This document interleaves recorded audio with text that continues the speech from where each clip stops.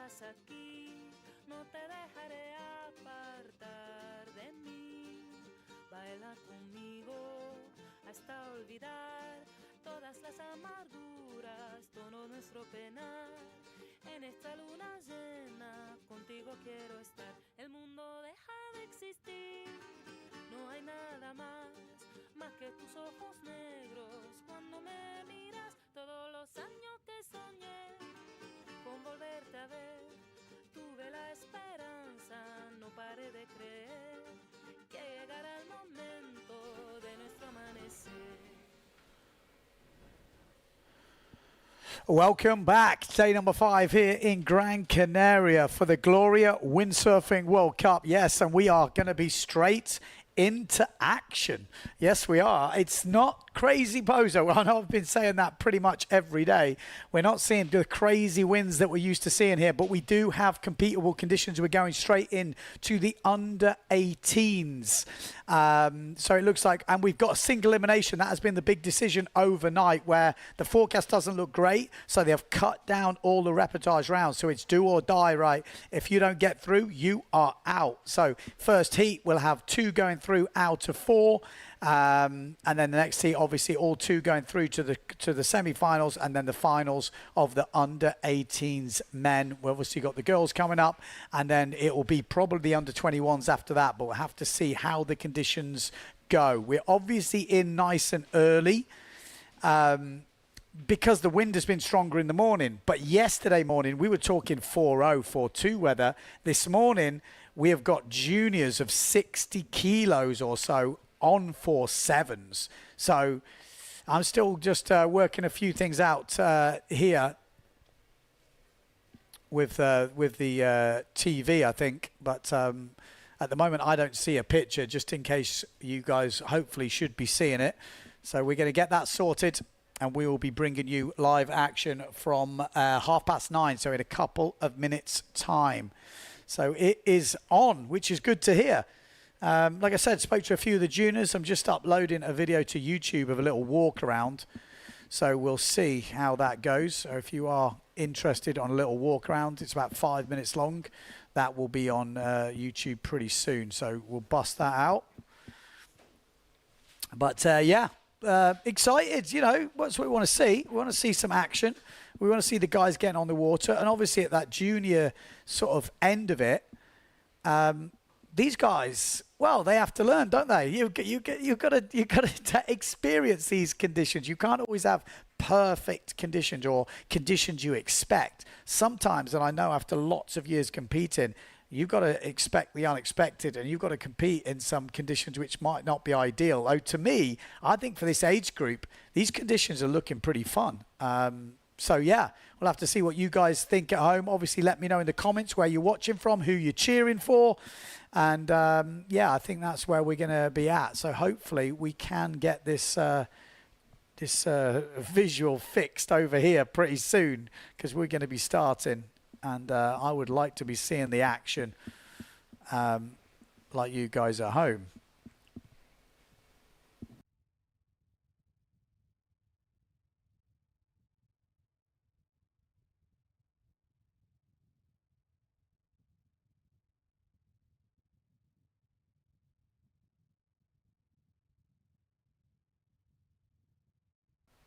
Luca Mazzoli from Italy, it looks like. We've got Bjorn Olsen from Denmark. We've got Paris Zotos from Greece. And we've got Koa Fabio from Maui. So a real mixed bag in that. Italian, a Danish, a Greek, and an American. So there we go. Pretty mixed bag. And then in the next one, we've also got some pretty cool countries coming in, like a mixture from around the world. We've got Kiza Laurent, we've got Peter Gobish, and Russell Kakingawa. Again, I can't see the full name on there. Let's have a look. It is Kakingawa. Yeah, Kakingawa. So Japan, Germany, and France in the next one. And then we've got a few Greeks coming through. We've got Jason from Greece. We got Rafi from France. We got Romy Sugi, who's absolutely going crazy in the early rounds. Well, I say early rounds in the kind of warm up to this event. And then we got Remy as well in that heat. So heat number 3. And then in the last one, we've got Javi Escobrano. We spoke to him before, like the last year's world champion. We got Emmy from Denmark. Well, we've got a few Danes in here. Yannick from Spain. Yannick, and then Jens.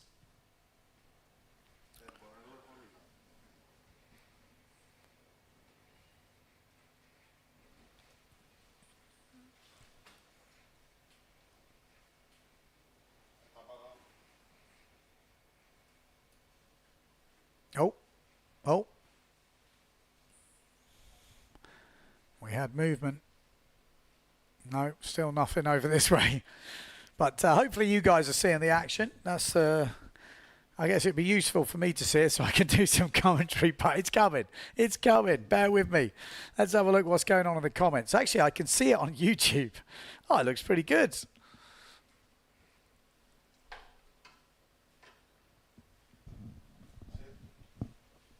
So it looks like we've got a minute to the start on YouTube.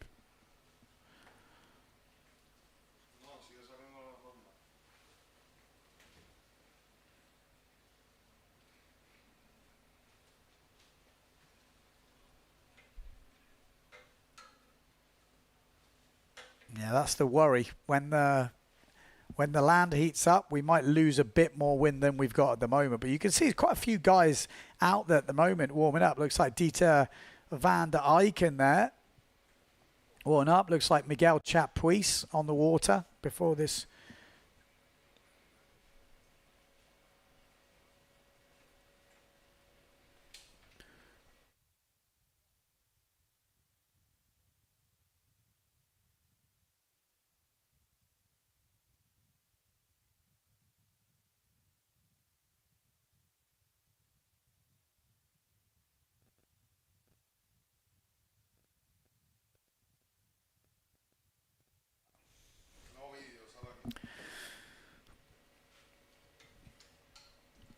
Okay, well, we'll try and see the scores just looking at this live on the YouTube, which looks like we've got about 30 seconds to go. So I'm actually looking at YouTube what you guys are seeing. Oh, we're delayed. So about 20-second delay. So there we go. That is the start of the heat. Oh, there we go. We're in. We've got the power. We've got the power. We are on. So I do have visuals now. And it doesn't look too bad. It almost looks like it's picked up a little bit since this morning.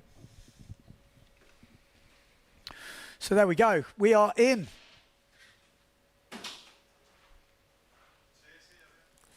"12 minutes heat. 2 jumps, 1 wave, if I'm not mistaken. Although I haven't had confirmation of that. It does look like it's picked up a little bit. I will be honest. It looked lighter than that this morning. We were a bit worried that when it got warmer, maybe the wind would drop. But like I said, we got Luca in this one from Italy, Bjorn Olsen, Denmark. We got Paris from Greece and Koa from Hawaii.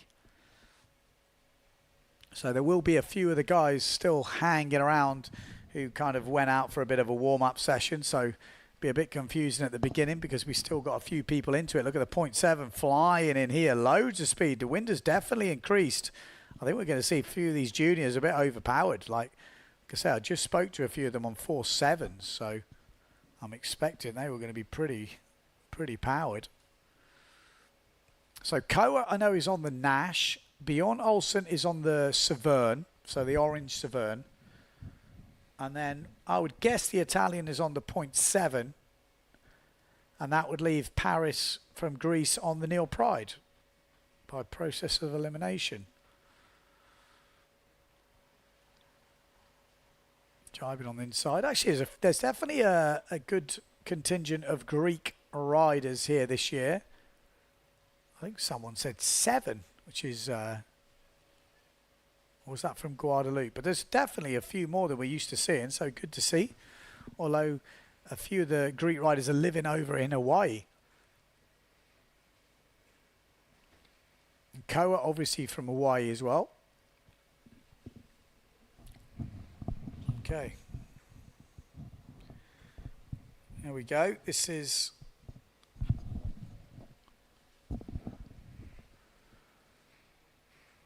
So Koa on the Nash.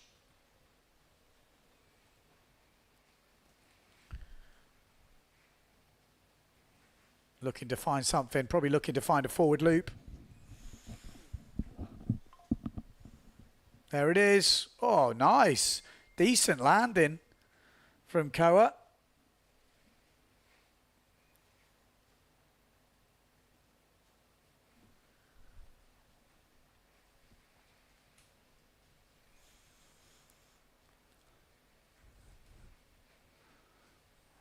Early leader should be coming up.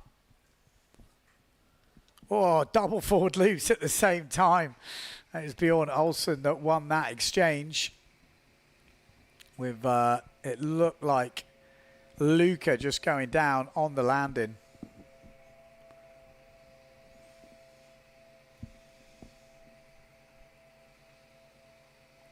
Definitely windier. We like to see that.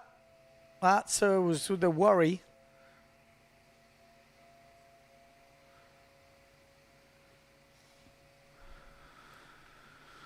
We could get lucky. We definitely could get lucky.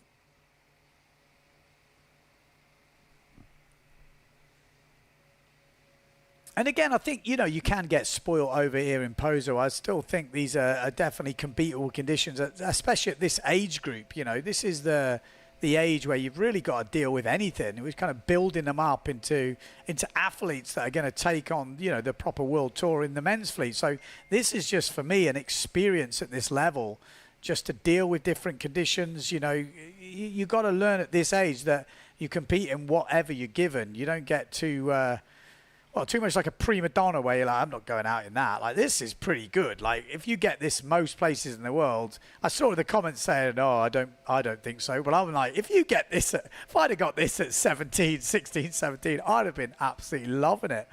This is like dream conditions for a competition in the UK. Oh, that was a gnarly one. Oh, that was nearly poleaxe then. Wow. Well, Koa leading at the moment. Got a 2.62 on his first wave and a 2.5 on that forward loop. Bjorn Olsen, 3.3 on that forward loop, yet to score a wave. So things are going to change, obviously, quite a lot when the scorecard gets filled. And you've just got to try and keep your head. You know there's not big lines of waves coming in. You know it's probably going to be a one-hit wave. But you just got to keep your brain in the game. Know that that's the same for everyone, and sniff it out. It's only one wave, so it does pay to maybe wait. If you've got your jumps in, then just try and pick off that one front side hit. If you're just ramming backwards and forwards, you could miss those kind of moments. It feels like the heat's slipping away, but if you've already got your jumps in, it's a bit different.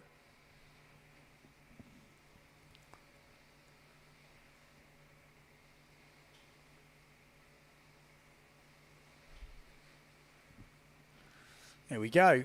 So Koa at the moment still leading. Bjorn Olsen down that bottom end after a wave ride.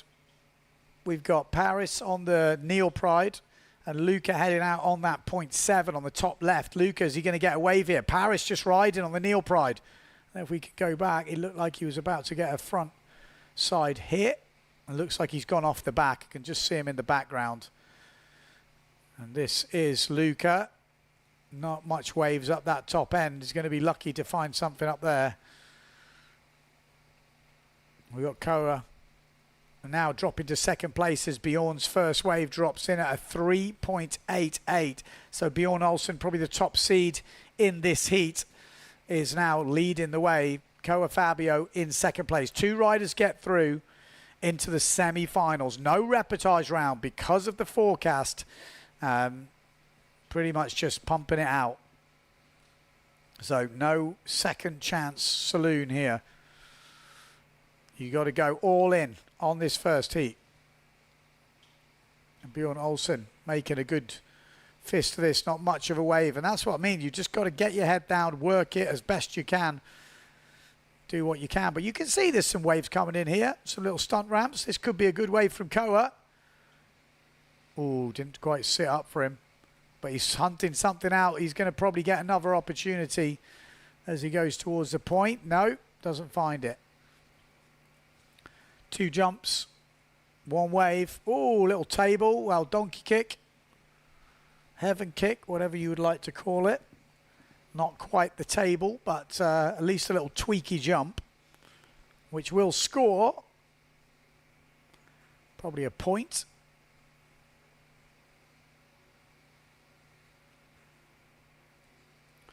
So this is Paris, Zotos, Luca with a jump on the inside. Just 4 minutes left in this heat. 2 riders go through. Everything's still to play for. Sometimes it can take just one perfect jump, one good wave, and the whole heat with these type of lower scores, in these conditions, it can change everything. So you've got to keep your brain in the game all the way till the end of the heat.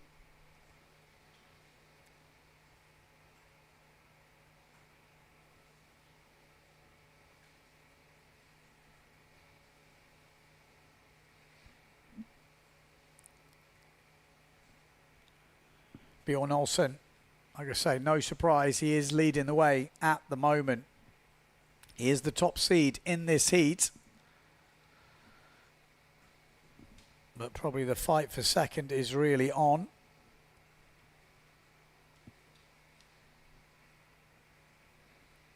There he is, Bjorn Olsen, maybe looking for the back loop. He's going to give it a good go. Oh, just came down a little bit flat. He's going to water start away. Impressive start from Bjorn Olsen there. A little bit wet, but he does sail away from that back loop, and that will definitely improve his score. We might see him go up to around 10 points. I mean, a back loop is the more technical jump out there at the moment. The forward loop, obviously, a fair bit easier. Has he just got 0.5 for that? I think that's a bit harsh if it was just a 0.5, because he did sail away. I mean, a crash is a 0.5, I think. So, I think that's a bit harsh. Oh, my life. That looked gnarly from Paris. Oh, push loop from Luca. Ripping it round. Really pushing for that push loop, literally. 2 minutes to go on the clock. Things are heating up here in this under 18s junior boys.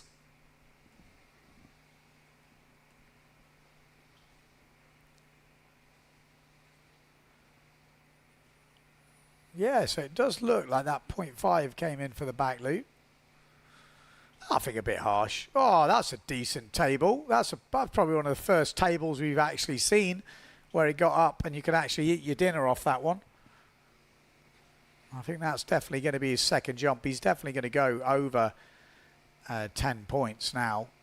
I think they'll throw some points at that. I'm going to say they've got to reward proper tabletops, because we have seen quite a few donkey kicks, heaven kicks, where you think maybe the guys have only been really trying them in the heat rather than practicing them.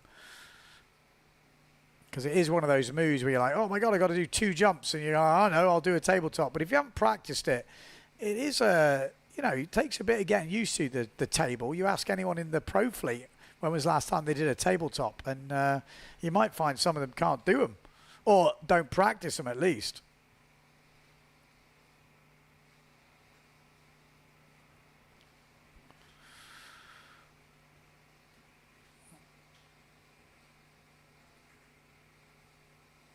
So the back loop did score a 0.5. Oh man, harsh, harsh, these judges, harsh.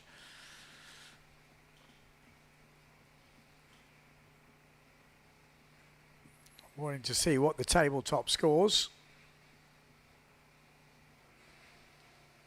Also upgraded with that forward loop. Well, I don't actually see the tabletop coming in.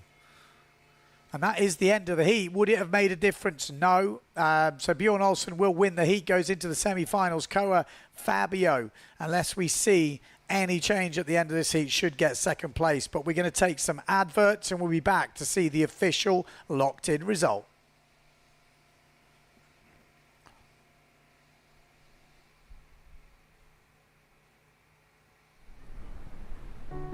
hay una isla donde a veces las mejores historias son las que nunca planeaste.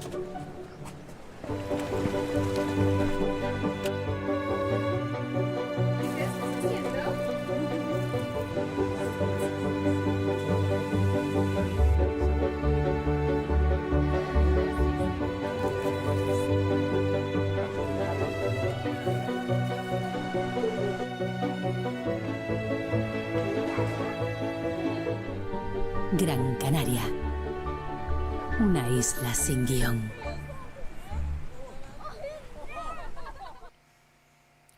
So there we go. Let's have a look at that official result. The tabletop did, in fact, actually drop in at a 2.38.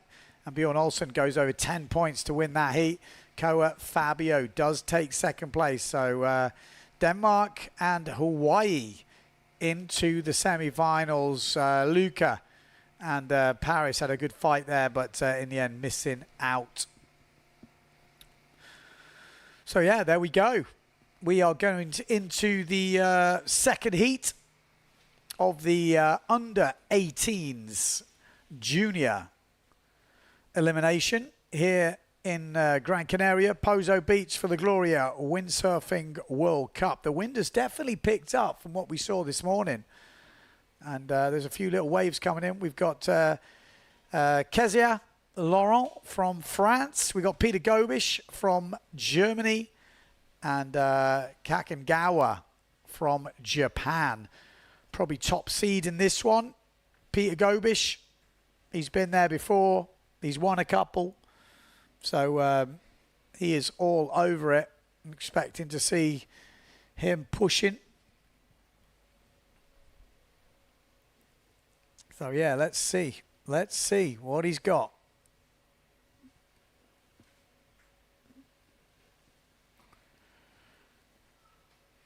Conditions-wise, we've got the tide dropping. We should see some more shape to the waves. Probably going through the better state of the tide at the moment. The wind is, well, it's not dropping. We are worried when the heat picks up in the day, we are going to lose a bit of the edge off the wind. So let's hope that doesn't happen. But it is looking more like POZO at the moment. Plenty of speed from the guys coming from the inside at the moment. There's Peter Gobish on the duotone. Part of the Gobish clan. Wow, lovely forwards. Some big forwards to kick things off. And it looked like we'll have to work out which one's which. Peter Gobish is definitely on the duotone. And then we've got Kakengawa maybe on the Severn, but we'll have to check. Laurent, maybe duotone, I'm thinking. I could have got that the wrong way round. Yes, I did. So Kakengawa is on the duotone. And it's Laurent on the Severn.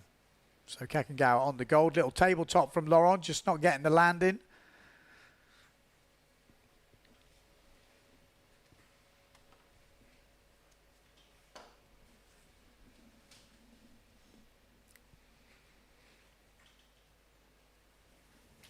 So Peter Gobish with the helmet. Can see him quite clearly there. Just on the inside, waiting for a wave. He always seems to get some good waves, Peter Gobish. So keep your eye. Well, there's already a good first turn on this one. Really good at reading the wave and getting those front side hits. There you go. 2 good front side hits from Peter Gobish. And already that's probably one of the better waves we've seen so far today. So that's usually where he does the damage, and he's still going. You know, backside little fins out. I think that's going to score well. Judges are going to like it. Kezia already got a couple of scores on the board, but not what he would have wanted. A couple of crashes. And there we go. Peter Gobish locking in a 5.38 on the wave. I mean, that is already, I think, the highest wave score of the day. And shows he means business.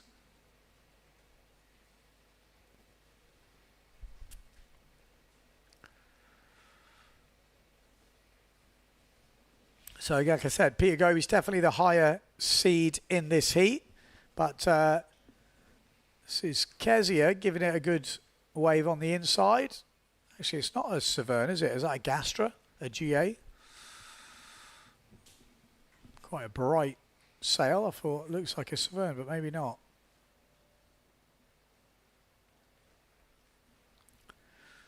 Plenty of speed.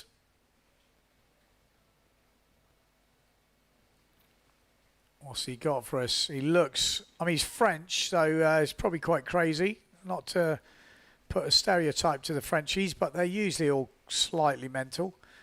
They just go absolutely crazy. The Guadeloupe boys going crazy. They just send it full power, which is what you love to see.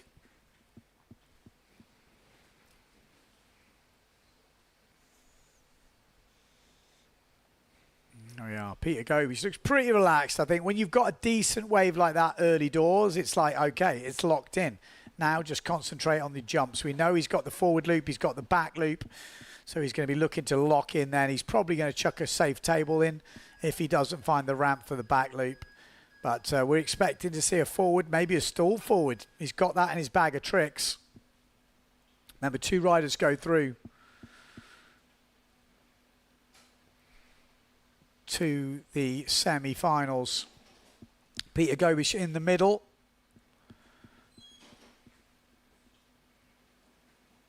Kakangawa. Now Govin over to the left. Maybe a spin loop just so you don't have an empty run. Yeah, there we go. Nice little forward loop from Peter Gobish. Good tactics there. There's no point wasting a run. Just get something in the bag. You never know what's going to happen with the wind or the waves in the heat. So, you know, put something on the board. You never know. It's, again, a spin loop for these guys is relatively a formality. There we go. Another one coming in. Bang. Ooh, nearly went for the planer, but just came down a little bit on the nose there from Kezia. Yeah, 2.5 for that forward loop from Gobish. Already looking at 8.12.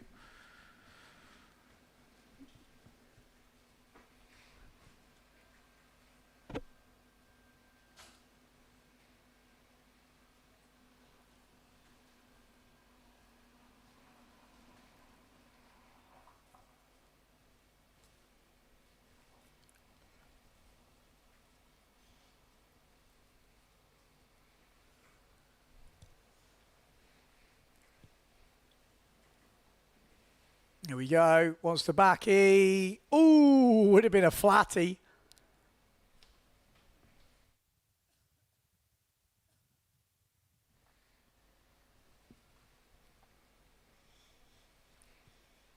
Good heat so far. Wind has definitely picked up. I was very worried actually this morning, but it really does look like it's picked up. So good news. Good news. Nearly 10 o'clock local time. Another backy from Gobish. A little bit damp, but he's going to water start away. Oh, no, he's not. No, he's not.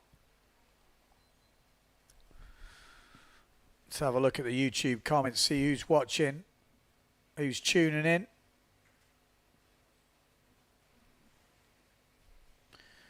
Live scoreboard link. Yes, you need to go to the worldwindsurftour.com and then get to the Gran Canaria event, go to the bracket. We're in the junior boys, and then you can click on the individual heats to see the live scores coming through. I think there is going to be some work done on the way it's displayed at the moment, but there you can find the full scores.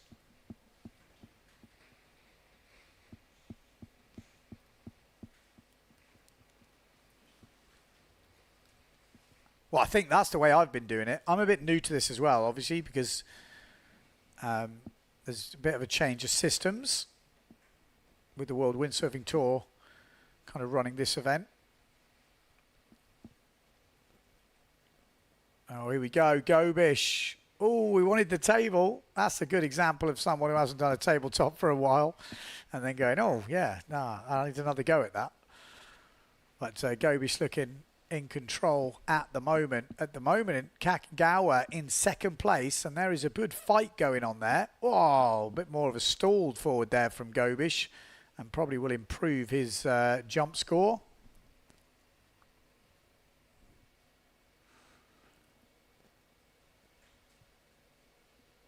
Here we go, Laurent. What's he got for us? Oh, nice. A little bit more stall on that one. Oh, that's a Severn board. So maybe it is a Severn sail. Difficult to tell. Kakagawa. Still in this. Good fight at the moment. He's in the qualifying spot.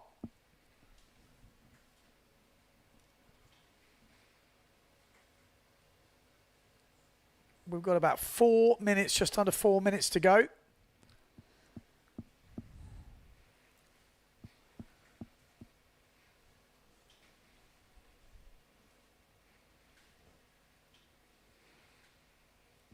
Are we going to see some back loops before the end of the heat? Like I said, you've got to really go down the bunker and kind of dice with the rocks a little bit if you want some steep nuggets to hit. Some little stunt ramps. Sometimes you can get them in that middle bit, but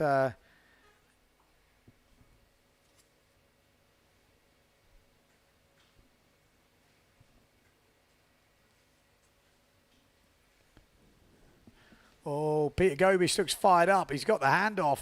He's giving it the gestures. He's been hanging around the Canaries for a while. Italy. Not usually a German thing, making all the stereotypes this morning. But like I said, that wave at the beginning really set the tone for the heat. Nice tack from Peter Gobish heading back in. And that's what you're going to have. You're going to have these empty runs. It's a 12-minute heat, so you've got to put the runs in sometimes if you haven't found the jump. You got that forward in nice and early. But then that second jump is the key. Practicing that tabletop. If you can get that thing tweaked, that's going to give you an advantage because you don't always find a back loop ramp. Although this looks like a back loop ramp for Laurent, doesn't really get it.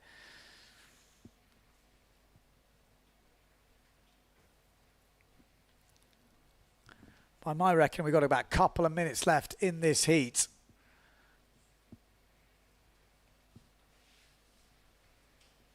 Oof, forward loop at the back, Laurent. Oh, that will make a difference. Whoa. There's definitely a Gastra now. I can see it, the G8. Big forward. He's got a lot of forwards in. Gobish needs something else. He needs to really find that tabletop or shove it or whatever. Back loop, back loop. Go on, son. There we go. Oh, no. No, no, no. It went just closed on him. That's the problem. When your second jump is a back loop, it's not easy when it's kind of hard like this. I'm doing it in competition, trust me. It's a lot different to doing it in free sailing. You've always got those guys at home shouting at the screen, oh, I could do that, I could do that. Put them in a heat. In the conditions, it's a whole different ball game, you know. Much more tricky. By my reckoning, we've got about 50 seconds to go, maybe 45 seconds to go in this heat.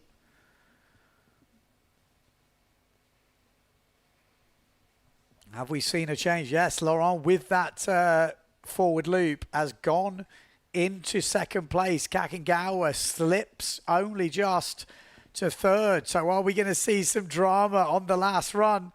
Kakagawa, we need to keep him in the screen on the duotone. Peter Gobish has got this wrapped up. There was the sort of donkey heaven kick.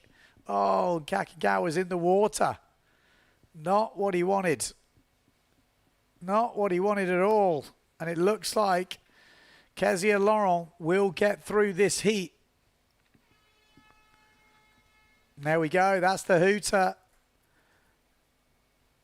Chucking forwards for fun, Gobish. But really, it was Kakagawa. It needed an extra jump or a bigger wave. And he was in second place until that last couple of minutes. And then Laurent pushing through. But we'll wait for the official results in a few minutes' time. But first, we're going to have a look at the sponsors. Hay una isla donde a veces las mejores historias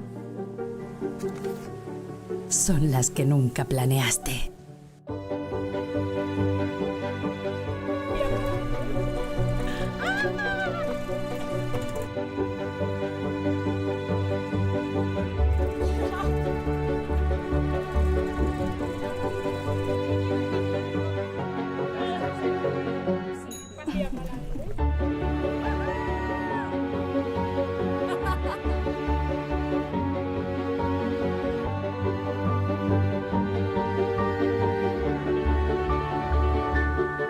Gran Canaria, una isla sin guión.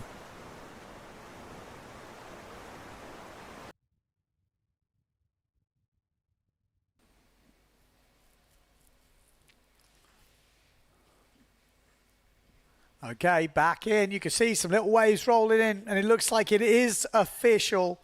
Results have been locked in, and it's Peter Gobish that wins the heat on 9.54.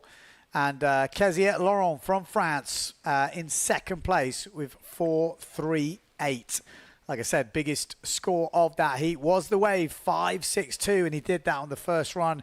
And I think we're going to see that quite a few times today, whereas the wave can make the biggest difference. And there is something to be said for maybe 2 waves to count, because they seem to be making a bigger difference than some of the jumps. So pretty interesting. And then it would even it up for the wave riders and the jumpers, because, you know, it's not easy to get a wave out there. Right, next heat. Heat number 3 coming up. Jason from Greece. I think we'll leave it there.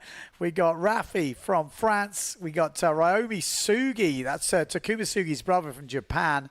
And we've got Remy from, is that Estonia? Someone might have to tell me. My flags are usually pretty good. Yeah, Estonia. It must be. Yeah, Estonia. Barabonov. How can I be a commentator when I butcher people's names like I do? I know you lot love it. Come on. Stay at school, kids. Stay at school. That's all I'm going to say. Here we go. We're going to kick off with some jumps here. Look at these. They look like they look hungry. They look hungry. Keep your eye on that grey north set on the left-hand side of your picture. That's Ryomi Sugi. He is definitely the seed in this one. He's got some moves, this fella. Seen him busting out doubles in the training. Lovely little float. He's still forward, but goes down on the landing. Not what he would have wanted.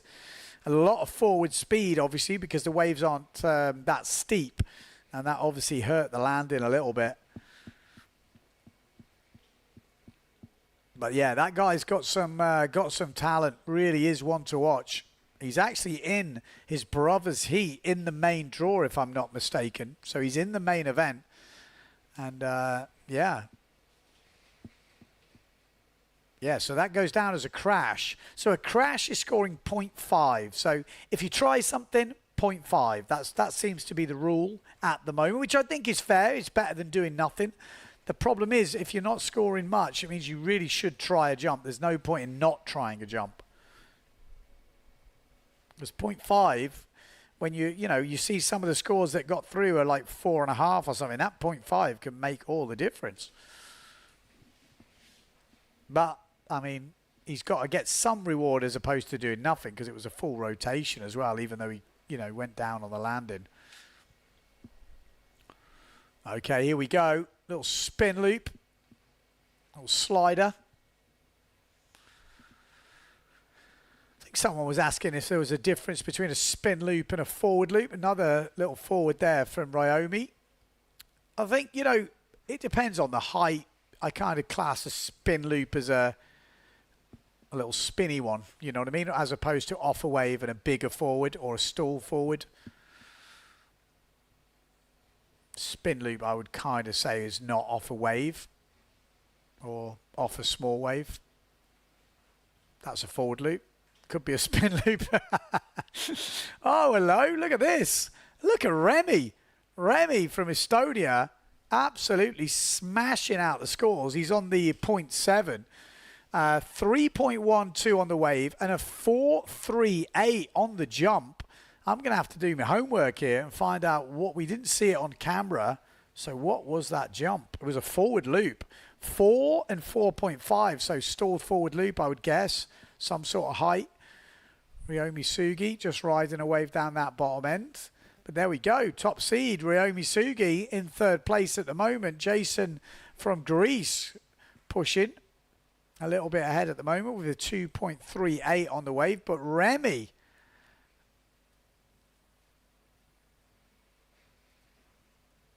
Barbara Banov. We're going to have to learn this name for the future. We might have to. The Estonians are coming. There used to be a few Estonians on tour. Was it Chris? Someone can help me. There must be some Estonians watching. Chris Kauk. Oh, look at the stall forward there. That was Ryomi. Okay, there he's back in the game. Nice stall forward. So the wind is picking up. Looks like Brittany's watching, so it's boiling over there. That was Nick. So it's I think that's what's hurting the wind here in POZO. We've obviously got that big heat wave in Europe, and it's causing some problems down here in POZO. But you look at it, it still looks pretty decent. Tarifa tuning in as well. Yargo. Back loop attempt before from Remy. So Remy's got the moves. We've got Jason on the Neil Pride from Greece. It looks like the Greek boys are on Neil Prides from what I can understand.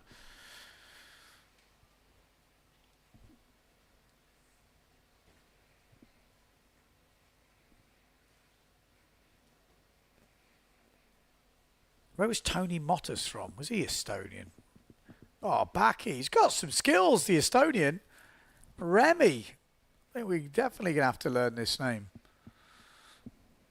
Nice work.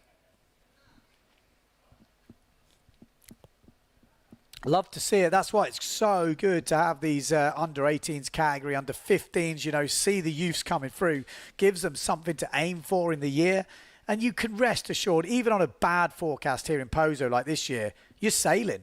So whatever happens in the competition, you're going to get some hours in. It's going to be worthwhile trip, you know. Nothing worse than spending a load of money and getting somewhere and there's no wind.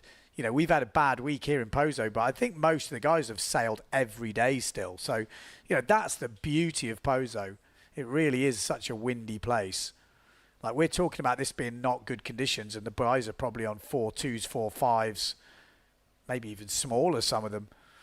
And, you know, little waves. So, yeah, I think it's a pretty good promotion for Gran Canaria, even though we've kind of had a bad week in terms of pro men, pro women so far. We've had no real rounds in the main fleet. But then you look at what we've got, hard to say anything. But Remy goes above 10 points, 10.52. You've got to think that's going to be enough to send him through. Nice forward loop. We didn't see the end of that, but he did land it. I think that's Rafi from France on the hot sails. And then Jason. Look at that technique from Remy. Loving it. Loving it. He's having it. Like to see it. Go on, son. I mean, this is a tough opponent. Ryomi Sugi has got the name. Like I said, he's been busting out doubles. He's got all the moves. And Remy's, at the moment, taking him down. I'm going to have to do my research on my Estonian riders by the looks of it. Let's see if we can find out some information. Not sure. Like I said, I'm a bit new to the whole new website. 16 years old he is. From Tallinn. Is that it? Tallinn in Estonia. And that's all the information I got. He hasn't got any results so far. So maybe this is his first event. Maybe, like I said, maybe you guys at home got more information than me. But on the website, that's kind of all I've got. And that's a good advert. If you've got someone in this event, tell them to fill in their profile on the website because it definitely helps if we need to get some info. But 12.12, absolutely smashing it out there. 4.45 on the back loop, 4.53. Oh, sorry, 4.53 on the back loop, 4.545 on the stall forward, a 3-1-2 wave. And yeah, he's having a great heat here. He's going to qualify definitely, I think, in first place. And a lovely technique on that planing forward. Wow. I'm liking it, boys. This guy's got some skills. Like, he's not just making the moves. There's some skill there. Some real, like, good style. Got the technique on that planing forward. Perfect. Having it.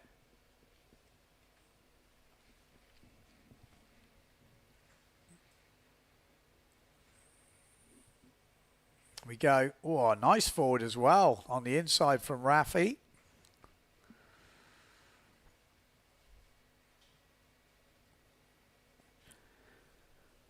So yeah, Ryomi is going to have to be careful here because Remy is showing that he's got what it takes maybe to push this all the way. Definitely the best heat score we've seen so far in this category. We've still got the world champ to come, who's coming up in the next heat, Javi Escribano. But Remy's definitely a contender.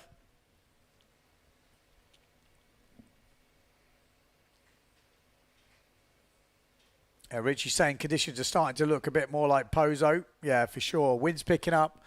A few little stunt ramps around. I think this is really good to see. Yeah, still not easy, but there's opportunity here. Look at this thing. Oh, bam. Is he sailing in Estonia? Come on, there's got to be some Estonians watching with a bit of information for me. Where's he sailing? I mean, there are some. I've seen some, actually. I got sent a video. I haven't put it on Windsurfing TV yet, but it was from over that neck of the woods. And there was some pretty good conditions when I looked into it. Maybe not as consistent, but when it's good, I think I have seen some nice spots over there. Looks a bit chilly sometimes, though, to be fair. Well, there we go. Ryomi is up to 11.5 points.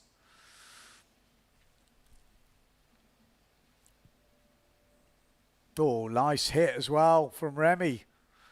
Good front side hit.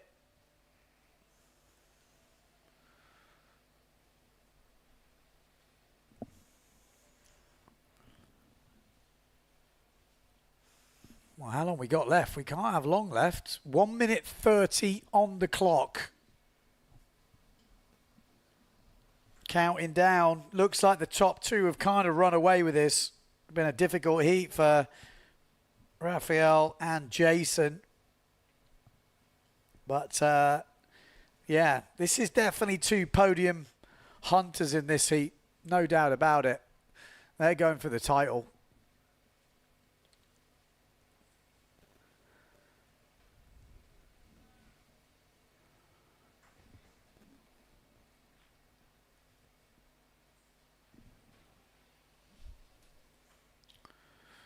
Bart says, I see some waves. What sails are they on? Well, since when I went in here, there was people on 4.7s, but I have a feeling there now, maybe 4.2s.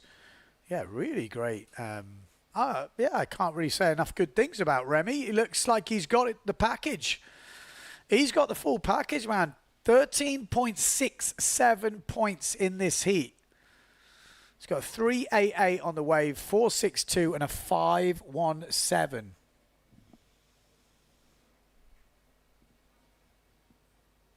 And consistency-wise, solid, really solid. Here we go, though. What's Romy got? Another stall forward, a little bit wet on the landing.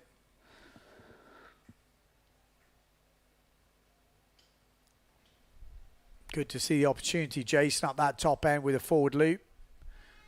We've got Rafi right down, mixing it up with the rocks there, right on the hooter. And there we go. That is the end of the heat. And, yeah, Remy and Sugi looks like the guys to get through. Well, they are the guys to get through. We'll confirm that after a word from the sponsors.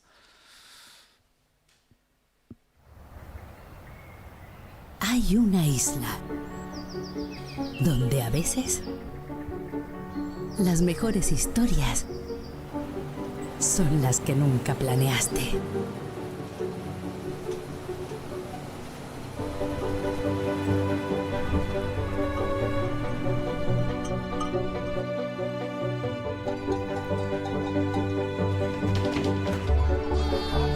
¿Dónde van? Que lo tengo desorientado. Este es un segundo regalo para que este lo tiene la flor.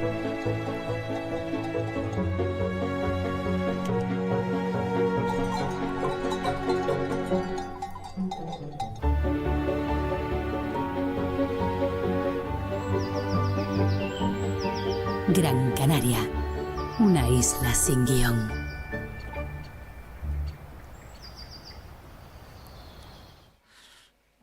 I hope you watched that advert. That was a hell of a bit of cheese they got given there. That was worth a fortune. And there we go. Official results. Remy winning the heat. Is that the highest heat score of the day? I think it might be. 13.67. Might be the highest heat score of this competition. Ryomi Sugi in second place. Both of those guys going through to the semi-final. They'll go against each other again. Who will join them? We will find out. The two riders will be coming from the next heat, and we've got, we've got a pretty solid heat coming up as well in heat number 4. Anyone know how much that big bit of cheese was that farmer gave those lost people in that last advert? Isn't that like a fortune, or am I just like, maybe Portugal's just very expensive for cheese? All right, heat number 4, seeding round coming up. We got Heavy Escribano. He is the world champ. We got Emil Nielsen. We've got Yannick Kobe. I tell you what, he is absolutely firing right now, Yannick as well. And then we got Jens Olsen. So we got a couple of Danes in this, a couple of Spanish riders. This should be interesting. A couple of Tarifa locals, the both Spanish boys down in Tarifa. Yannick, his two brothers, have already won the under-13s and under-15s. So he's got to win, hasn't he? Like when your two brothers have already won the World Cup, you know, in their division, there's a bit of pressure. So Yannick's going to be on the pink simmer. Javi's going to be on the Goya, blue Goya. And then we've got the Danes. Looks like a Severn.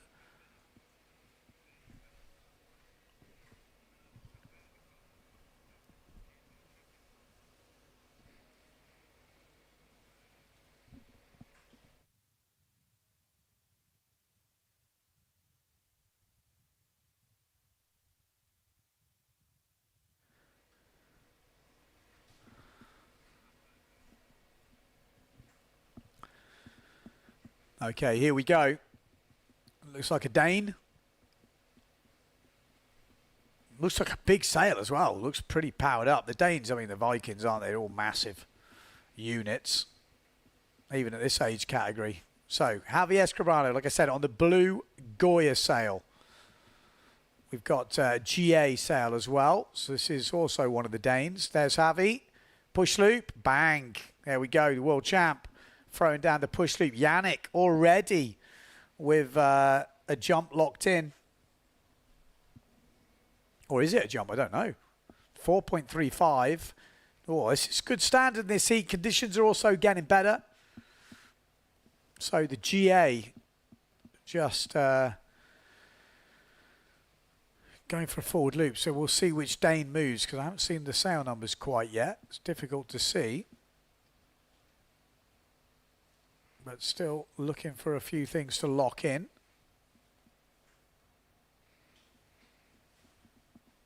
Javi down the bottom end riding. No, decides against it.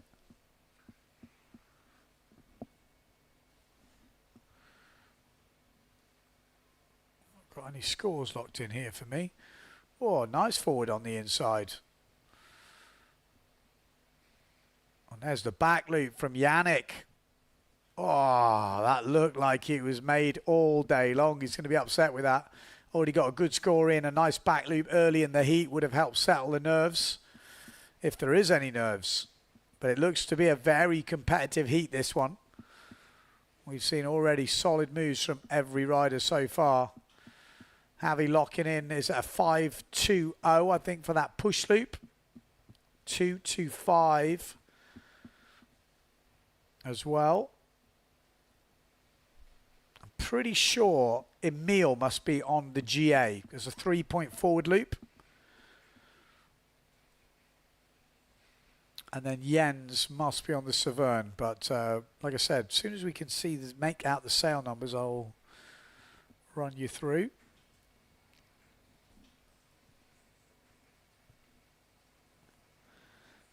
Yeah, push loop scoring 5.75. Forward loop 2.25 from Escribano. Yannick getting a nice stall forward, 4.35, but then crashed the back loop. Forward loop from Emil and a forward loop from Jens.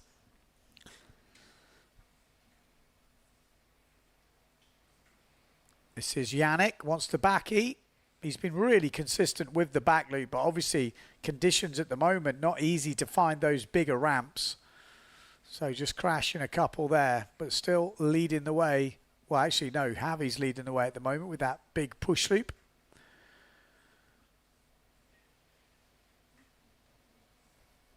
And this is a bad day at POZO. Come on, pretty good, isn't it? This is a bad day. This is 0.7 and 4 second period on the waves. So it's pretty much as small as it gets. The good thing is in a heat, there's only 4 of you out there. So, you know, on a busy day at POZO, this can feel quite frustrating. A lot of people around. But with 4 guys out, you do have the pick. So you can make it work. Oh, look at this. Javi Escribano already on 12.83. Wave score locked in at a 5.38. This is, like I say, a very competitive heat, this one. But don't underestimate the wave scores. You've got to find those waves. That's where the bigger points can be thrown down. You know, a lot of the guys are doing the jumps, but the wave rides, a couple of turns on a wave and maybe a backside turn seems to be what is getting a half-decent score. Not easy in these conditions, that's for sure.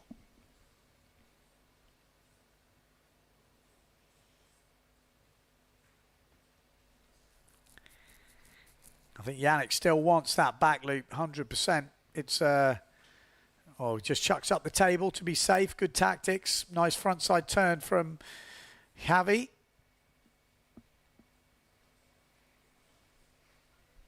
It's another whitewater turn. 6 minutes 30 left in this heat.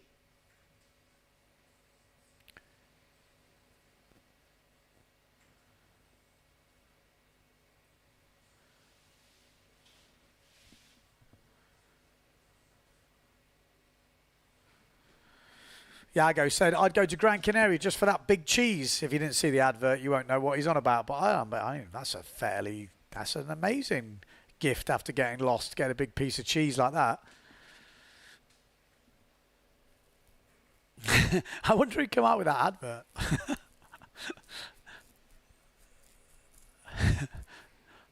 Or maybe it was just real. He just actually had a big piece of cheese in the van. It's like... Ooh, getting a bit stuck down that bottom end now. If you, like I said, as that tide drops out, those rocks become a little bit more in the way, so to speak. And then those little waves, because it's such a short period, they just keep hitting you and hitting you and hitting you. And you can't really stand on the floor because there's a few, you know, slippery rocks down there. Maybe little spiky things hiding in them. So you don't really want to put your feet too down unless you've got boots on.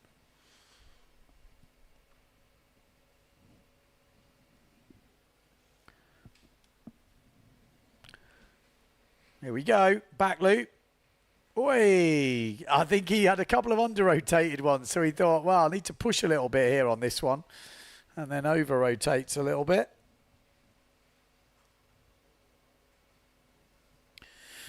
George says, good morning from Delaware. Good morning, George. Good morning. Go TRHE, the two TRHE boys leading at the moment, leading ahead of the Danes.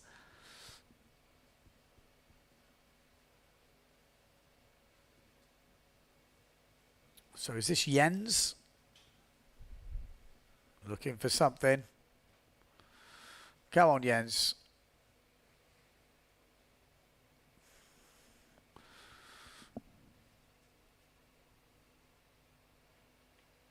Richie says for sure Remy has a good place where he trains. That level is not only talent, he is really, really good. Javi on 13.8 points. Probably can improve the forward loop, maybe get a back loop. He's already got that nice push loop.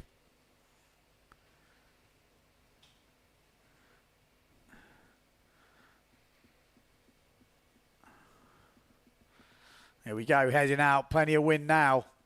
Javi on the blue Goya, looking for something. Are we going to see the stall forward? Are we going to see the back loop? He's got a ramp here. Look at this thing lining up. It's a beauty, mate. Backy squeezes it around. Perfect from the world champ. That should seal this heat, I would say, with those scores and how much time we have left. Yannick will still want that back loop. You can see him hunting it down, but he's been caught up a little bit, because Emil Nielsen is only 0.5 behind him. Only a little upgrade would make the difference now. Yannick has to be careful. 3 minutes to go in this heat.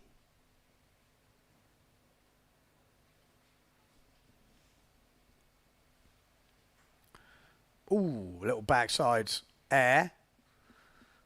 Look at that. Javi Escribano, highest heat score of the day, 14.96. Back loop, push loop, decent wave, decent score. Like I say, Yannick has to be careful here on the simmer.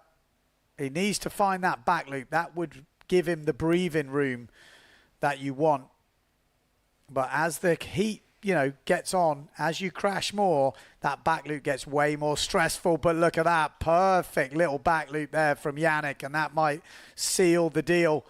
Still 2.5 minutes to go, but under pressure, coming up with the goods. Javi, what's he got for us? I mean, he's got pretty much everything he needs. He's nearly on 15 points. Really solid heat score. Like I said, highest heat score I think we've seen in this competition so far. And there we see it. Yannick moves on to 11.18. Definitely some contenders here as well. It's going to be a really good fight in this under 18s category. So under 18s is 17, 16, 15-year-old boys. And they are putting on a show. 100%.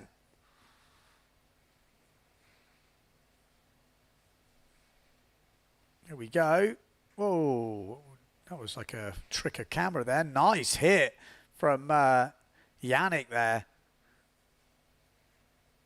Lovely to see. Like I said, he's got two brothers. Eric, who's 10 years old, who's just won the under 13s category. And also Dennis, who won the in the 15s category already. So, you know, feeling the pressure from the brothers. Like, come on, bruv. Sort it out, mate. It's got a tough one here. I think Yannick is only 15 years old. So he's at the lowest age in this category. So obviously 16, 17-year-olds in this. And he is actually at the lowest one. He's 15. So he's still got a few years left in this age group. And already challenging. So... And good to see the Danes coming over. Not long left. We've got 30 seconds to go in this heat. Not sure why the heat timer isn't on, but hopefully we can get that sorted for the next heats. Oh, nice. Nice little forward there from Emil, I think it is.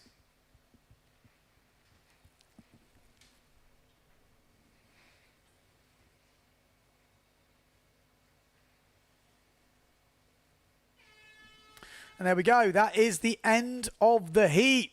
Great heat. Some good action. That definitely conditions are heating up in this, and the action is heating up in this under-18s category. We're going to take a quick look at the adverts, and we'll be back to give you the official scores.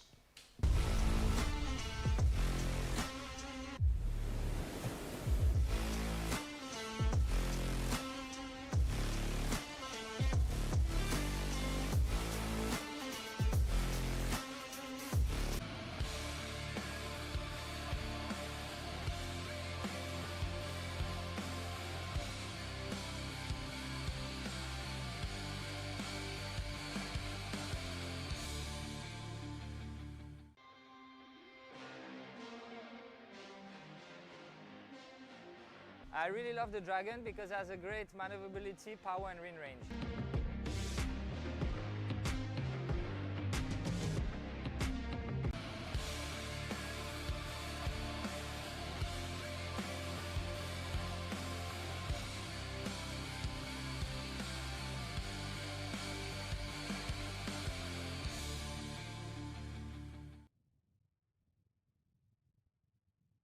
Cheese in those adverts, no cheese. But I did see an advert from Robbie Swift there, and actually I saw a message from him yesterday saying he's got a clinic going on in Brazil with him, Marcilio Brown, and Jason Polico.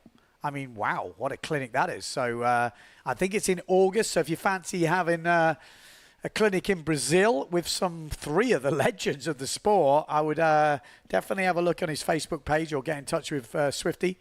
And there we go. Official results are in. Javi Escribano, 14.96, goes through to the semi-finals. Yannick Kobe, 12.78. Solid performance from Emil Nielsen as well, 8.5. And then Jens Olsen as well. So the two Danes, unfortunately, going out, but I think they gave a good account of themselves. Looking at the comments, Dennis says, no way anyone would have given that massive head of cheese for free. Probably cost 27-30 euros a kilo. I was going to say, I went to buy one of them the other day. It's a fortune. Maybe that's the reason to come to Gran Canaria. All right, next up, we've got the under-18 girls, I think. We've got Frida Miron in this one. We've got Wakasa from Japan, and we've got Alina as well from Spain. Diefenbach. That doesn't sound very Spanish. I mean, profit. Probably not English. I don't know. Here we go. Hooter has sounded. Look at the speed going down here. Who's this? Usually you can tell the speed of someone whether they're going to do something, and there you go, straight in with the forward. Is that Wakasa?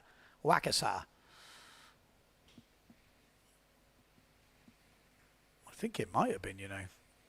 But speed is your friend. You know, you've got to have confidence to have speed, so that's usually a good indicator. Frida Miron, little table. Also with Alina. But Wakasa means business. Oy.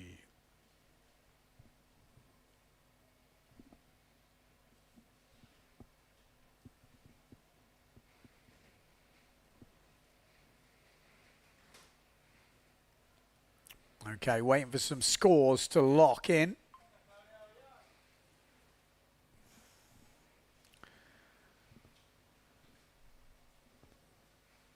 Waka. Every time I read Waka, I have that song in my head from the South African World Cup.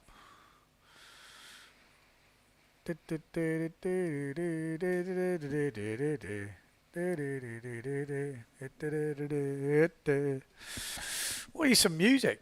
Come on, let's get into this. Day 5. Although I keep saying day 5. For me, it's day 5. But then I have read this is day 4. So now I'm confused. I've been here 5 days.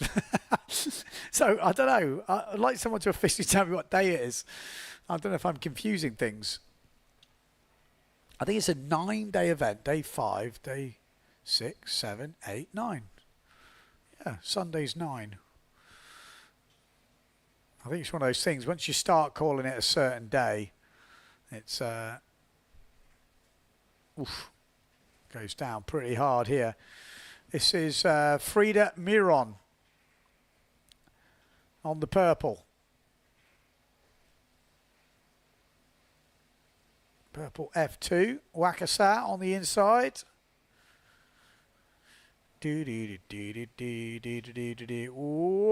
Oh, didn't quite get the extension she would have wanted. But gets a little tweak in there.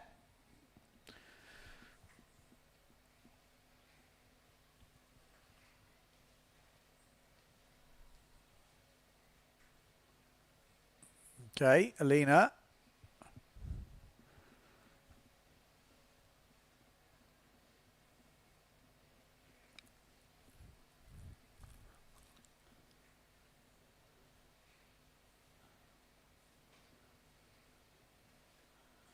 Oh, no, nothing at the end of that. Does look like POZO though, doesn't it? I think for anyone who's seen POZO before, this kind of starting to look a bit more like what we were expecting.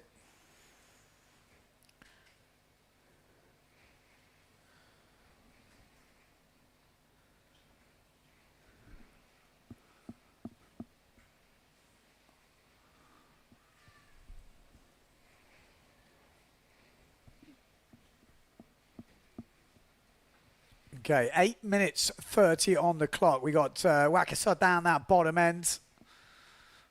Little forward loop up that top end from Alina. Trying to throw the table up there from Frida Miron.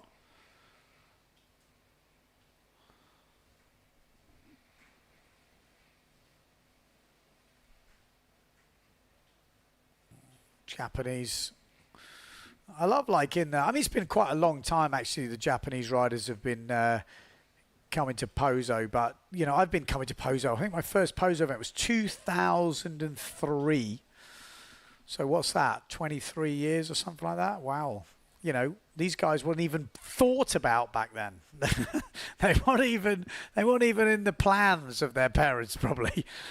That's how old I am. I've been coming here that long. Oh, my life. But, you know, I can't remember. When did... I always remember doing the training diaries, and the first young Japanese riders turned up, which was Takara Ishii and Takuma Sugi. And it was... I always remember he came on...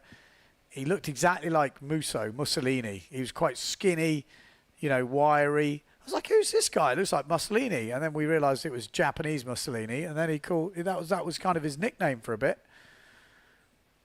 Japanese Musso.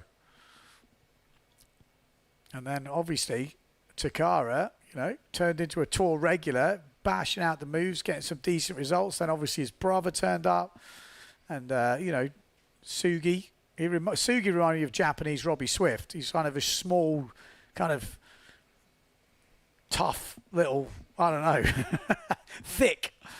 He doesn't look like he's going to break very easily. And then obviously they've gone back and they've motivated even more Japanese riders. And then we've had more and more. Now we've got the freestylers, and we got, you know, it's really pretty cool seeing all the guys and girls from Japan over the years. I mean, obviously there was a few before that. I'm not saying they're the only Japanese riders we had on tour, but there was definitely a few years where there was a few that we didn't really have any representatives from Japan. And I think it's been a great addition to the tour, getting those guys coming to POZO every year. And I've talked about it before. They were just on the water 24/7. Like Takara and Takuma, when they first came here, they were on the water 24/7. Come down the beach, they're on the water. You leave the beach, they're still on the water. Annoying. Always in the way. Like, get out of the way. But the improvement over the years was kind of insane. Oh, nice. That was good. Bit more of a table there from Frida Miron. Wakasa leading this, though, 4.5 points. Alina from Spain in second. Here she is on the starboard, and Severn.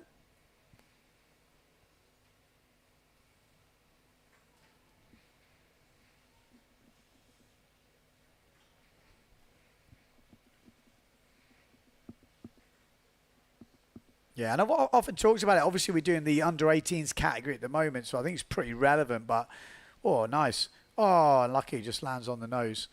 that this is one of the biggest things that happened. I think it was the Moreno sisters when they were running the event here kind of introduced this. I could be wrong, but it was kind of the junior category. And we've seen so many of those juniors are now still in it today. Some of the top pros in the world, Marino, Gill, Moritz, Malk, Alessio, Stilrich, Costa, you just go through all of them. And then, the newer ones, Donkerbeck and all that as we go through the years, the Japanese riders. And, you need this type of event. It's hectic. It's busy for a lot of people involved in the event, but it's massive. It's massive for the motivation of the kids coming through. And obviously we've just seen Remy from Estonia, like a new name for me. I mean, maybe I've missed it. I'm usually pretty on it with this sort of thing, but I've never heard of him, I won't lie. And you look at the talent, you think, wow, been keeping that under wraps. So, and it makes me think back to the freestyle days where you could go away, and I was probably one of them, practice freestyle, and you could get to a level where you were almost like up in the world class level. Because, and now it's a bit more tricky with freestyle because it's obviously moved on a lot. But at the beginning of freestyle, you got a few moves, you had a bit of a run, you did some training, you could be right up there. If you learned how to flacker early, or you learned, like when I got my 5th in the world here in POZO, my first ever wave event, it's because I learned to tacker before most of them. So, you can do a tabletop forward, a backy, or whatever, but you had that tacker, it was the extra move. So it's a bit more tricky now, but we're seeing it at the junior level where people are coming out of the woodwork and really challenging. So really cool to see. Really cool to see.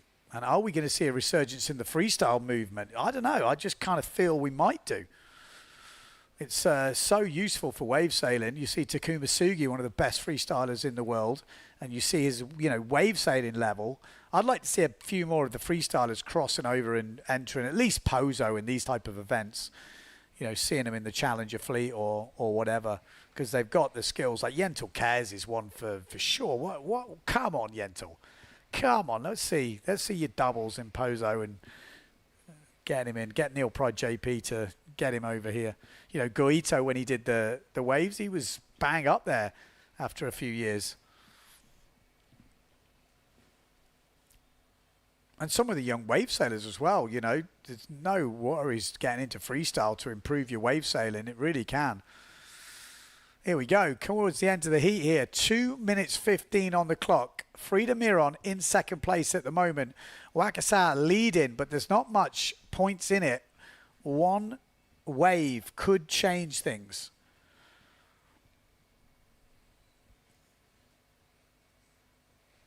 Oh, nice turn there. So this is almost like a final. So there's going to be 3 runs at this. So this will determine the podium. So Wakasa, if she wins this, she'll be leading kind of one. She'd have a first on her scorecard. Then they'll go again. She's got to see what she can do. Oh, hey, look at that. That was pretty wild. And there's going to be 3 of them. So obviously this is just the first run. And Wakasa with that last wave, I think 4.12, really good wave from the Japanese rider, has definitely moved into a nice, healthy looking lead here with 1 minute 20 on the clock.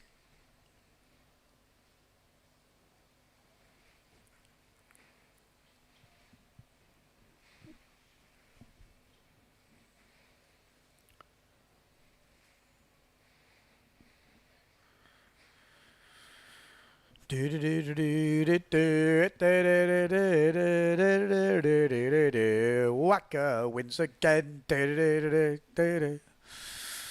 It's going to be a long day, I know. What have we got? We got some comments coming in.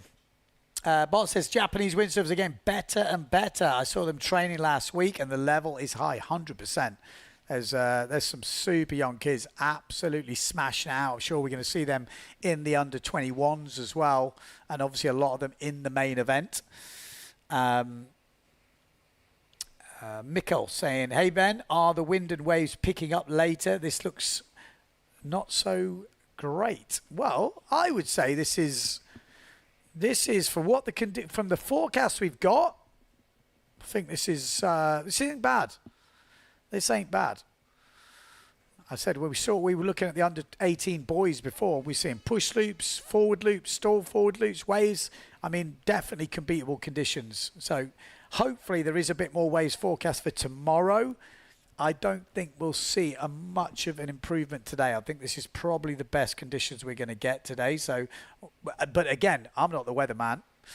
But there we go. That is it. End of the heat. Wacker looks like she gets it. But for the official results, you're going to have to come back after these short adverts.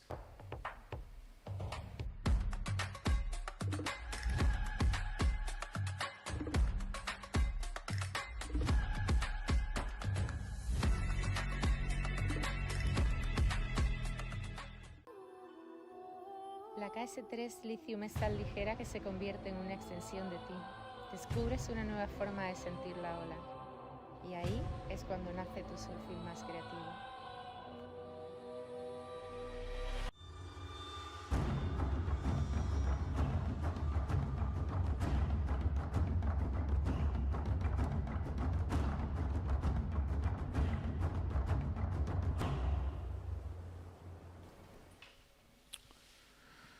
Okay, we're back in. We're just getting someone in the booth to keep me company. Mr. Dieter van der Eycken. Are you all tuned in and ready? Can you hear him? Let's hope they can hear me. Yeah, let's hope. Let's see. I'll wait for someone to tell me in my ear. As long as you're live, let me know at home on the YouTube channel. It's actually better than I thought compared to what we saw this morning when we first got here. I was thinking, oh no. Exactly. But it's... It's picking up. I had a quick morning session this morning, and that was okay. I was on 4.8, which you never do in POZO. No, not normal. There were some waves around, and I think today and tomorrow will be fine. You know, it won't be amazing, but if we get a bit more wind, you know, you straight away get some jumps in here. And actually for riding, it was not the worst. Everyone seems to be saying that. Maybe the angle is not bad at the moment. No. But we should be going straight into action, or have we got a heat break now? Well, there you go. There's the official results. Wakasa takes the win in the first run of that junior girls final. Frida Miron in second place and Alina in third. So official results are in. First blood to Japan getting it on. So is there a heat break now? Is that what's happening? I'm just having a look. No. Junior boys, semi-final, heat number 1, Bjorn Olsen, Peter Gobish, Koa Fabio, and Kezia Laurent. Who's your money on? I mean, Bjorn is definitely sailing really good. I don't know how he did the last heat, but he's been pre-sailing very good. He's definitely a young upcoming talent. Gobish family, they're always good, aren't they? Yes, 100%. So, you can't count them out any time. And he looked good actually in that first heat. And he's going to someone straight into a stall forward, I think that was. Yeah. Straight off the bat. I have to say, the second heat of this semi-finals, this second semi-final looks stacked. I think in this heat, it looks to me like Peter Gobish and Bjorn Olsen seem to be, you know, they've got maybe that extra bit of level at the moment, more experience. Yeah. Not to count the other guys out, but there's definitely... That was Bjorn, was it? Yeah, I think what's cool on this heat is they're all different nationalities, proper worldwide. Yeah. And Koa, decent forward there. He's only been sailing a couple of years, I think. Yeah, and mainly Maui, no? Yeah. More not on port tack at all. No. So it's pretty incredible, like the level of progression. I think he's a bit of a waterman from what I've heard. Yeah. He's into a bit of everything, and he's pretty talented by all accounts. So, yeah, and he seems so happy on the water always. Yeah. He's stoked. He's like the Kai Lenny effect. Yeah, exactly. Always super stoked. I mean, we come from England. We've got the opposite. We're always miserable. No, I'm joking.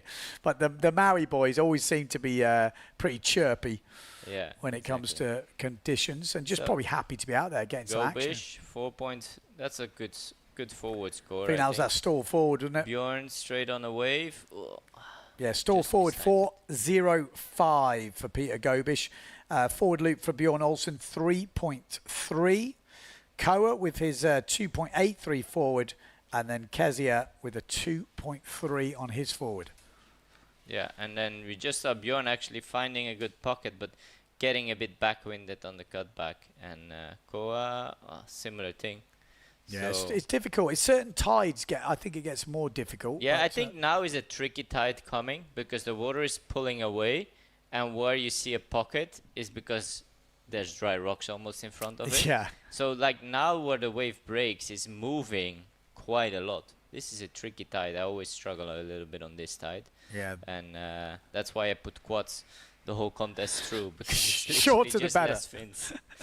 Shorter the better, because you've got to mix it up with the rocks. I mean, Yes. literally, if you want to find that steep section with something to press against or something to hit, you're going to be dicing with some lower tides. And Bjorn looking something at the bunker. Oh, little tabletop. Nice. That was a better forward. Yeah. That will improve. yeah, that's going to be up there with the 4.5, maybe 4, maybe Exactly. 4.5. I don't know. That looked really nice. Yeah, that was a very nice one. Who's this? Kezia Laurent. Yes. From Guadeloupe. Is that the little brother from... how is the other... There's quite a big Guadeloupe contingent, isn't there? Of course. I mean, you have amazing sailors from then. Detoon and Camille Joubin are the most known one, but Yeah. you also in slalom you had Tristan Algred, Johan Jules I think is also from there, so it's definitely alive, that place. And some of the waves they score are looking pretty nice Yeah. as well. Yeah, yeah. They seem to be talented. Those boys are pushing them as well, so they've got some good role models, Yeah, which is always good to see. yeah. And in the women we have Lisa doing Yeah. very good. So Yeah, they- and she's definitely stepped it up, 100%. yeah. I had to make some tricky decisions in my fantasy picks for this event. Yeah. It's like, I was too late. I missed out. Oh, it's difficult. It's not easy. It's not No. easy, those fantasy picks. And No. now I've looked at the draw in the men. I'm like, oh, my God, all Yeah. my guys are on one side. Exactly. You kind of Need the draw. You want to see the draw before you have to choose your final Yeah. picks. I think that I'll would get be too serious. I'm like, oh, no. No, but in surfing it's like that, no? You can wait till the draw is and then Okay. you can then choose. We're going to have a word with him. I need to see the draw, man. Yes. So Bjorn Olsen leading at the moment. Yeah, 4.5 pretty much. 4.47 for that stall forward. It was the best forward we've seen in the heat. Good height, good landing, and good technique as well. Yeah. So we've seen some pretty big scores Yeah. so far. Tabletop, second jump. So yeah, Bjorn is sailing a smart heat. Gobish on a wave. Had a front side, little back side. It's getting shallow there. So maybe it's one wave still counting, right? Yeah. Okay. I'd like to see maybe two waves. I Yeah, don't know. It seems to be a almost. bigger difference maker. Yeah, So you I kind of mean, think if the wind stays like this, I think it's almost easier to wave ride than to jump. yeah, it you would know. help split the whole. Exactly, because also for jumps, we're a little bit limited in the wind, so it's a little bit limited in which kind of jumps you can do. Yeah, and the angle also doesn't promote height, so No. you're doing very similar jumps. Yes, you know. exactly. Whereas That's what I wave mean. rides, there's a Wave few rides, options. there's some pockets, so Yeah, Bjorn, he's gonna run out of water there soon. Go, still trying to get a few more turns in, but yeah. 6 minutes 30 on the clock. yeah. Gobish. He's usually pretty good at sniffing out the waves, although he's, Yeah. you know, sometimes you get a bit lost here in POZO. Like you say, certain tides Yes, confuse you. this exactly is a really hard tide. Yeah. Yeah. Because you almost want to stay a little bit further out. Because that inside one kind of disappears. Yeah, then you get stuck to to the inside, and it's hard to get even Yeah. back to the beat sometimes with any Exactly. speed. Exactly. So Bjorn with a comfortable lead at the moment, a 3.5 wave.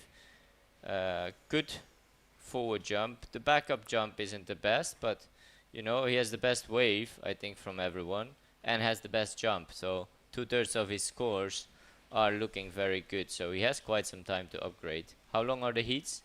12-minute heat with a 3-minute transition. So we've got 5 minutes 40 left on the clock. Perfect. Yeah. A little bit up and down the wind, but I think this person is warming up for the next heat. Sugi's little brother. He's not going that little, is he? No, he's not. But I tell you what, he had a tough heat last heat. Yeah. There's a Estonian guy, which I'll be honest, Yes. I've never heard of. He's from Tenerife. Oh, okay. Yeah, He's got he's, some. he's I Okay, think that makes more 50. sense.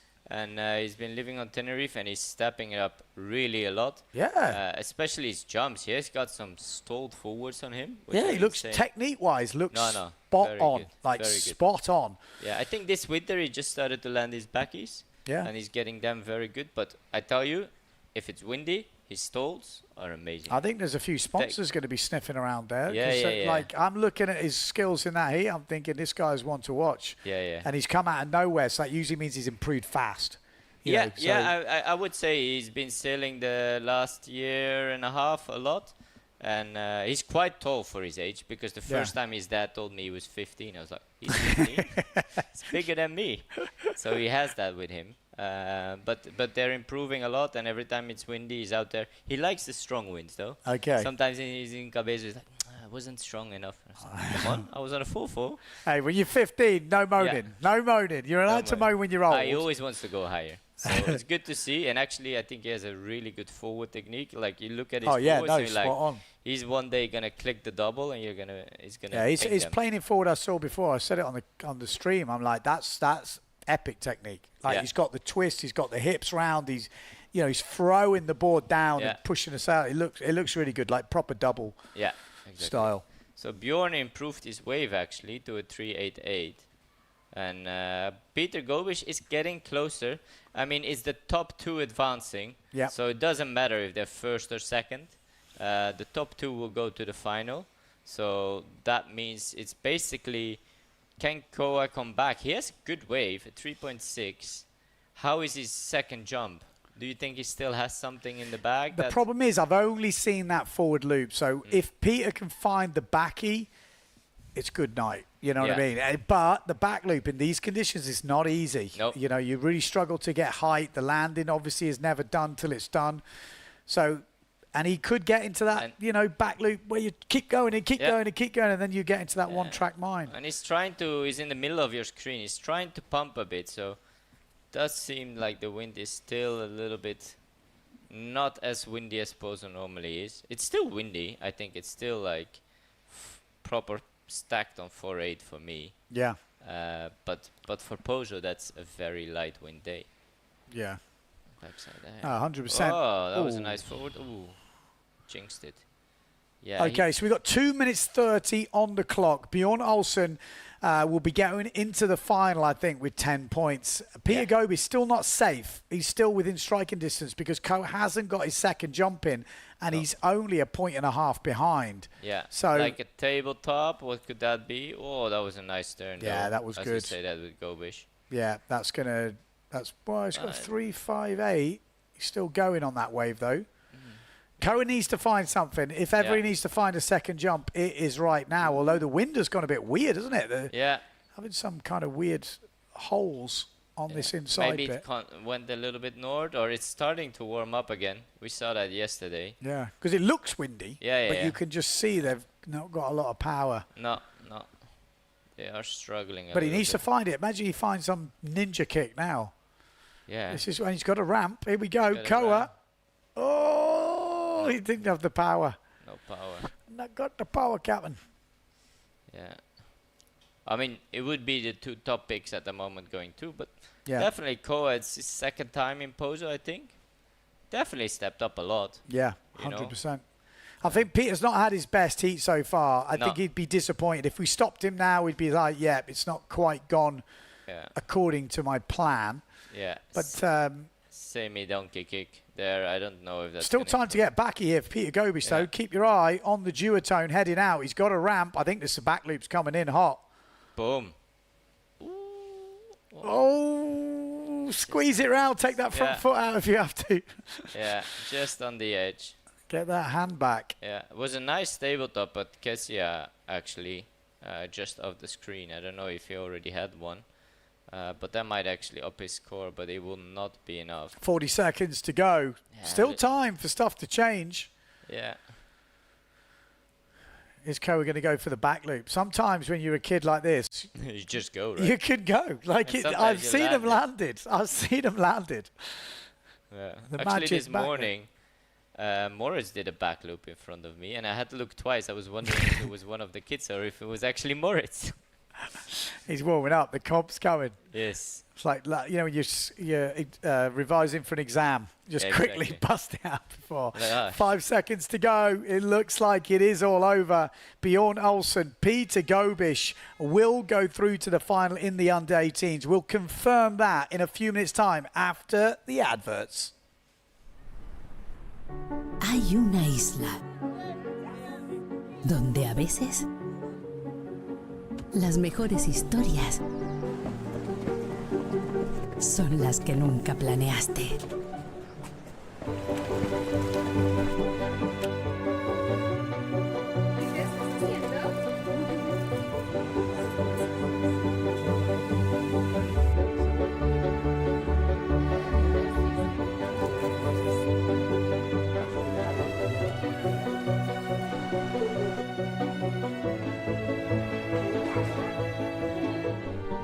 Gran Canaria, una isla sin guión. I am loving these Gran Canaria adverts. Like, we had the other one where the farmer gives them a whole head of cheese, which is worth, I don't know, a fortune. Yeah. And this one when the camera falls off the building and they're all so happy. I love it. Bjorn Olsen, it does look like he did win the heat officially. Scores are locked in, and Peter Gobish, it does get that second spot, putting them in the under-18s final. Koya Fabio, I think, giving himself, you know, a good run there when someone sailed POZO for the second time. Usually only sails in Maui, and only been sailing a couple of years now, so it's pretty crazy. I think we're going to be seeing more of him in the future. And Kezia Loron, Guadeloupe? Yeah, Guadeloupe. Exactly. And we've got, I think, 7 or 8. Was it someone would say 7 or 8, maybe even more people from Guadeloupe here. It's quite a good turnout from the Guadeloupeans, if that's what we call them. But we've got a big heat coming up next. Honestly, this heat, I don't think I could call it. Like, we've got Remy from Estonia in this. We got Javi, who's the world champion from TRHE, Spain.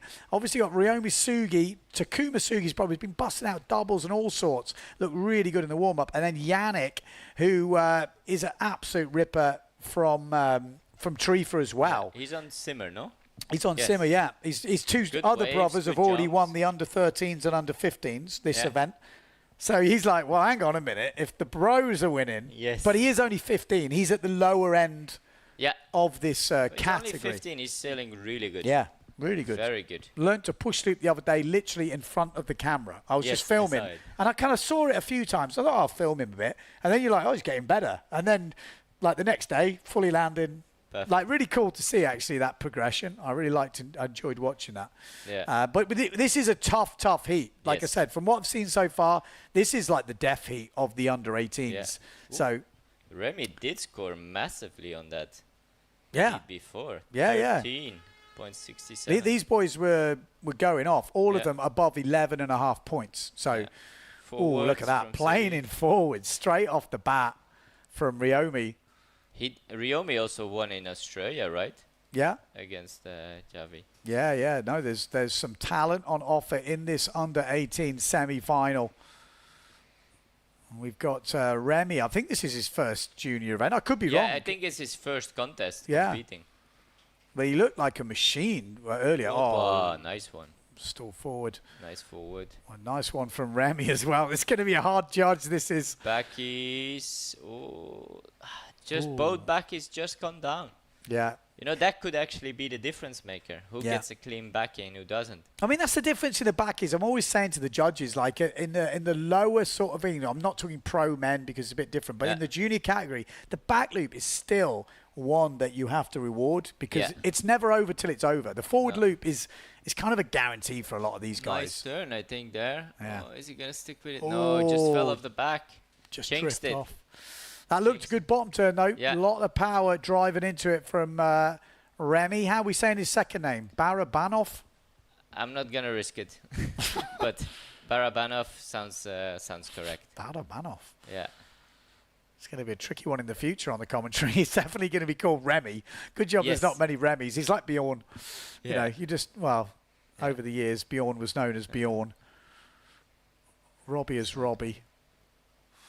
Here we go. This is Yannick from TRHE. Wants that back here. I think he's going to get it. Yeah. Yeah, Nice one. there we go. He's been really consistent with that in the training before the event. So I think that'll feel good early in this semi-final to get the back loop in. Javi as well. Bam. That was a beautiful landing. Perfect. Almost played in that thing, wasn't Yeah. it? Just so smooth. Yeah. Well, advantage Javi on the jumps there. That was nice. Good technique. Yeah, tough heat, as you say. Everyone is sailing. Yeah, this is difficult. You know, this is difficult. Is Remy gonna get a backy of his own? No, just forwards. Look at the technique, though. Yeah, I yeah. do like his forward technique. I'm Yeah, a big I think fan. he's gonna ping really good doubles at some point. Yeah, by the end of the comp, you know what it's like. You never These know. young kids, it's like the next week you look at them and they're already banging it out. Once a turn. The Two waves will fronts, be a big say in this heat. Yeah. I really wish we had 2 waves, to be honest. I think it would help split them. Yeah. Because I think we're going to see some stall forwards, we're going to see backies, or it's going to come down to the really minor details of how good the landing was. You know, sometimes in certain conditions, the landing's like, yeah, but now we have to look at every little detail. And that last landing from Javi was the one. But Ryomi Sugi's the guy leading the heat, already throwing down 2 jump scores. So We must have missed the back loop yeah, or something. I think so. He's got that stall forward. Yeah. Oh, hello. Maybe that's the one Oh, just just overcooked spun it. it. That sometimes happens. That was perfectly done, and then just caught that little bit the rail. And Well, it's a bit like that in POZO, isn't it? You have to almost over-rotate them a little bit. Yes, but Like, then if you get the But if you gust get in it the wrong, sail- you come back Yeah. up again. So it's like, Yeah. if you go a little bit too early, it's really easy to under-rotate here in POZO. But it's also easy to over-rotate. So you've got to jam it right on Yeah. it. Some places in the world, you get a bit more room for error somehow. Yeah. But here, you've really got to stamp on the tail to get that thing in. Yeah. Remy. One good jump. Maybe he started off better the last heat, but Yeah. Opa. No. That's a POZO. That's a POZO ramp. And again, in comp, you've got to go. Yeah. You might not feel right, but you think sometimes you can squeeze something out. So, you're taking off ramps a lot of time here in POZO, which you wouldn't even think about doing a jump on. No. It's the end of the run. You see something, you think, well, I either turn around or I have a go. And sometimes it can pay off, and other times you end up in the water.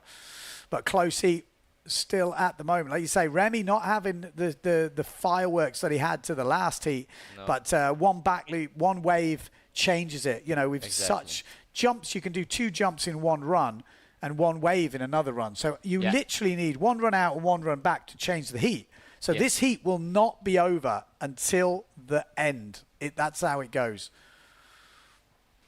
Certain places in the world, it takes a long time to get that type of jumps in, but here in POZO, it won't take a lot. Oh, wants to I push. saw that coming. He wants the pushy. I think he wanted the back loop, but then he just had to take off. That brought downwind. He had to swing it around. And Well, I don't know. Looking at that, I think he's the pushy because he Yeah. had a good pushy in the last round, and it was a very similar style. Okay. But he needs a bit of height for his pushies because he has a little bit of swing on him. Yeah. So it's very difficult to get back if he doesn't get the height. Nice little forward. Bum. Backy again. Tough heat, this. Tough heat. Tough heat. If you said to me this is the final, Yeah. I wouldn't think twice. I'd be like, yeah easily, could be. I mean, Remy would probably be the one you didn't sign up before, but Backy Gets it round. It's quite different techniques between the different ones, eh? Just hammering that like thing in. Yannick just has the butt quite low and it like falls a bit. Well, Javi and Sugi are really like going up and then coming straight down. So still a bit of difference there. Nice forward. But he's had a couple of them. That's not going to change his score. I mean, it's good to keep the eyes on you. It doesn't take anything away from it. Builds your confidence, keeps you in the flow. But he needs to find a backward rotating jump at the moment. Yeah. He's got it in his bag. We saw it in the first heat. But he needs to find that ramp. Oh, look at this from Yannick. Yannick past the bunker, basically. Yeah, he is literally in Salinas right there. Yeah, there's not much water there. He's on the point. Javi. They're still all missing a bit of a wave score, so that first turn of Javi was not bad right now. Yeah. I mean, Sugi even Ryomi, who's on responding 11 behind. points, is on 188 on his wave. Exactly. Yannick's on 162 on his wave. Yeah. And Javi's on 062. Yeah, so but he's locking in a pretty good wave now, I would say. we should see him Was go in quite the a lead. lot backside still, but good pocket. Oh. Remy, oof. Yeah, that does it sometimes here as well. Like the wave, there's a lot of water, especially down the bunker, that's sucking out, and then you want to set your rail and you just hit a handbrake. Yeah. You know, that's something you see. And if you have powered up, it's okay. But if you're just on the edge and you're trying to go too much over the front foot, it's like you just break down. So at the moment, Javier just took the lead there. Wants the push loop. Yeah, they're quite similar on scores, I would say. Jumps, pretty much little advantage still for Javi. This is going to come right down to the wire. Yeah. 100%. Because Remy gets a back loop in, anything can happen. Like, Yeah. we got, well, how long we got left? We've got 4 minutes and 10 seconds on the clock. So still plenty of time for things to happen. I think we're going to see some drama towards the end of this heat. Yeah. We need to see some difference makers, you know, something that makes you stand out. Exactly. Yeah, Javi definitely with the best jump so far with that perfect landing back loop, scoring a 5.47. And that could be the difference. He needs, he can upgrade his backup jump maybe with a push loop if he gets the opportunity. But maybe waiting for a wave could be the way to go. But the problem is with POZO waiting for a wave in these conditions, then you don't have the speed. You've got to go. You've still got to have a bit of a run into it. Yeah, you have to anticipate it enough. It's not that easy. No. And then you wait in there, and that wait feels like ages. Forever. It's like, and other people are busting around you. Tricky. Remy trying to find something on the inside. Could be. I mean, Could be. you know, it's more side short. You get more hack. We'll have to see what that scores. I mean, he's got a 1.32 at the moment. He still needs that back loop. Needs that back loop. Yeah. I think we're going to see it on this wave run. scores, everything is quite equal. 2.6, 2 point. Well, just gone 3 minutes. 1.62. Like, Yannick has some good wave riding on him. You never know. Actually, a wave can change a lot. We're Can quite change focused everything. on a jump, but someone gets a 4 or 4.5 wave. I don't know what's the highest wave scoring today so far. It can straight end up pretty high. Forward of the lip. Oh. Well, from what we've seen, I don't know what he did before that. That was a nice transition. Back loop, Remy doesn't get it. Doesn't get it. Yeah. That's the thing, competition. It ain't easy. Especially if you come from a high of like having the second highest score of the whole first round. Yeah. I think it's Well, you know what it's like. When heats are going well, they're going well. Yes. When they start to go a little wrong or you crash a few backies, then everything becomes changes. You tense up. And boom. that was a good hit. That was a good hit. Probably the best hit we've seen aggressively, but nothing after and drifted off the what back. did he do before? A bit backside. Yeah. Wave. Well, it's super close. Look at the time. The time is 1 minute 40. Yannick at the moment in third place, not in a qualifying spot for the final. Ryomi Sugi has moved up with a 3.92 on his wave, goes up into first place again. Javi with a 4.25 on his last wave has moved up into second place and extending the lead over Yannick. Yannick yet to have the wave drop in, and Remy is missing a second jump and a good wave score. So a lot can change. Yannick's wave does drop in at a 2.88, but that isn't enough to get him inside the top two. And 1 minute and 10 seconds on the clock. It looks like Javi and Sugi are halfway in, I would say. Good heat again. Very consistent. Here we go. Down the bunker. This is Remy. He needs an epic back loop. Looking for the... Oh, he might get it here. Boom. He does. Oh, I've been there. He's going to look back at that in the live stream and think, why did it... Ryomi with a back loop there. Will that improve his score? Maybe not. Maybe. I mean, not much in it. No. Super close. Yannick needs... What does he need? probably a big wave. 514 or something. I mean, he needs just a for really first. solid 2 hits, a backside. It needs to be a proper wave. Yeah. We got less than a minute to go. Keep your eyes on everyone right now because Yannick anything is in can the change. simmer in the middle. Yeah, here he is, bottom turning. Keep on him, on the pink simmer. Look at this. Boom. Oh, Let's that get was something one of the on. better waves we've seen. Boom. Oof. Oh, That was into the rocks, I think. that looked like the nose hit, didn't it? Yeah. That looked a hell of a front turn from the drone. Yeah. It was a nice front turn, but Oof, I think I it's needed gonna the second, little didn't he? second, and should he have Something gone else. upwind after that rather than keeping Felt going like he front could have side? come in. Yeah. Always easier to say from here in the commentary, but a blooming solid heat. Yeah. Oh, Javi gets catapulted. Hope that wasn't a rock. Well, we'll be coming back to see the official scores and to see who got through to the under-18s final after these adverts.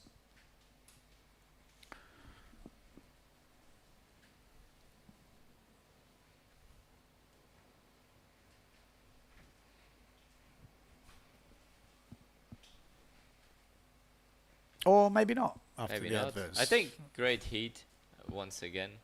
Like you said, very tight. Oh.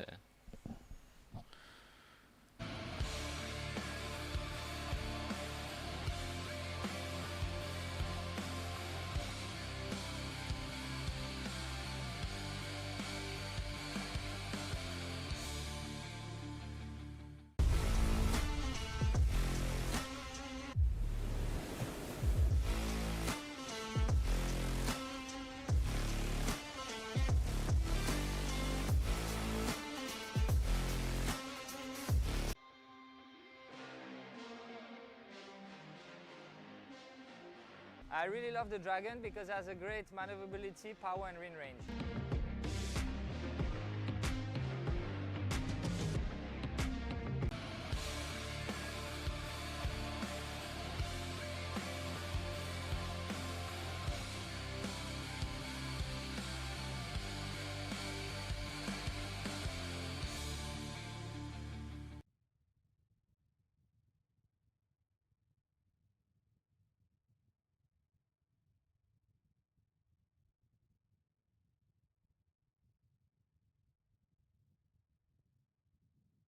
If they're listening, they should. Okay, well, sorry, explain it. just having a little chat about those fins with a little thing on the end from MFC. But we're waiting for the scores to come through. And there we go. It is official. Ryomi Sugi winning that heat. Javi in second place. Yannick in third. And Remy in fourth place there. It just goes to show, you know, depending on the heat you have, you got to put it together in the heat. But it's a shame, obviously, the conditions we've got because there's no reportage round. It's literally a single elimination and done. So there will be no coming back. Pro Junior Girls up next. We've got Emma Miron. We've got Helena Lale. We've got Liz Lottie Schilling and Sol de Greek. Any standouts in this heat, you think? The last one, I think, is pretty big standout. Although Schilling last year, he did 6th, I think, in the women's fleet. She did pretty well as well. Yeah, no, there's some good talent here, but Sol de Greek has definitely got to be the standout. She's already put a forward loop in the bag.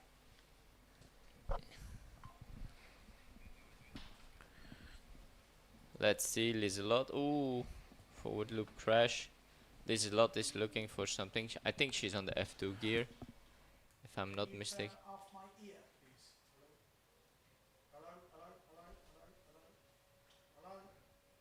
So, Lizelot. Who's else? I'm curious which sail sizes are on. I saw Sol before. She brought down a 4.4, 4.8, 5.0. So let's see. Oh, forward in the back there. This is their first run, correct? So they, yes, if there's more conditions, they get a few more runs.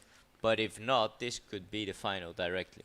In theory, yes. There's meant to be 3. Yeah. But depending on conditions. Yeah. You never know.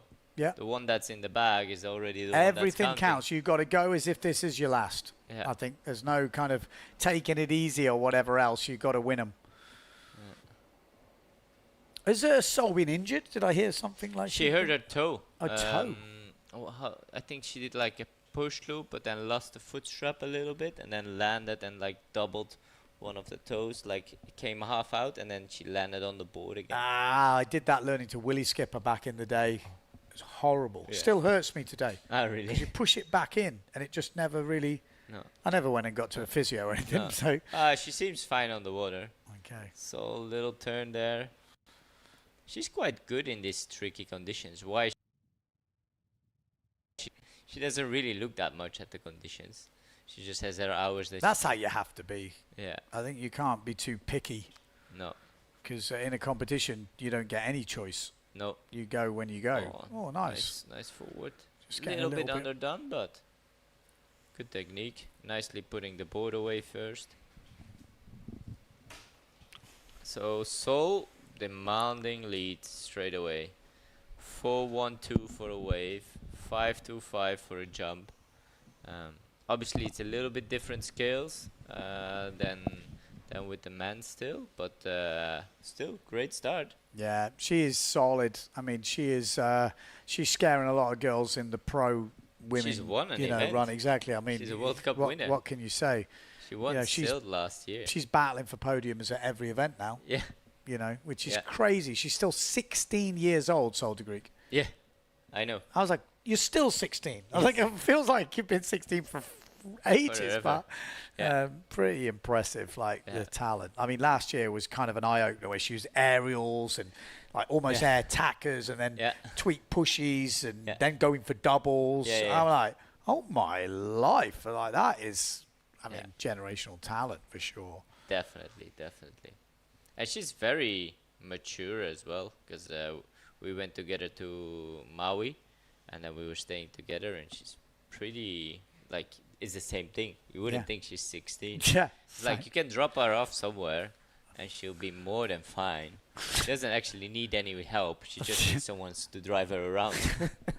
That's the only thing she's missing, a driver's license. Yeah, exactly.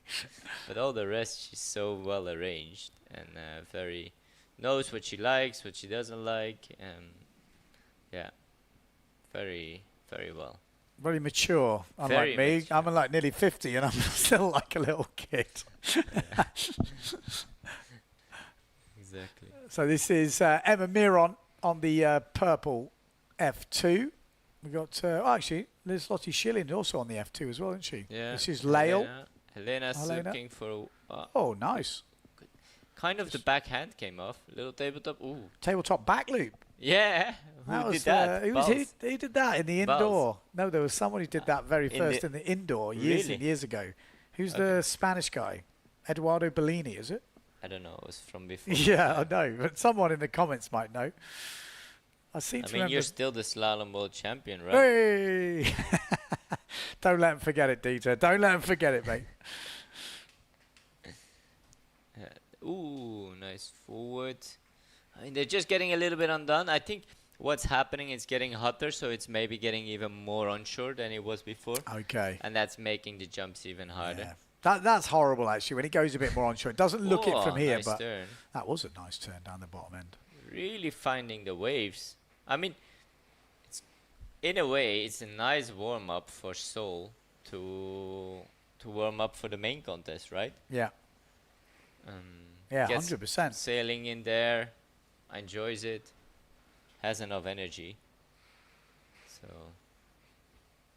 sailing straight in front of the rock. So that's the setup we're currently having here. Some sails rigged already, not too many yet. I think everyone is a little bit on standby. I think for the pros, the next call is in half an hour. So we'll see what they say there. Maybe the masters are on soon. Have you rigged already? I won't be able to go. I've only got a small board. I came like as a chance. I haven't really got ready for these conditions. You don't know anyone who has a bigger board here? Probably Mark, but he hasn't competed yet. I don't like using his boards unless... Fair enough. Helena got the jump, looking for a wave still. She spent the whole winter in Australia, and then I think she's driven here with the van. Helena. Yeah. She did the wave rally, didn't she? Yeah, I she won think the I wave saw her rally. name in the wave rally in the final. Exactly, exactly. Yeah, and she's on the board brand from there, right? OAS? Yeah, OES, yeah. Yeah. So, cool to see that. So, in our main screen, I mean, it's pretty cool drone footage, isn't it? Yeah, no, it's good.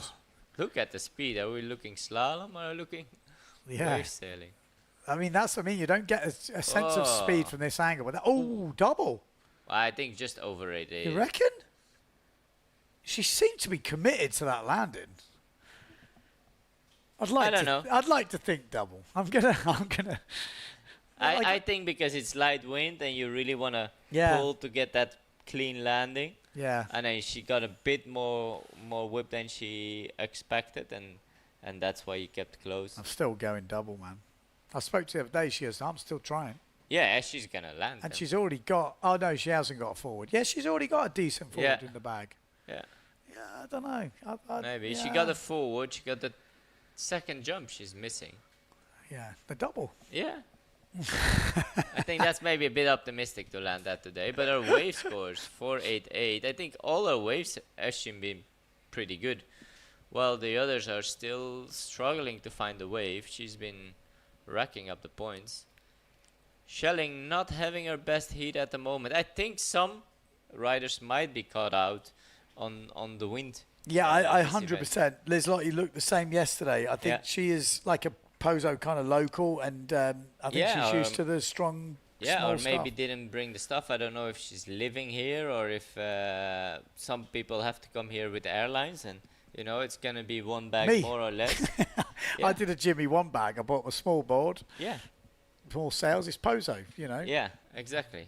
I mean that's usually what it is. I mean, unless you're Thomas Traversa, you can travel with 3 sails and 1 board and do 2 contests.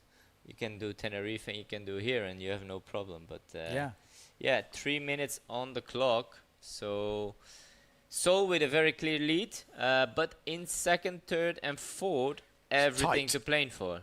Tight. Yeah, Helena with the best jumping score, so that helps.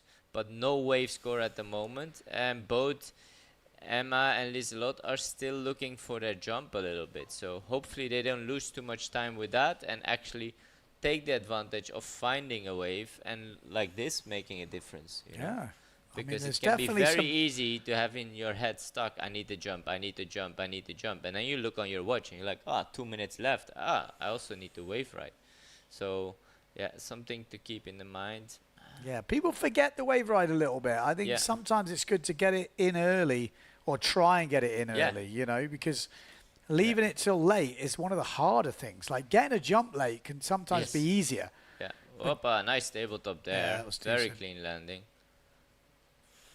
Very clean landing. That tide is definitely dropping quite a lot. So the jumping is a little bit higher up. You see also Sol is going much closer to the rock in front of El Viento to get a better clean run up to get a jump. So she definitely knows the spot. What does she still have in the bag though?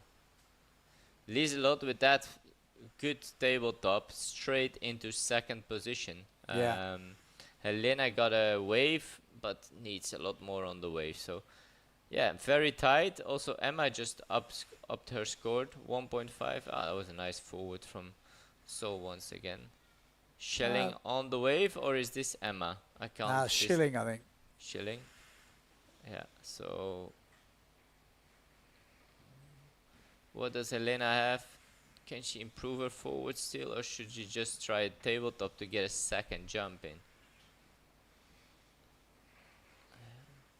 Or get a wave. How long do they have left? I think this is getting counting down now. We are getting towards 1 minute to go. Yeah, so a good wave, one good turn could make a big difference. So anything from second till fourth, extremely close. Sol can sail into the beach. She will not be caught up. Whoa, Taka. Did she just get a Taka? It was either a backside 3 or a Taka. I think I have never seen her try a backside 3, so I'm pretty sure it was a Taka. curious where that's gonna go. Yeah. Yeah, Amazing. 16 years old. She's 16 definitely years old, last minute probably. Is Helena still gonna find the wave? Because at the moment, it looks like Schelling in second place and Helena in third. I think Schilling might even get a wave here. Yeah. Schilling. But no, doesn't fancy it. No. Helena was, I think, going on something. Double? Double, not double, enough wind. double. Back double. loop. There we She go. didn't That even is the try a hooter. back loop, so must have been pretty light. Oh, it's got a ramp. That's a little ramp. Oh, oh.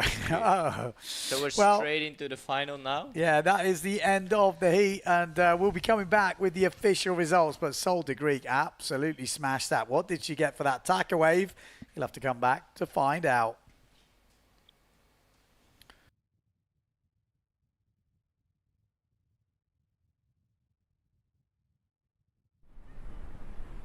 There's an island where sometimes the best stories are the ones you never planned.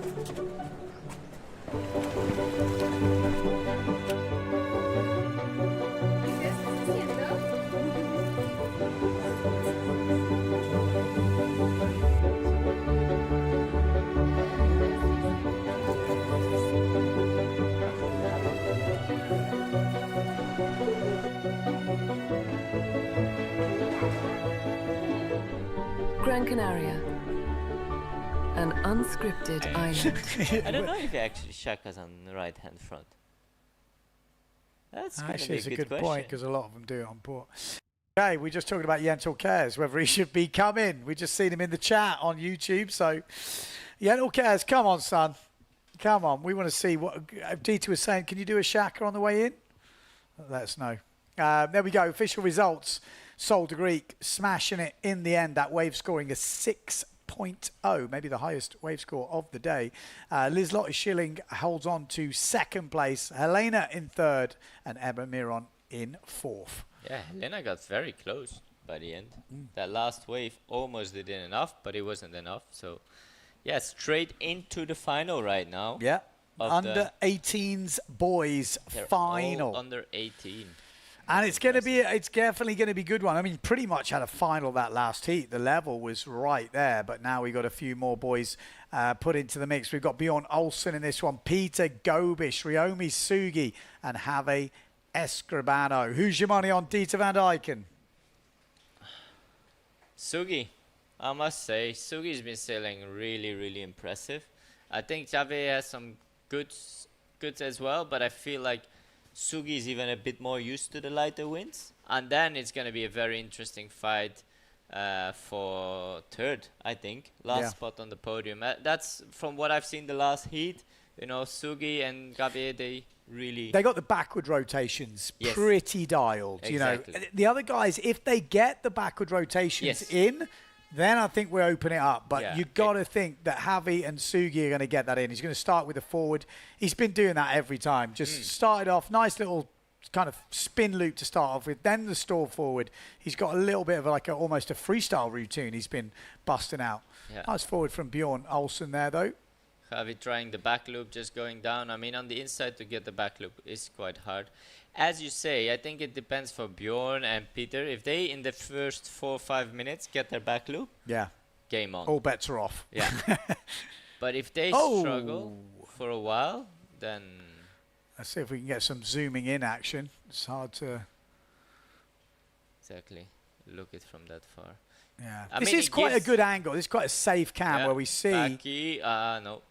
Gobish. Also just over rotate. It's because it's that light wind. You have to throw it a little bit more, and sometimes that's enough. Sometimes it's too little. Yeah. And sometimes you catch a gust. So you got to push it more, haven't you, off the takeoff? Which, when it's bigger, you can control the takeoff a little bit more. Yeah. And this, you're also changing angle at the last minute to keep your speed up. Yeah. Opa, Javi, nice little back loop. Won't be his highest scoring back loop, but it's good to get it in the back within the first 2 minutes. You know, it's easy to add a forward. It's hard to add a back loop. Yeah, 100%. So Get that- something in like that, calms the nerves, and then the second backy attempt is not as stressful. Exactly. But when you crashed a couple, it starts to get a bit more like, oh, no. Yeah. Here we go. Ryomi Sugi. Oh, no. Ryomi Sugi on the right-hand side of your picture. We've got Bjorn Olsen on the orange Severn.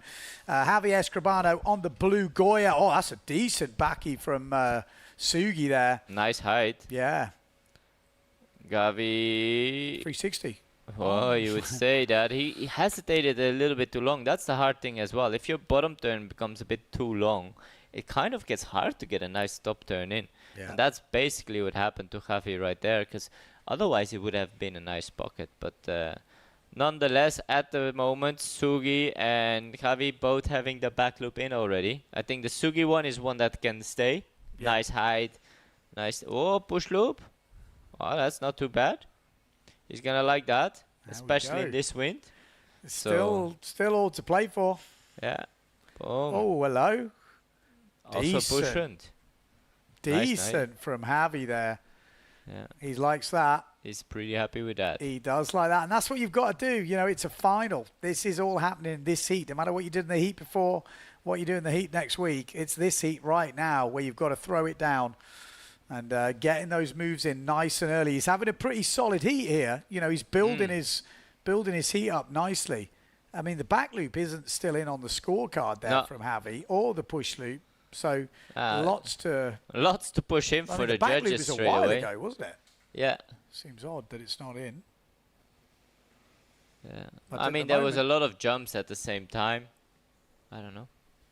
Well, Ryomi Sugi is the man throwing it down at the moment. There we go. Javi has gone into the lead on here with a 3.4 back loop. So the push loop not in yet. Forward loop 3, back loop 1.2. Yeah, so there's lots of scores missing from here. Yeah. There's still quite some missing. Yeah.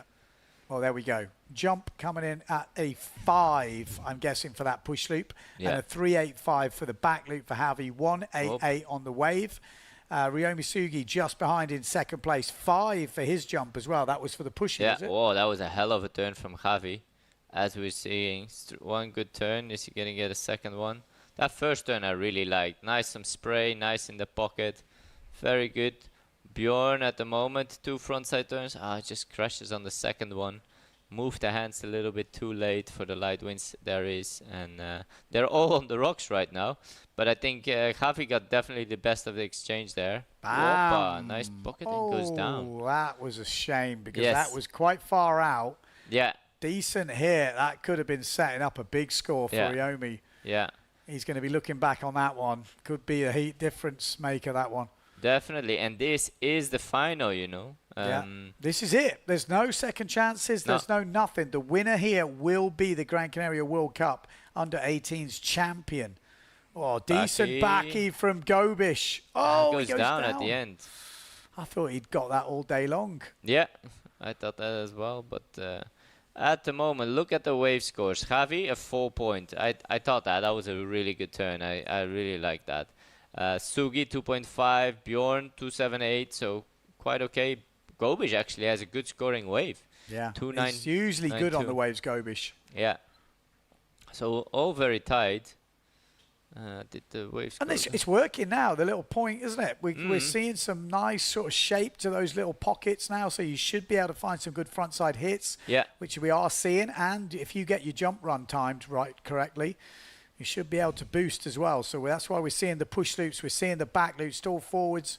It's all going on this Under-18s final here in Gran Canaria, day number 5 for the Gloria Windsurfing World Cup.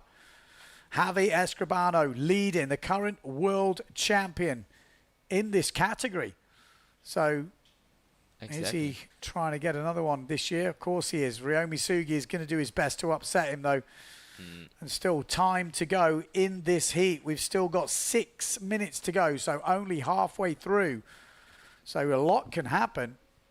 Yeah, and already all on pretty good scores there. Yeah, all above 10 points. Yeah, Gobish is trailing, but as you said, it's quite easy. Well, it's not quite easy, but sometimes you can get 2 jumps in one run. But as the wind gets lighter, it becomes a bit harder. Yeah, and a bit more onshore. Like Yeah. that's the tricky one. Whoa, almost thought that was going to be a good backy, and he just hesitated. You know, you go a bit higher than normally. You don't want to over-rotate, and then you just hesitate that little second. I think he's better to do these short runs, just find that backy. Because if Yeah, he at the finds a decent moment, I'm backy, sure he has a good wave, and I'm sure his dad is just signaling him to just jump, you know. yeah. He needs a good second jump, gets the back loop in. He has it fairly sealed off till Sugi gets a good wave, you know. If exactly. Sugi, Until some upgrade happens, he's looking really good. And he's looking like he might line up for a backy here. Keep your eye on the blue Goya sail of Javi Escribano. It looked like he was going to sail straight into a nice little lump here. yeah, That's there, probably it. Oh, it's not happening. disappeared. Nah. That's the difficulty. It looks good from a distance, and Yeah. as you get close, it kind of changes. Yeah, Ryu Sugi trying to get something but not getting. Oh, Bjorn, Bam. Oh, no. that's a shame. Oh, 90 that would be a 90% of the difference done. maker. He could move up into second place if he'd Yeah. landed that. Yeah, he would have. Yeah, Not 100%. couldn't. He would have. That would have been better. Oh, nice. That was a nice stalled Yeah. forward. That was a nice stalled dialed. forward. Oh, quite good stalled forward as well from Bjorna, but Sugi's was just a little bit. We're seeing plenty of action Yeah. being thrown down here. We got to keep an eye on those waves, though, boys. Don't forget the waves, because that is a look at that the set set. coming in. Javi Escribano will have a chance for a decent back loop here. No doubt about it. If he can time this, look at him on the blue Goya, heading out. Has he timed it right? Oh, he gets a little bit stuck just there. Is he going to get it? That's his chance. Boom. Well, Perfect. No. I was about to say, it wasn't as good a chance. He had to take off quite Yeah. forward. Yeah. Oh, Nice forward man, from tense Gobish. heat. Is he gonna get back into the heat? 3 minutes 30 on the clock. Tight. Oh, Ryomi Sugi is 0.4 behind. 2 good jumps, and he just needs a good wave. Needs a good wave, and he's capable. Yeah, and he's yeah. actually And he was lining actually up on there. one. Yeah. I don't know where he is now, but Gobish. Ooh, Ooh. over-rotated back in. air backy. I must have fell off the wave Yeah. looking at that, but yeah, Sugi, best 2 jump scores. This is extremely tight for the first place. Bjorna upgraded his last jump with a 4-point, but he would have needed that back loop to really stand Yeah. up. I almost think he should be trying to find a better wave Yeah. to kind He of needs it defend because that he's third got place. a lot of average scores. Yeah. And, you know, to make a difference and an indent to try and win this, he needs to find something in the excellent range. He might get a jump here, though. Yeah. That looks like a good ramp. Oh, Boom. it wasn't the kicker he wanted. No. I had to do it a little bit too flat, but I feel like how he's been riding, he can get a better wave as well still. Yeah. You know, you can get so focused on the jumps. Like in Javi's case, quite easy. Yeah. Just try to get that second jump in. There he is. Oh, That's it, surely. perfectly. So he's had a decent backy, decent pushy. Yeah, that's gonna put his difference again better, you know.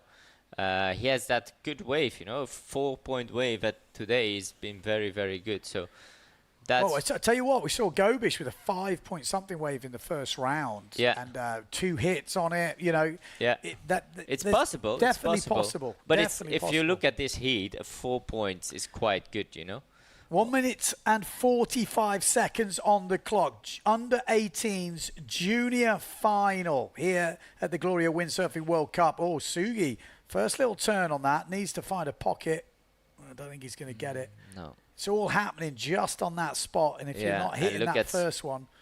Javi's score, that back loop coming in at a 5.58. Best jump so far of the heat. Nice height, nice cleanness, best waves. It's looking pretty good for Javi. It is looking good for the reigning world champion. Little table there from Gobish. That's not going to be enough. No, he's not having his heat so far, is he? No. Ryomi Sugi is still within striking distance. 1 minute to go, though. We need to keep an eye on that north sail, the grey sail of Ryomi Sugi, because I think if anyone's got a chance, a good wave from him could be a difference maker. We've got Escribano, though. Javi is waiting for a wave. Yeah. Ooh, he's not had much luck with those back loops. in this heat, Gobi. She's going to sail away from that, but it's not going to be a difference maker. Time is ticking down. 35 seconds on the clock. Javi Escribano waiting for a wave. We've got Ryomi Sugi waiting for a wave, and he's actually upwind. But looking at that weight, that doesn't look good, does it? No. Because once you get past that middle bit, you can't generate the speed to get the front side turn anyway. Yeah, might be on something now, Sugi, although maybe got 14 seconds to go. He's got to go. He needs a 5-point wave almost. Good start. First little turn, needs something to happen. Wind maybe dropping. Yeah, wind dropping maybe a little bit. It's just a bit soft, isn't it? Yeah, just a bit soft, and that will be it. End of the heat. There's a couple of waves being ridden here. Bjorn Olsen actually looked like he had a nice bit of speed going into that front side. Gobish as well on linking working a nice wave together as well. So.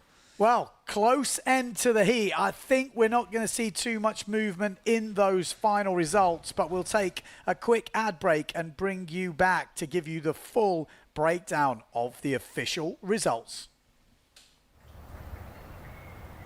Hay una isla donde a veces las mejores historias son las que nunca planeaste.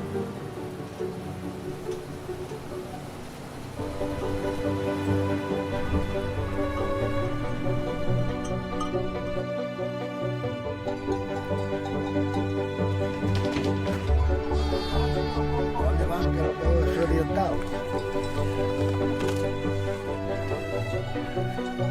es un regalo para que este lo tiene la flor.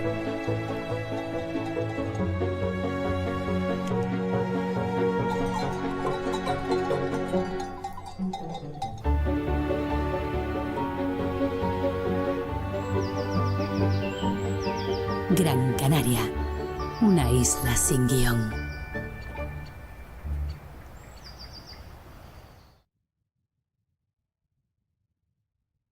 Hey, welcome back. We're going to break you down the results. Just looking at those adverts, Gran Canaria. I've never seen that side of Gran Canaria. We're just saying I've been here coming 20 odd years, and but there we go. Official results from the junior boys final under 18s. Javi Escribano pulls it out the bag, and I think a deserved well-sailed heat there. He had it all. Decent push loop with some height. Got that decent back loop.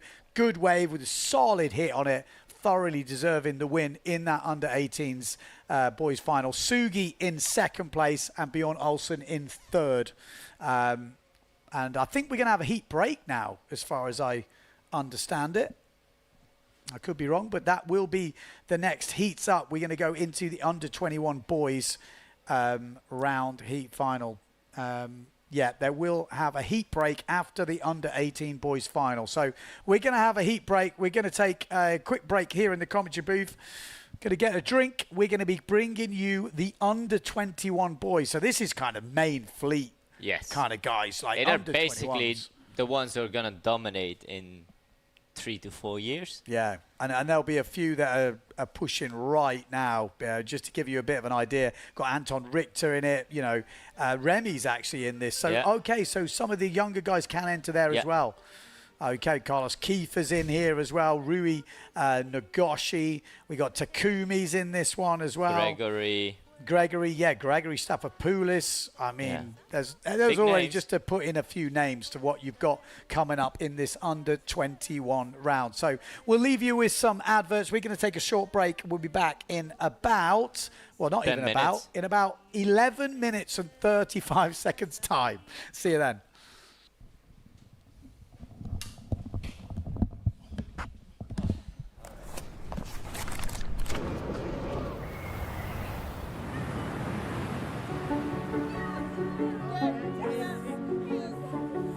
Sometimes, nothing happens exactly as you planned. Destiny takes its time and changes your plans when you least expect it.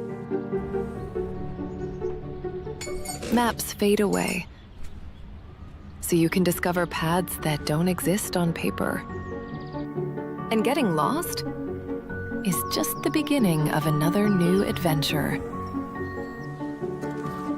Because on this island, sometimes the best stories are the ones you never planned.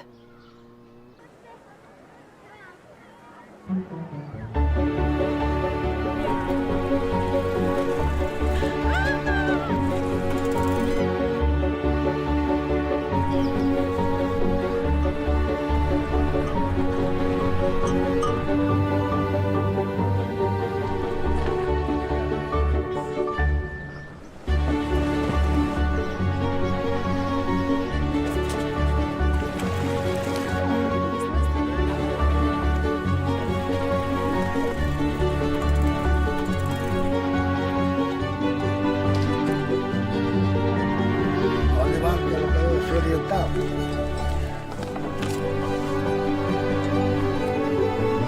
Este no tiene una flor.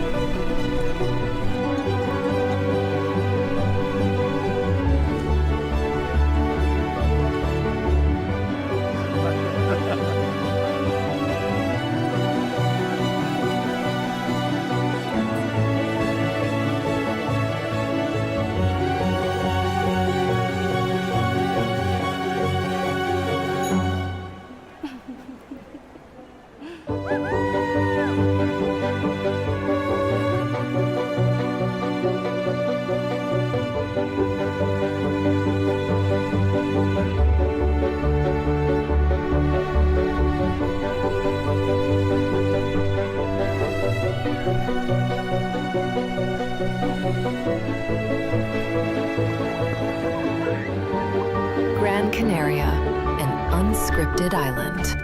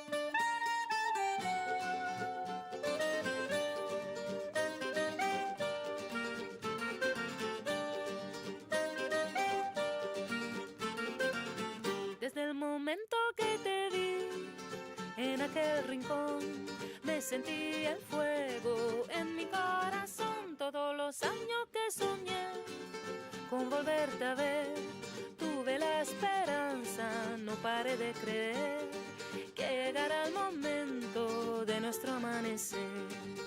Y de repente estás aquí, no te dejaré apartar de mí.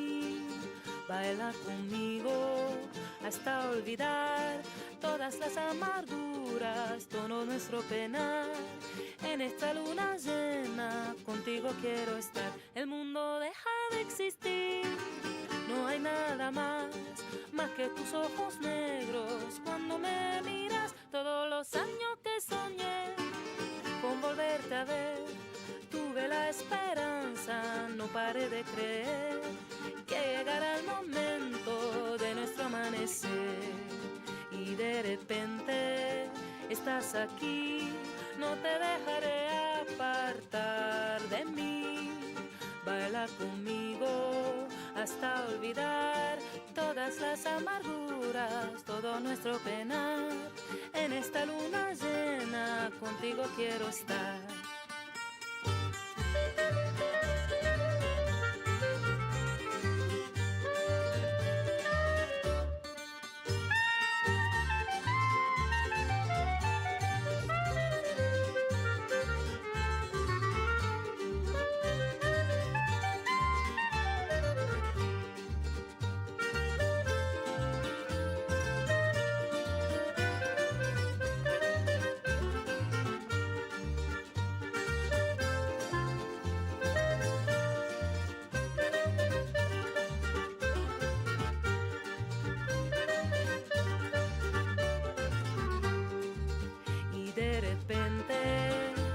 Aquí, no te dejaré apartar de mí.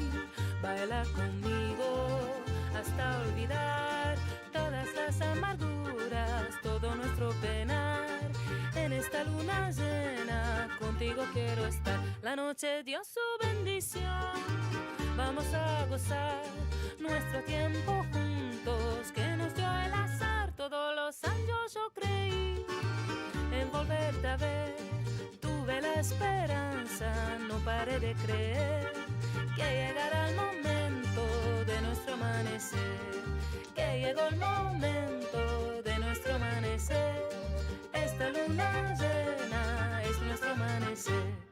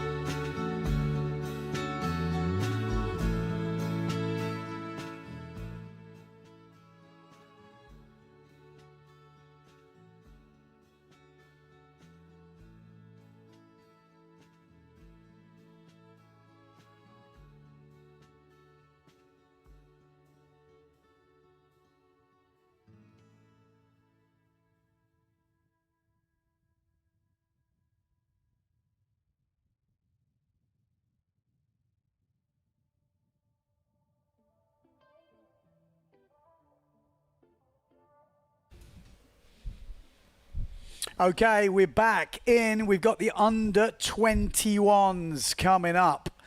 And this should be pretty much full-on action from now on in under 21s. Obviously, the big boys of these junior conditions, or as they're called on here, the Pro Juniors. Pro Juniors seeding round. Heat 1, we've got Anton Richter in this. He's going to be definitely a standout.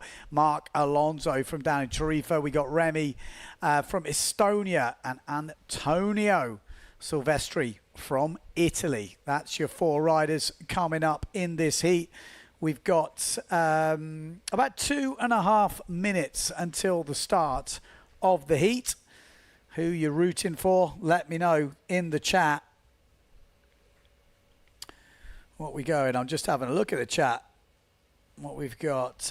If I was free sailing, what board would you choose? Pure wave, onshore board, compact, freestyle wave, freestyle. Here in he's auction Yentl Cares. That would make sense. I want to see an air chat tube. Yes, let's get it on. Eduardo Bellini, indeed. Yeah, we were talking about the tabletop back loop. But we are seeing a few little waves coming through at the moment. I think that a free wave board would cover all possibilities in these conditions. You might be right. I think Yentl could use whatever he liked. To be honest, with the way the waves are at the moment, he'd probably use his freestyle board. Yeah, to bust out the shifties. Would be actually very interesting to see the scores getting thrown down, but you can see there is a few little waves coming through. I mean, it's kind of one of those things when you've been starved.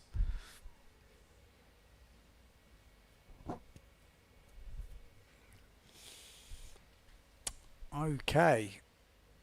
So we have heard some just bad news over the radio that unfortunately we won't have live scores for this round, or just this heat. That's the question. Hopefully it's just one heat, but yeah, that's a shame, because obviously the live scores is everything when it comes to live stream. We're gonna have to do some guessing right now. I don't know if I can get some updates from the judges or from someone. Otherwise it's going to be pretty tricky.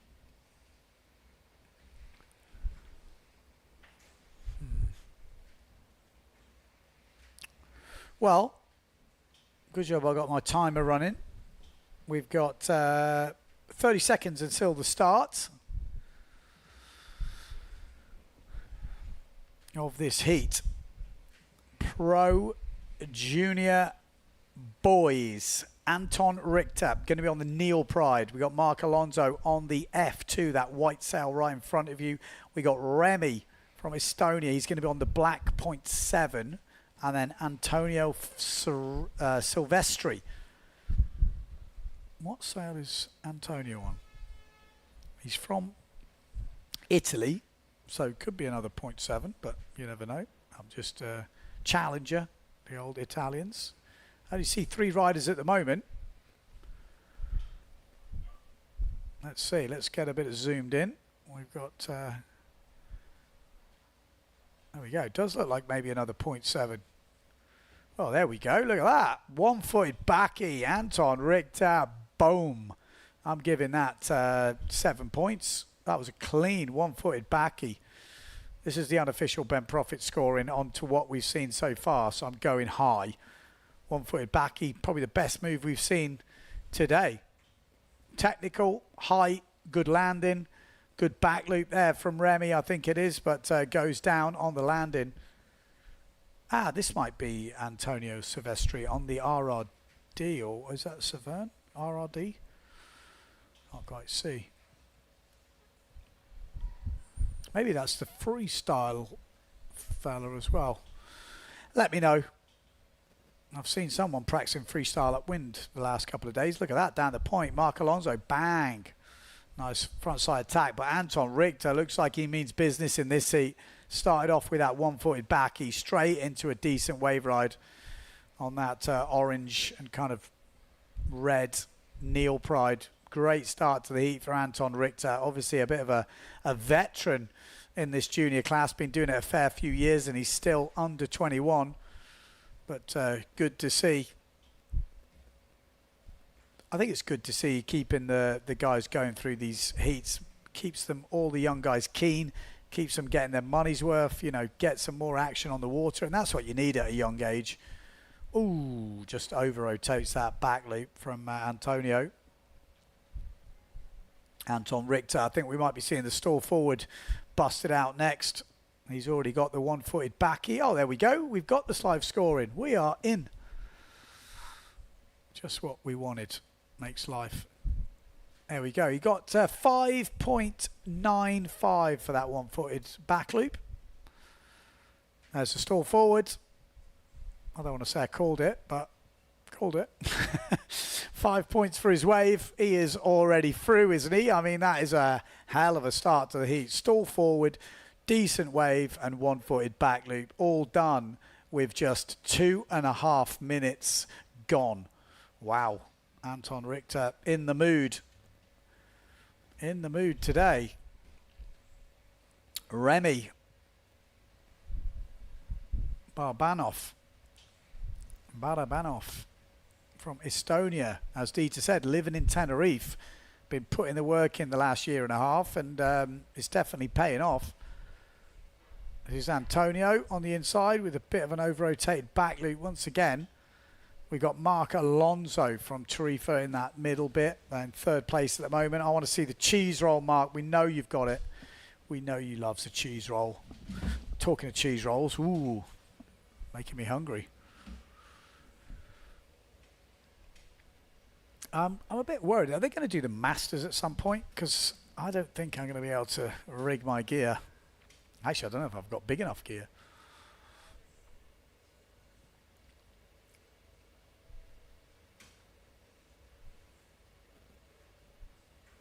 Backside Shaka. Ooh.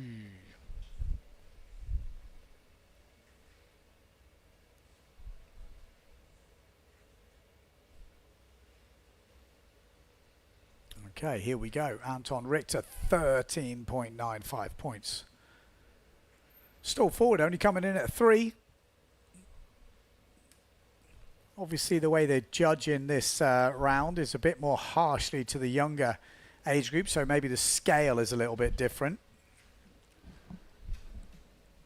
This is more like judging the main fleet, the pro fleet, because this is the under 21s, junior pro juniors.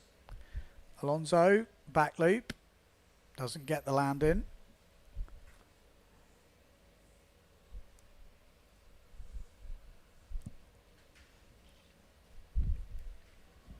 Let's have a look at the comments. Anything coming in? No, nobody in the comments.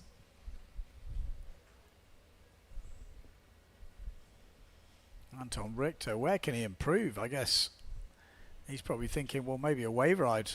Maybe a 360 busted out. Obviously, top 2 advance.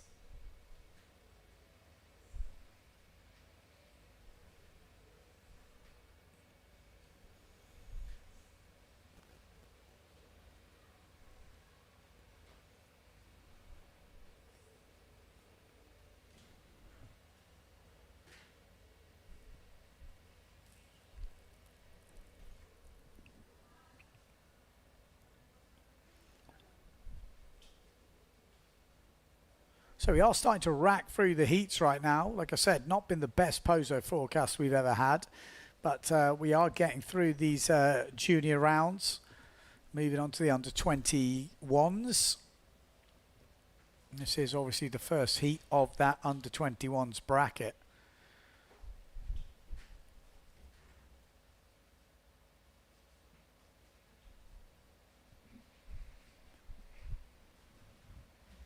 Anton Richter. Oh, 1 foot, 1 hand, and absolutely nails the landing. You've got to go 7. Like, it needs to be a heat-winning move, that, from what we've seen so far. You know, people struggling to land back loops, and that was a perfect 1 hand, 1 foot backy. Throw it in 7. Come on. We've got to see, like, we've got to see some decent points here. What's 7? I don't know if that's even, is that in the excellent range in surfing? It probably isn't, and that's surely the excellent range jump. But 6.5 it comes in at. I mean, I'm just going on the scale that I've been using today. So, like I say, it does change when you go up the age groups. The 6.5 is a solid jump. That was a good hit as well from Anton Richter. He really does look good at the moment. Great forward loop as well from Remy Barabanov.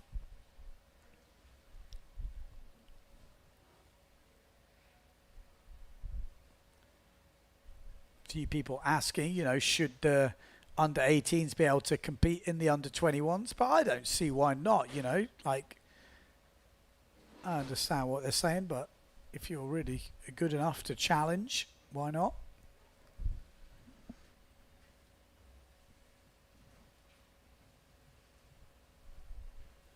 I don't know how it works in other sports, actually.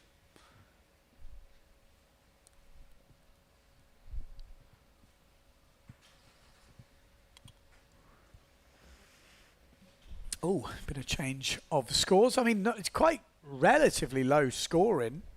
Although Mark has just moved up into second with a 7.25. Apart from Richter, who's literally off the Richter scale right now. 14.5 points. Might be the highest heat score we've seen today.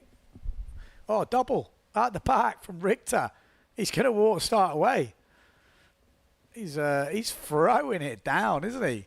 He is throwing it down. He's looked good in the warm-ups, in the training I've been watching.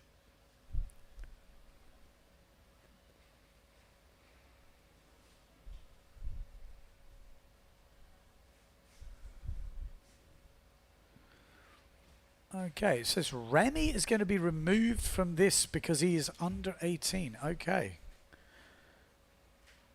Under 18s who are in the under 21s bracket are allowed to compete in under 21 boys. Okay, I'm a little bit confused. I hope I'll get clarification of exactly how this is working. Oh, lovely push loop there from Mark Alonso. That's going to help his cause.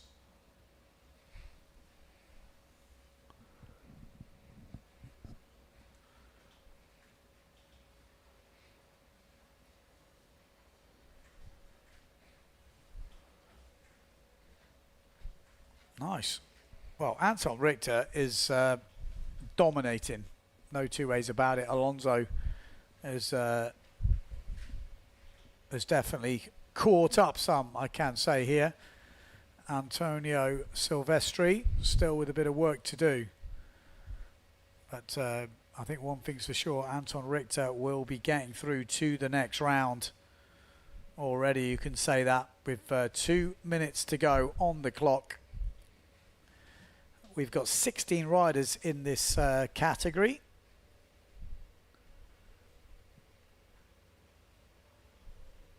Solid.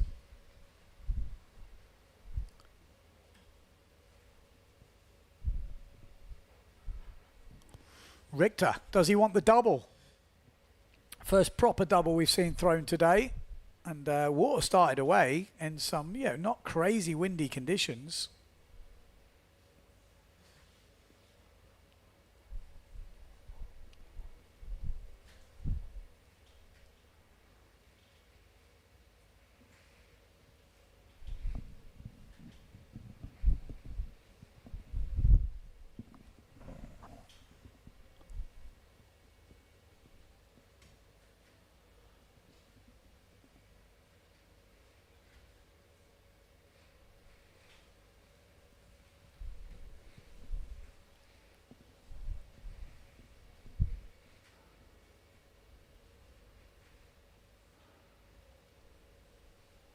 Mum. Richter's almost having like a nice warm-up heat. He's going to want to take the title here, no doubt about it. There's going to be a lot of good riders in this under 21s category, though. It's not going to get it all his own way.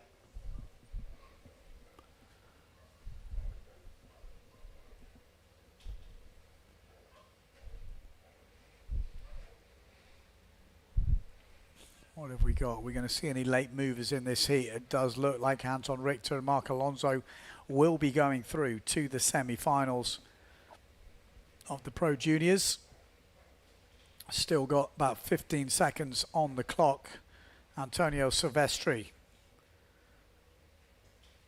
Forward loop. Clean, clean, clean. And Mark Alonso, there he is, just finishing off a wave right there. So Mark Alonso and Anton Richter into the next round. We're going to take some adverts and we'll be back to bring you heat number 2 of the Pro Juniors.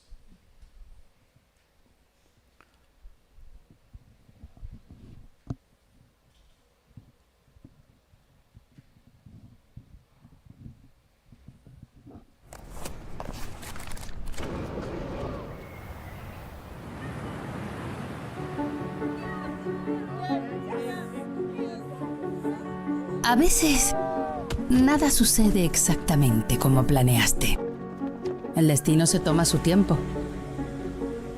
Y cambia tus planes cuando menos te lo esperas. Los mapas se borran para que descubras caminos que no existen en el papel. Y perderse es solo el principio de otra nueva aventura. Porque en esta isla, a veces, las mejores historias son las que nunca planeaste.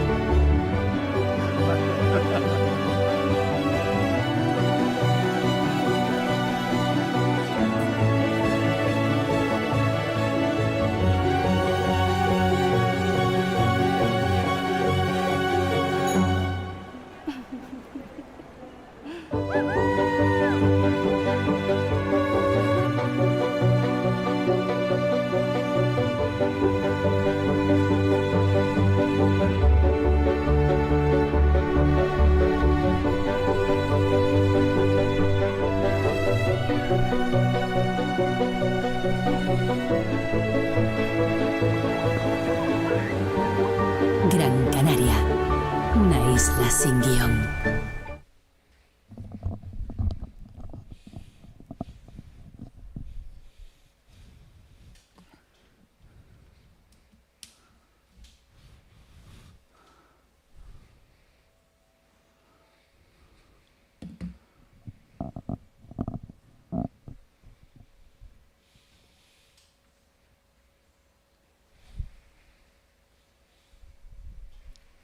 Okay, we are back. Yes, we are in Pro Juniors.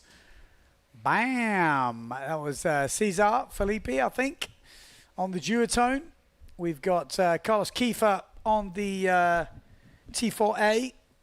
And we've got Rui Nogoshi on the Severn. Decent back loop from Nogoshi, but goes down as Carlos Kiefer trying to ride a wave down that bottom end. So there will be no under 18s in the under 18s. So if you've in the under 21. So if you've entered the under 18s, you're not allowed to enter the under 21s. If you're under 18, but you enter the under 21, it's up to you. But you can't go in the under 18s as well. So you basically there's no crossovers, is what I'm being told. So that is the way it's going to be from now on. Carlos Kiefer takes the lead with a wave 3.38.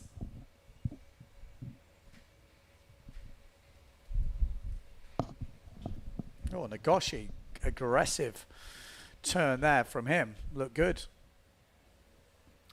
It's difficult. I tell you what, this under 21s category is there's some good talent here. It's going to be a real fight. There's no, massive standout where you're like, oh, he's got it wrapped up, it's all over. But Antoine Richter, I have to say, is definitely one of the top seeds. He looks good. He's looked handy. We know Ryut Nagoshi can throw down a double. Japanese rider Carlos Kiefer, obviously pretty talented as well. We've seen him throwing down some decent doubles in the past. And Cesar as well has got some skills as well. So it's really not an easy category, this. Just so much talent on offer. And these guys will be challenging in the main event as well, no doubt about it. That is a crossover there. If you're in the under 18s or under 21s, you can join the main event.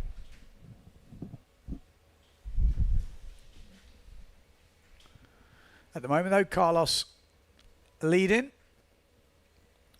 Got that 4-point forward loop, 3.5 on his first wave, 7.5 locked in already.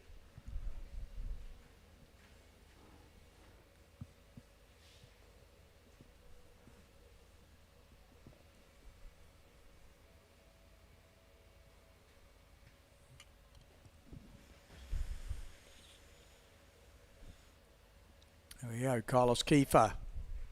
Are we going to see the double getting thrown down? A pretty big unit, this guy now. Nice backside shaka there. Needs to back it up with turns. Backside turn into front side. That'll do. That will do.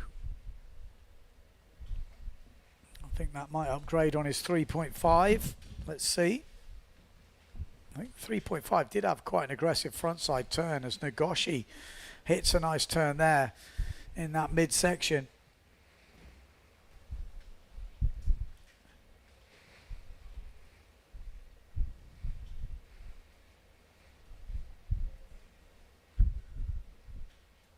Bam, inside as well. So that wave from Nagoshi, I think he rode that all the way from the outside. So we could be seeing a good score dropping for him. See what the judges thought about it.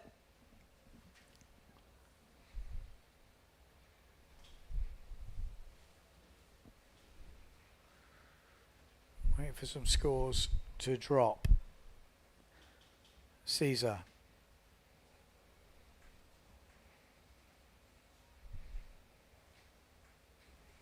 Looking for something. Little stunt ramp where he can throw down.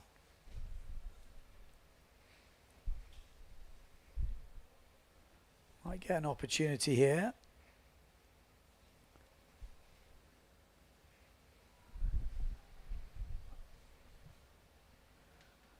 There we go. Nagoshi, Baki. Oh, tweak pushy from Caesar. Nice. Good style on the push loop. Tweaked it out.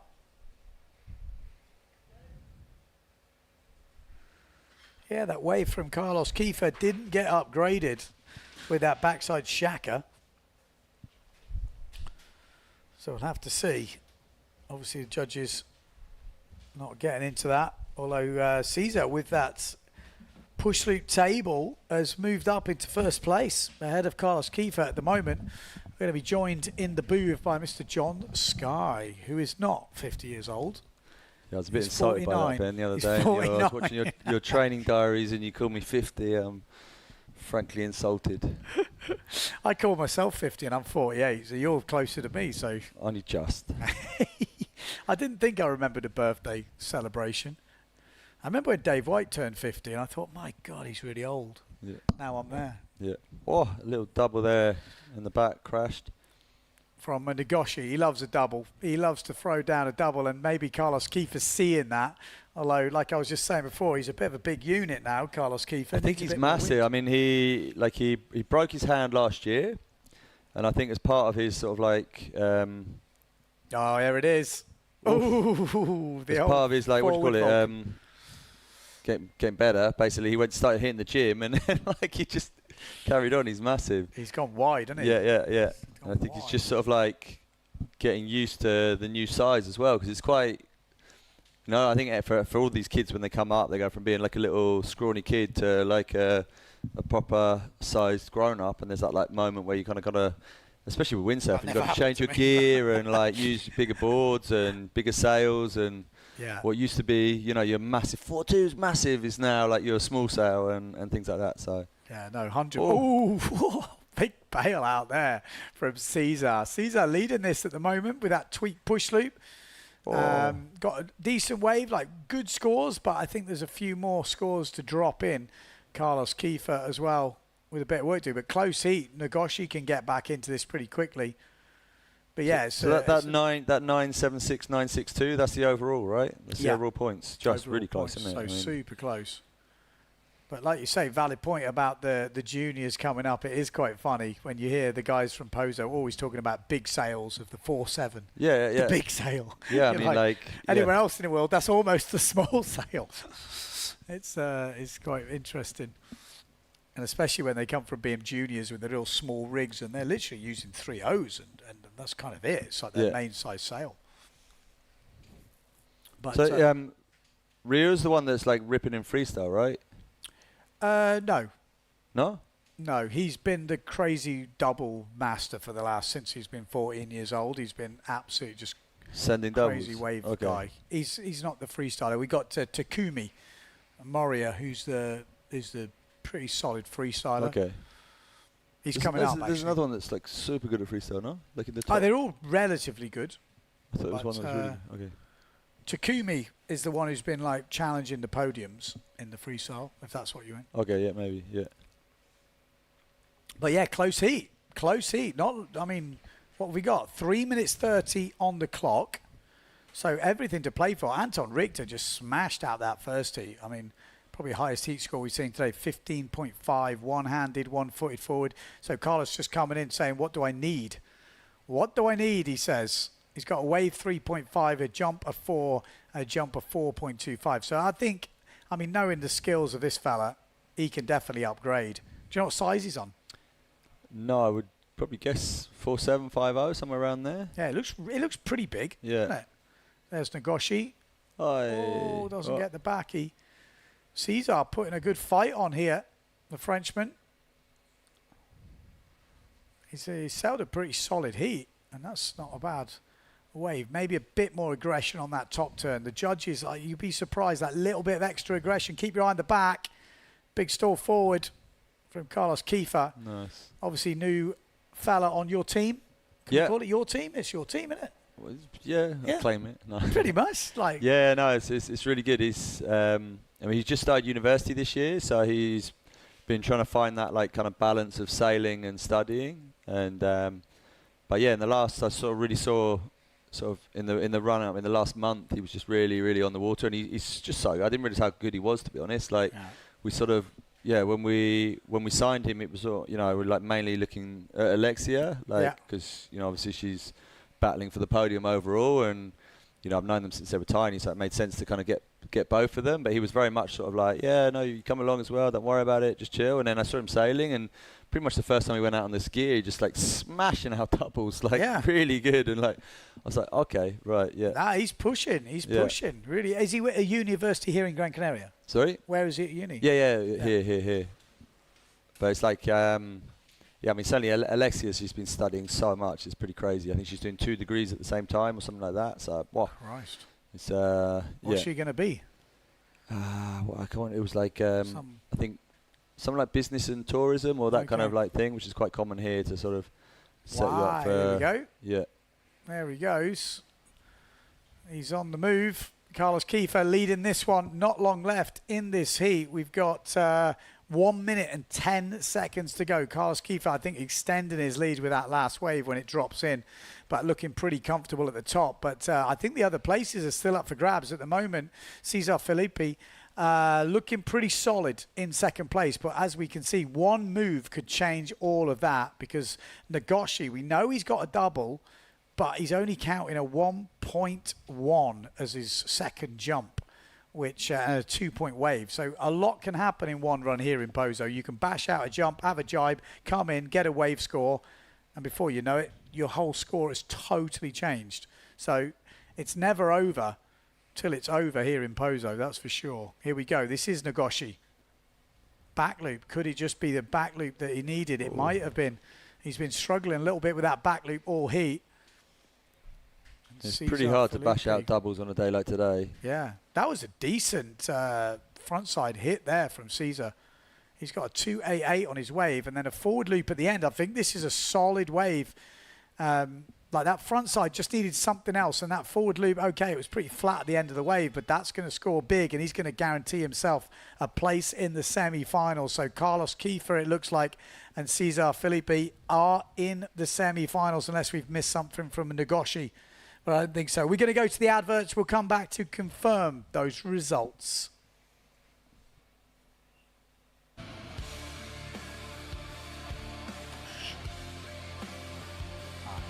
Are we live or? That's a good question. I'm always like.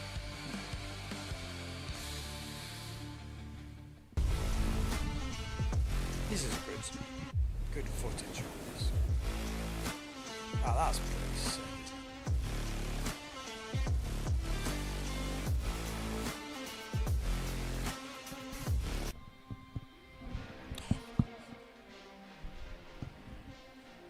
I really love the Dragon because it has a great maneuverability, power and wind range.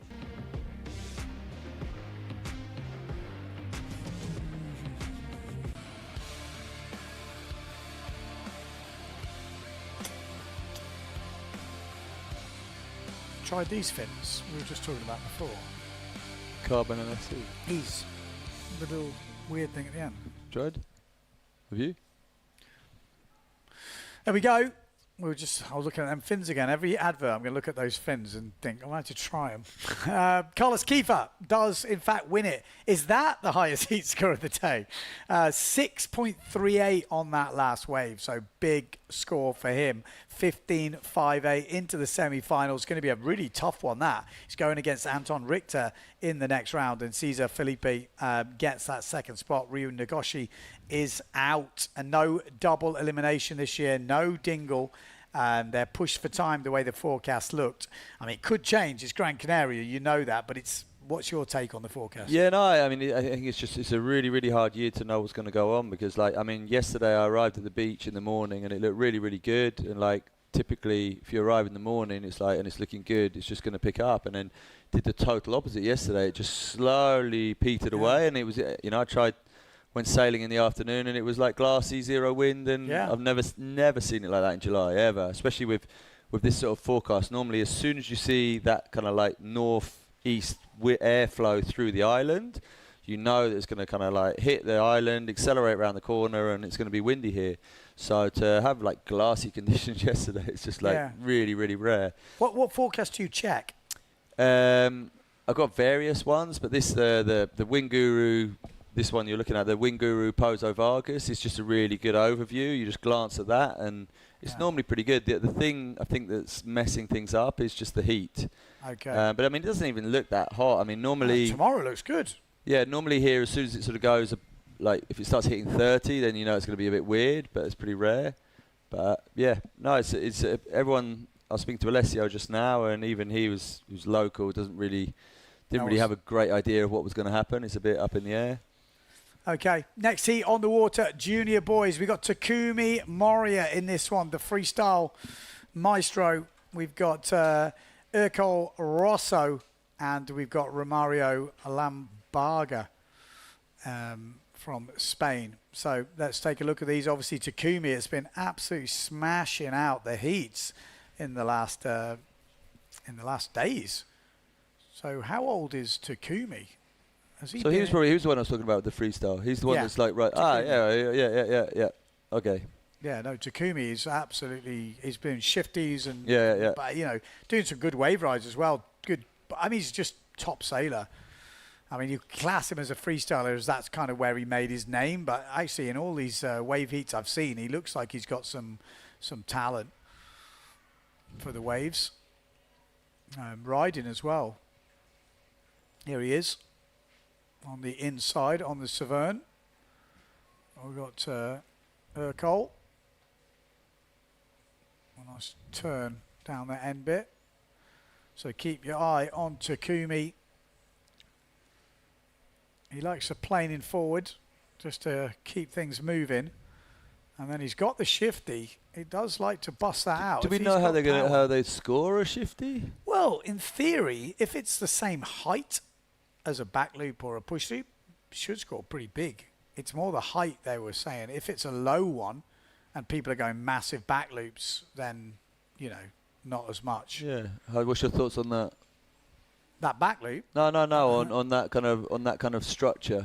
I'm up for it. Like I sometimes feel like a low shifty should score maybe more than a big back loop, in my opinion. Yeah. Well, Like my thing is, if it's easy and people say, oh, it's not wave safe, it's a jump. So if you get the height, it's all about height jumps. Like, I think anyway. If it's the same height, technically wise, it's harder. Because for me, even if it's not so high, what would you rather do, a high back loop or a medium shifty? Well, it depends on the height. If it's literally a low spinner, and you can go high and you use that ramp and you don't get the height, yeah, I don't think it scores as much as something with height. I like to see height. Okay. But if it's like Leonard's the other day, like a high shifty, this should score massive, I think. No one's doing them until everyone starts doing them. If everyone starts doing them, everyone's got us easy and everyone starts doing them, okay. But I'm all up for cheese rolls scoring more too. Yeah. You know, I think we should almost have not that I can do them, but I think like we should have 3 jumps and one of them should be mandatory straight jump, however you want to do it. Straight jump? Straight jump, no rotation. So it could be a tabletop, eagle wing, and then it pushes that side of it, and everyone will complain until, you know, so they learn it. You see some bad tabletops, and I know if everyone practiced them, we'd see some like old Dario, Dario's old tabletops and Honasses were just ridiculous, like just insane, like wrap round the mast. Oof. That looked pretty hardcore. But again, it's not easy for sure. But the shifty, I feel like the scoring does sort of just lead you down a path of like back loop, forward loop. I agree. Yeah, I mean, I was like kind of looking at. I haven't competed in. Beautiful. Nice. So that that's was Takumi. Down that bottom end, lovely really nice. back loop on the bunker. Yeah, having not competed for ages, I was kind of like looking at the scores and how because they had a really good breakdown of it, and I was kind of like, well, you know, like the back loop it's a no-brainer really, because you can 100% go high easily. It's pretty easy to land. But there's a certain level you get to when the back loop. It's like anything. Once you can do it, you can do it. It's like doubles to a certain level. Yeah. Once the top guys can do it, it's like, okay. But a back loop, you see at the lower levels, is still one of the most hardest moves for them to get. But when you get to the pro men, it almost changes. Yeah. It's almost like the easiest one. Yeah, I definitely think like I was comparing like a table push loop. Yeah. It scores less really than a back loop from what I could see, and I don't really agree with that. But is it because everyone has practiced the back loop so much that everyone's so good at it, not that it's easy? Oh, okay, if you're out sailing and it's windy or you're a bit out of control, what do you do? Push loop. Do you? Yeah. Really? Tweak push loop every time. Okay. If I'm wound. Okay. I end up doing back loops all day long. That's all I do. I like it part of. Yeah. Oh man, he's having a good heat here. Takumi already throwing down some good waves, some good jumps. But it is interesting. I think the move you practice the most becomes your most go-to move. So you look on the score sheet, you see back loops are good, whatever. So everyone practices it, everyone gets good. But I think when you look at the lower level, the consistency-wise, nice stall forward there from Urkel, nice, is the hardest one to get consistent. But then once you can do it, you can do it. But the same with push loops. Once you can do it, look at Lesio. Once you can do it, you can do it. Yeah. It's same with shifties. The guys that can do shifties, once you can do them, they seem to be able to bust them off anything. Yeah. So I guess it depends on what you set the score at. But for me to do a shifty, because I don't ever do them, terrifying. For me to even think about doing a shifty, it just like starts to be sweating. Here we go, already. shifty. Look at that. Yeah. Sick. Yeah. You know, like I want to promote that. Yeah, like, that's for me. I think that should score really, really highly. Yeah, that wasn't the best landing, but like if you had landed it perfectly, you're like, wow, that should be. And it's a good move to do because you can take the forward speed with it. You know, sometimes the push loops are a bit awkward if you don't get the right ramp, but with the shifty can actually. So it's a useful move. Yeah, I'm with you. What about air chachu or something like this? Too freestyly? Again, like I think if they do it really, really well, I think for me, I like to see something differently. Yeah. I mean, it's a forward with a rig flip in the middle. Exactly. It should score quite considerably more than the forward. Crazy Pete? Crazy Pete, yeah. You start opening the door, and that's the thing. I think we've got a bit stale, haven't we? Especially when it's like this, kind of like these sort of like fairly average conditions where the difference between a back loop and a big back loop is what, like half a meter, or it's like no one's really sending it massive today. So I would much rather see someone go out there and do a shifty, an air chacho, and a crazy Pete than a little back loop and a semi-stall forward, you know. But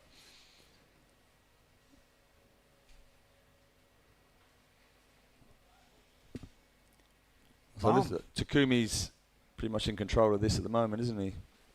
But people's arguments, going back to that, people go, oh, but that's freestyling. You're like, well, is it? It's a jump. I was just doing this skill track of Windsurf TV, and I'm like putting the jumps in because I'm trying to get a list of where you could kind of tick them off. Yeah. And it's pretty interesting when you go through some of the jumps. You're like, you know, some people don't even ever do them. Tabletop. Yeah. You know, me, I can't tabletop this direction, like port tack. Wow, I can just about get like, not even, you definitely couldn't eat your dinner off it. It's like not a table. It would be like a little eat or donkey. The other tack could kind of get them a bit better, but because you don't practice. Yeah. I think so. I think if you have to do them, you practice. Here we go. What have we got? We got Takumi leading this one, 11.92 at the moment. I'm going to have a look at the scores because obviously that was a very wet shifty, but it'd be interesting to see what was scored from it. But actually, is it coming through? Oh, the scores are 3 points for that shifty wet one, but it was wet, so difficult to get an idea. Nice tack. So what would you get for like a wet back loop or a wet push loop or something? Yeah, not much. No? Okay. Less than that, probably. Okay. A little bit. Depends how wet. Yeah. So many different degrees. But again, when you look in other sports as well, they really punish landings. Yeah. Like, unless you land in perfect, it's almost hardly scoring. Yeah, you know, we don't do that in windsurfing as much. I think I think sometimes it's quite hard to really define how good or bad it is, which makes it harder to really. Well, planing. If it's not planing, you don't score it. Well, it's like absolutely dry or planing. Like, you shouldn't get your body wet in theory if we went on other sports. But then you can, I mean, doing a massive stall double or something, and you land with your bum in the water, like. But then you get all the points for the height, but you get minuses for the landing, which I guess they do. Yeah. But it's really hard to know where that scale is. You know, like I say, in other sports, I guess you know roughly how high you're going to go. But I think in general they do a pretty good job of that. The judges now, do you? I think so. Yeah. I haven't seen, you know. Because when you see like I mean, obviously to land like a massive, like 10-meter high stall double, like planing, it's not going to ever happen in. You know, it's physically impossible. Cost is still going, so you never know. But if you land it like with the sail completely clean and your bum cheeks get a bit damp, then I think you can count that as perfect. 100%. Whereas like if you do like a little spin loop and land like that, then you can. Like you could to be me, planing, spin loops today have to be planing. Yeah. Like literally, like they have to be. We're talking pro men level. Oh yeah. No, it's tricky. It's definitely tricky. Much easier when we've got some big ramps around. 1 minute 30 left in this heat. Takumi Moria is leading this one by quite some way, 13.64. Second place still up for grabs. Romaro Lambarga is from Spain, looking pretty good. This is Takumi, still forward. Nice. Oh. Ooh. That's really frustrating there, where you've done the hard bit, you've landed it, and then. Hey, that was Romero.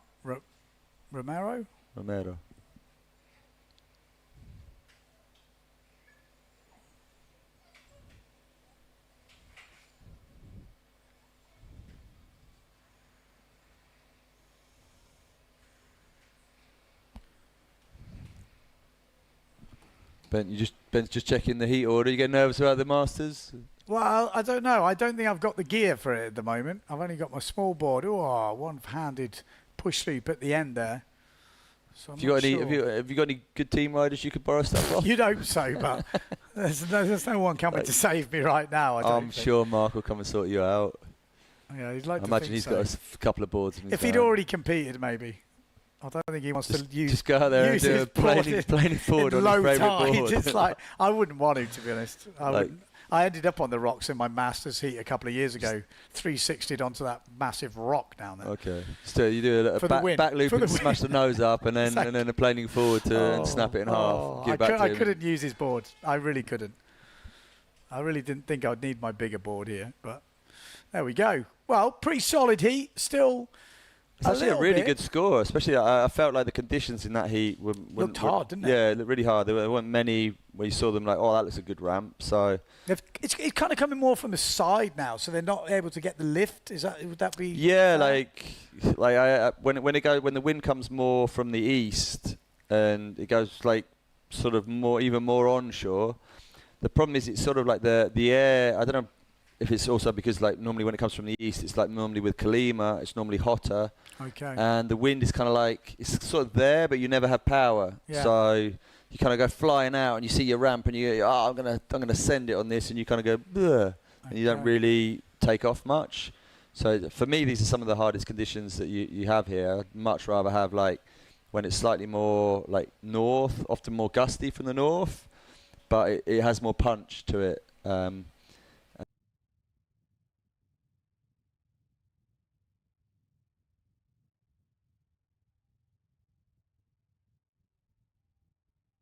Had a couple of those heats over the years. Yeah. No. It's quite funny. The more time I spend here, the more picky. I mean, I don't really sail POZO much. I don't really like sailing POZO much. And so unless it's like absolutely perfect, I don't go out. Like I'll go out if it's like really east like this. I just 2 or 3 runs, get frustrated and come in. So Okay, we're going to take a quick ad break and we'll be back to bring the next heat on the under-21s. Are you a windsurfing school, instructor, or club? Well, it's never been easier to promote your business and start a WWT one-star event, joining thousands already participating in the global 5-star pyramid. One-star events are open to all ages and all skill levels. Flat water? No problem. Waves? No problem. The only requirement is fun. Head to worldwindsurftour.com today for easy steps to sign up. Bring them to the water and let them play.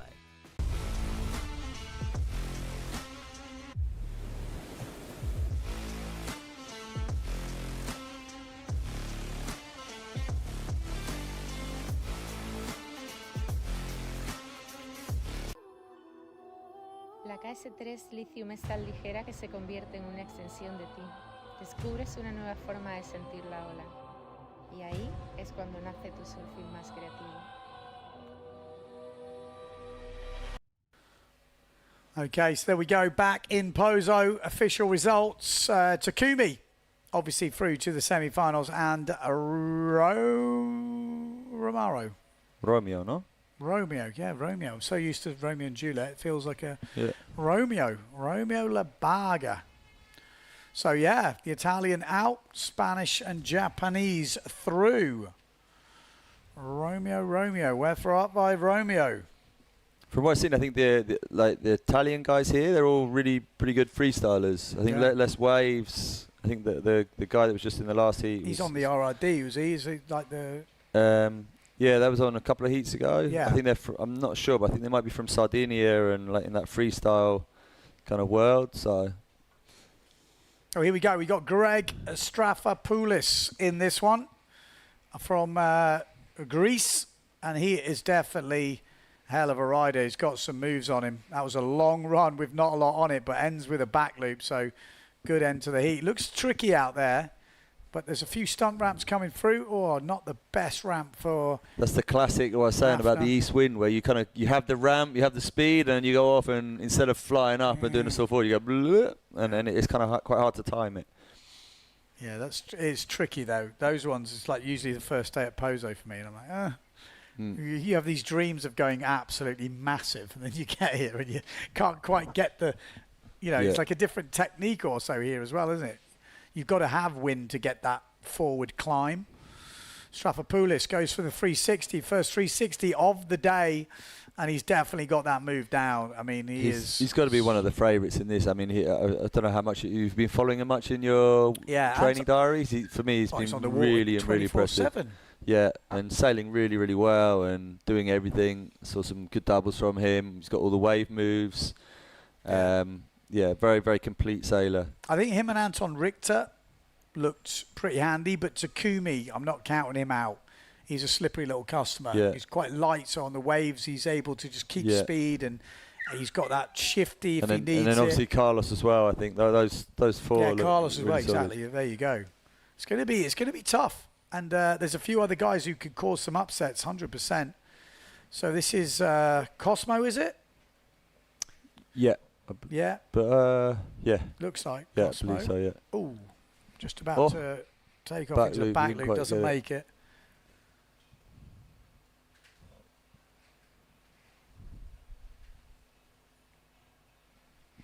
I think it's really interesting. We're seeing these like real sort of like pockets of riders coming from different places. Like there seems to be quite a few like Germans coming through with that Anton. I think he's like leading the pack kind of thing. And then I know this Leon guy and the Golbish brothers, and you see these sort of like groups of people coming through. Yeah. And I saw there's a whole bunch of like Danish young kids as well, and you always get those little generations from different places. And I went saw the Belgium group that were. Yeah. I haven't seen them this year, That's but like they've been. actually. There's like a really good school with a bunch of kids really pushing. I guess they get exams that like depending how old you are or when you Yeah, get it's them. true, I it's guess true. I'm not quite sure, but it's quite interesting. I saw that program or saw something about the Maui sort of kids, which it was like Bernd Rodiger, Kai Lenny, Morgan Nero. That. Yeah. And you're thinking, well, that makes sense. They all Yeah. kind of boosted up together. You see it here in Pozo as well with the Nice Alessio push, Stilwich, Malk, Yeah. all those guys. And then you've got the new kids, which is Yeah. Marino, Liam, Yeah. and whatever. It's like, and then you've got obviously new kids coming through all the time. So it is, and kids motivate kids. Obviously, your son was in his first ever, heat the other day, and probably because he sees the other kids, it's more motivating. But for him, it was all about Rocco last year. Like Rocco, like Robbie Swift's son, who they're exactly the same age, and Rocco pretty much just went out did his heat, and then my little boy saw that, and he had nowhere near the level, and I think already then he was kind of like sort of set his eyes a little bit. I want to do that, and I mean, honestly, he didn't really have the level for it. It was the biggest day he sailed was the day of the heat, and it was like microscopic. But just to be honest, the run up to doing it, that was beautiful back loop there, wasn't it? Yeah. It was more about the process of getting there that was the important thing. Like he was super motivated to learn to do the water start, to learn to do this, to learn to do that, just so that he could do those heats. And it was really good. I think it's important. Like I say, people think competition, competition, but actually it's those little motivations, those little things. For me, this 100% motivation. I've entered the Masters this year. I really don't enjoy much competing here, I'll be honest about it. But what it's been really good for is the last 2 months, having that kind of goal, and instead of just sailing around doing back loops, going like, okay, right, I'm going to try and relearn this or relearn that, or just try and do things a little bit out of my comfort zone, and that drive and that push, and that's for me, that's been more important than the actual doing the heat. Yeah, I think that's the same for anyone out there. Don't think competition is just to be the winner of doing it, but it really helps focus your kind of energy into something, and it kind of feels more rewarding when you go sailing, having like this goal of, or there's something to look forward to kind of thing. But good heat so far. Gregory Staphopoulos, Greg. From Greece. He's having a good one, already on 12 points. Little sneaky push loop before. We also saw that 360 on his first wave. We also Mafner, nice back loop from him on that little bit of an exchange before Greg getting on the push loop. So it looks hard at the moment. You can see they're struggling for height. It does look really, really hard, yeah. Struggling to get the lift that they were getting earlier this morning. The wind has gone a little bit more round, to sort of a bit more onshore, and it's got a little bit more like airy. I think this is also the absolute worst state of tide, where it's kind of like dropping almost low, and it just becomes like really choppy. Chop fest. Yeah. We actually tried to do a shoot the other day in the morning really early, and the tide was like this, and it was so hard because it was, even when you saw a ramp, there was like a little bump in front of it that you couldn't really line up and get that smooth takeoff. Yeah, not easy. Not easy, but that's what you got to do in competition. You got to make the most of it. We haven't got the greatest of forecasts we've ever had. But yeah. I think today, if the wind stays like this today with the pushing tide, I think it could be quite good throughout the afternoon. And then tomorrow it looks like a bit cooler. Which is amazing, really, when you look at the forecast. It's not like everyone's moaning about the forecast, but we're still competing. You know, that's what I was saying about POZO or Gran Canaria in general. It's just a win machine, this place. This is the worst forecast everyone's talking about for years or since 2012, and we're still competing. That's what I said to someone on the beach, like, how many UK contests have we had where this would be considered epic. Like score, just to I've have been loving it. To have like win 4-7 weather or whatever, you'd be like, wow, yeah, we scored. It was amazing. So obviously the bar gets set really, really high in POZO. Whoa, was that double? Was that double? Yeah. Super, like amazing landing in this wind. We saw half of it, but yeah. I mean, impressive stuff. But he's a machine. He is like built, isn't he, as well? Yeah. He's like a rugby player. A little bit of flair with that head throw. He's got the long hair, like him and Sammy have been growing the long hair to get that flick. Yeah, a couple of extra points. Yeah, couple of points. Give me a point. Flick that head. How long we got left in this heat? So we've got 3 minutes 50 on the clock. I should really work out how my watch works. I don't really know. Have you got a rolling watch? I've got the old sailing ones. They're in the van at the moment. That's idiot proof, that thing. Yeah, I should have brought mine.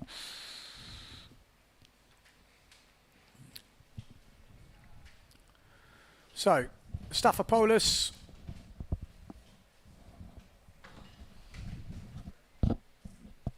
Having it. 13.68.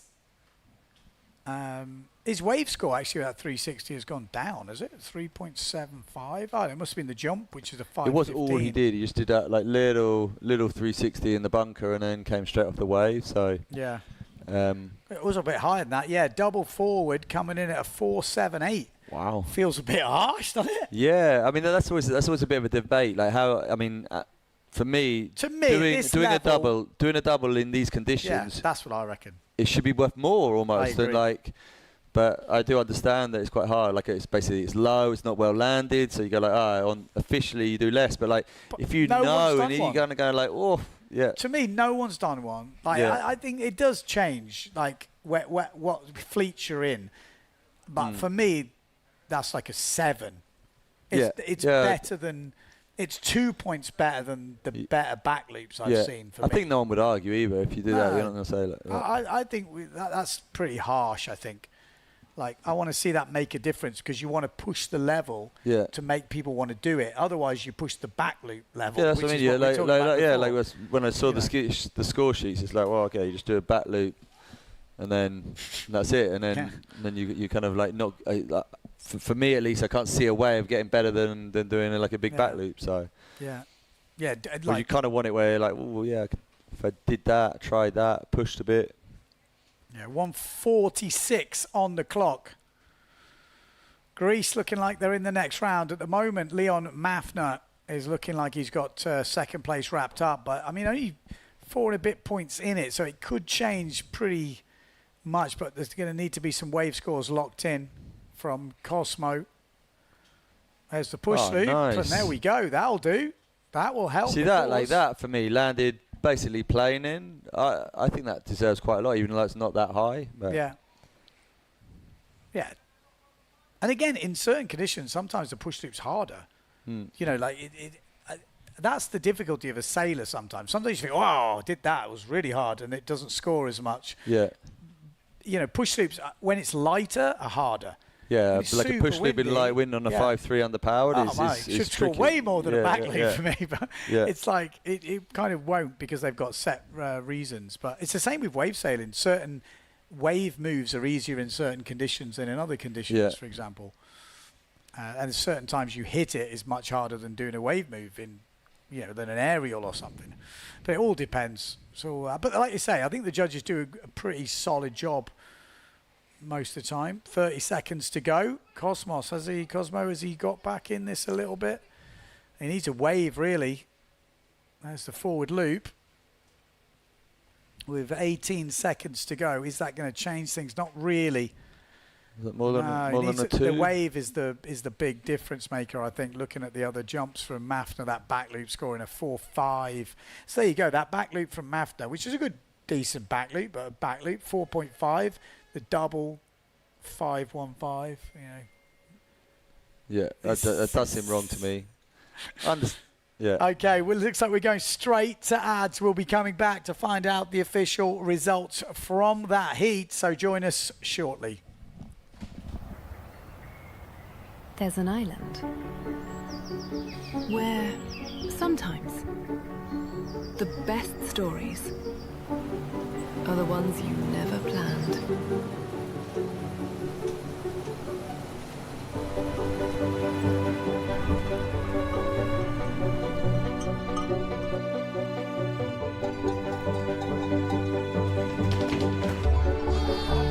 ¿Dónde van? Que lo veo desorientado. Este es un regalo para Gloria. Este lo tiene la flor.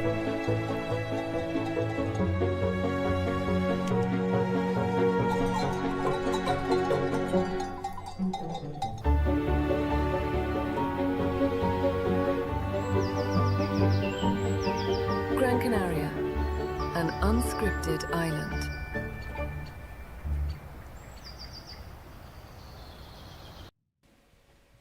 Okay, there we go. There's the official results. Another good heat score. We've seen a lot in this sort of range, so it's going to be very good semi-finals and finals. But Gregory Staphopoulos is the winner of that Pro Juniors heat number 4, and Leon Mafna getting second place gets him into the next round.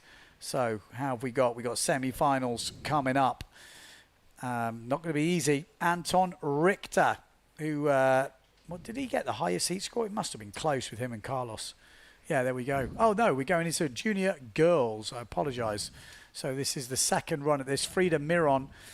We've got Natsuki Wakasa and Alina in this next round. Waka actually won the first round of this, so all eyes will be on her. She looked in good form.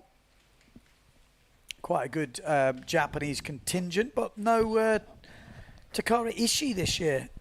Yeah, no, I don't know where. I don't know. No, I've not. It's probably the first year I've not seen him. Yeah, I don't know whether. I think for the guys that were in Fiji, it would have been quite. I mean, it was last week.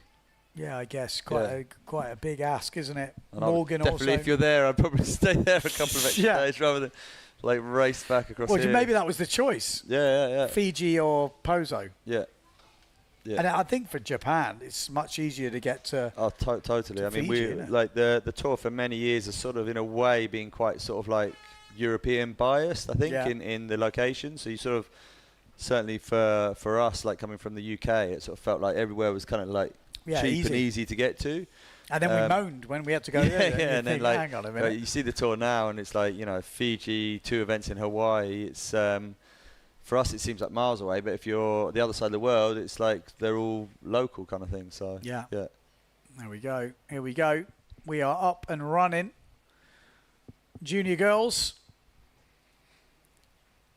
Oy. So this is under 21 or under 18? Under 18. Okay, yeah. Under 18, yeah. Because under 21, you have. Is Alexia still under 21? I don't know. But you have Sol for sure. No, Sol de Greek. I mean, she's 16, so she could enter the under 18s. Oh, okay. It's a good question. I'm pretty sure, because we've had the under 15 girls. This must be under 18s, and then the Pro Juniors is under 21. I think Sol is just like on a level. I mean, she's winning. She's winning main fleet competitions, so I guess she goes in the upper age bracket. Yeah. Yeah, she spends a lot of time here in the winter. I think they've got an apartment here. Yeah. So she comes over quite a lot, and it's really impressive because she not only sails a lot, but she's like just pushing and just seems really focused. It's quite impressive. And she's already been trying doubles at 15. Yeah. So you're thinking she's already at 15. Yeah. We are going to see because no one, as far as I know, correct me if I'm wrong, has landed from the women's fleet a clean double. No, I know Dida's had some pretty good attempts. Solid, but I don't think she's ever kind of really got it nailed. Yeah. This is looking difficult now. I think this is some the hard wind conditions. maybe backed off a little bit. You sort of see some glassy patches on the inside, which is kind of what happened yesterday. It's not a great sign, is it? But no, you never know. We've done well, though. We've been smashing out heats and we're still going. So it's still all to play for. But it does look tricky at the moment. I think, to be honest, though, at this state of tide for some of the younger riders, it can be quite nice because there's lots of opportunity up here. With my son, I was so happy it was like light and small. I said to him, like, if you know, I mean, like, you remember last year it was like brutal. It was like and they were running at high tide or something. Yeah, but I mean, Philip Costa was like on 3-1, and it was like so windy. And I said, if it's like that, you're not going out, because I didn't want to be scraping off. Especially, that at certain states of tide, doesn't really look like it, but that bottom section of the beach is basically like a wall. Yeah. And the wave just, when it gets bigger, it just sort of basically smashes against the wall. And you, like, sometimes it's even quite hard to crawl out of it on all fours. And I just had like images of my little boy just being smashed there and never wanting to go again. So I remember seeing, Karen Yagi getting underneath the sail, when it sucks down on you and you get the wrong side of it. And, these are experienced people, like some of the boys as well, coming in to change quickly and tripping over and then... No, I've had it like a couple of times. I tried to come in to change something on that, and you just get there and you can't even get up it because it's all sliding down. So you're sort of like walking up this really steep wall, and on top of it it's moving, and it's definitely hard. Whacker down that bottom end. It's definitely got lighter, as an overview it looks all right, but you can see when you're kind of going in, they do look a little bit more underpowered at the moment. But Alina leading. She's had a 4-point wave ride in that early exchange, which is a really solid score. And that's going to put her in a really good position coming through this heat. Wakasa has filled her score sheet, but she's going to want to improve on her waves, no doubt about it. Frida Miron at the moment with just a small wave ride. Looks a little bit underpowered down there. So plenty of time to go. Wakasa's got some work to do. But Alina, do you know her, Spanish rider? Diefenbach. Doesn't sound very Spanish, the name, so maybe there's a bit of German influence in there. But I mean, I'm totally guessing. Yeah, it could be that. I know there's a local girl here whose, I think, parents are German. Could be her. Here we go. Wakasa on the Goya. Looking, it's much easier to see what's going on now. That's another one. We were talking earlier about these little pockets of talent coming through. Japan is just like, I mean, for our whole career, there was like no one really, was there? There was like nobody from Japan for like 15 years, and then suddenly, you see, I think really Takara and Takuma have kind of like set a path. No, saying that on the dragging along earlier. all these kids, and there's so many of them.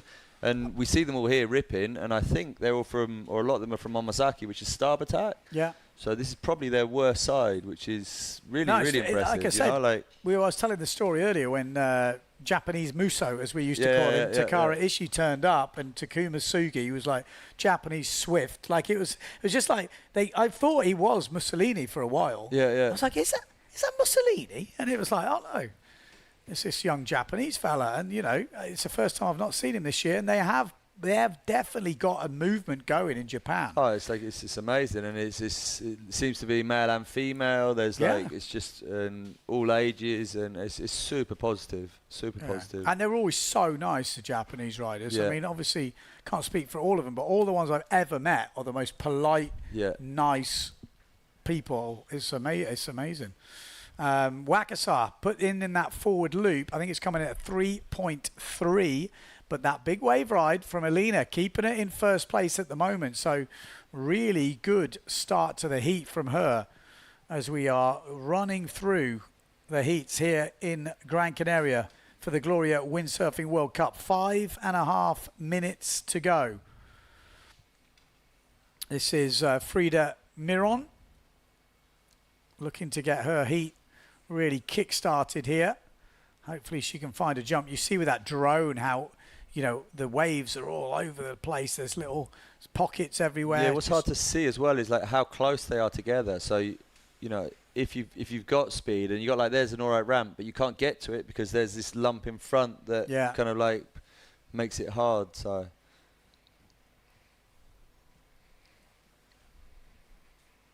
A little jump up that far end side. Alina still leading, very close though, just 0.63 in it.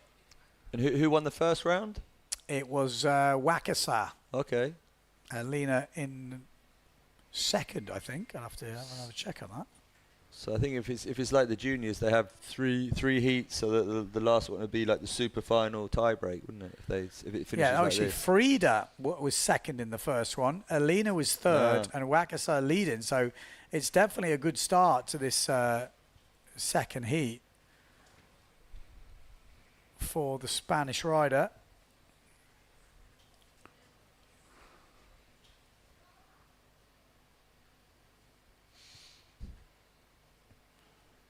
And if we have conditions like this, do you think it's an advantage for the locals or disadvantage? Because I think like on one side, like when it's disadvantage. Disadvantage. Yeah, I have a feeling like when it's small, I think they have a big advantage because it's for me, this place, and I don't consider myself a local here because I don't sell enough. But I see when it's really small, it's kind of like quite tricky to find things, and they're still ripping and no one else is. But then I think most of them won't even have a big sail.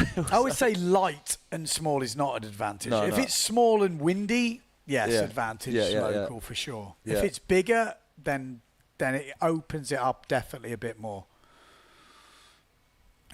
But look at this. Absolutely level at the top. Wakasa in second place, though, at the moment on the highest wave score. A 1.25 for her wave. But Alina with a 4-point wave is leading the way here. If it is a tie, it does go to the highest wave score. That's usually the way it goes. If the wave scores are locked, I'm sure it goes to the highest jump score and so on.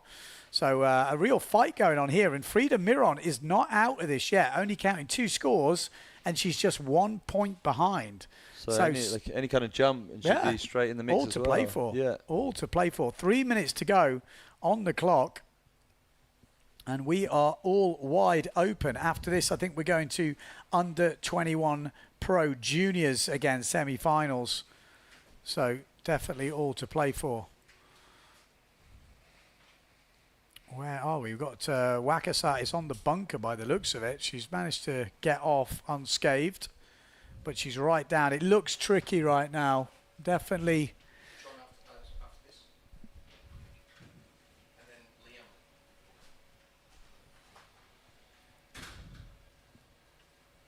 There we go.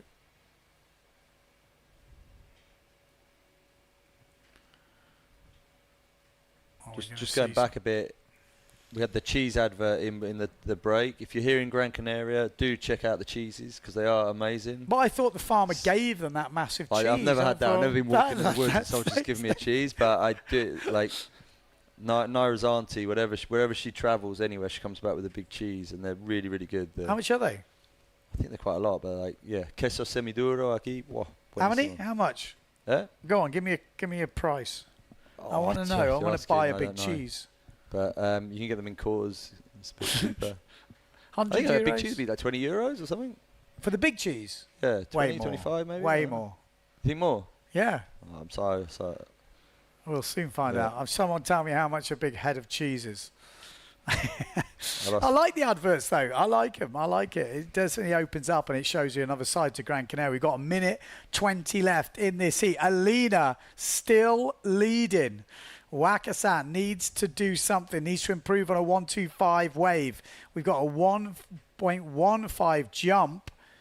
Miron getting a jump in. Wakasa probably doesn't know what she needs, but she's there, and you can see the wind line on the way out there. There's definitely a light patch, but at the moment it would be the third ranked rider who would win this next last heat, and it would be all level because I know Wakasa would still be leading because she got a first and a second, so it's all to play for. But the Japanese rider really needs to improve on a 1.25 wave. If she does, keep her eye on that pink sail out the back. 30 seconds to go. If she can find a wave here that's better than a 1.25, she could win this heat with a last-ditch wave ride. She's coming in on the right-hand side. Keep your eye on the pink sail. Although there doesn't look many waves down there, we're getting further and further away. Is this a drone or is it I think it's the cam, but she's not going to ride the wave by the looks of it with 5 seconds to go.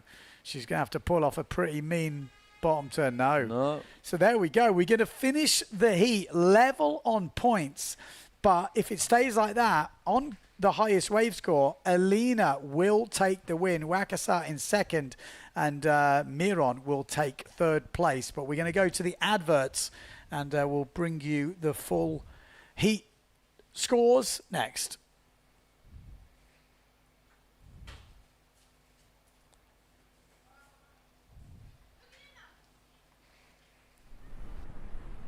Hay una isla donde a veces las mejores historias son las que nunca planeaste.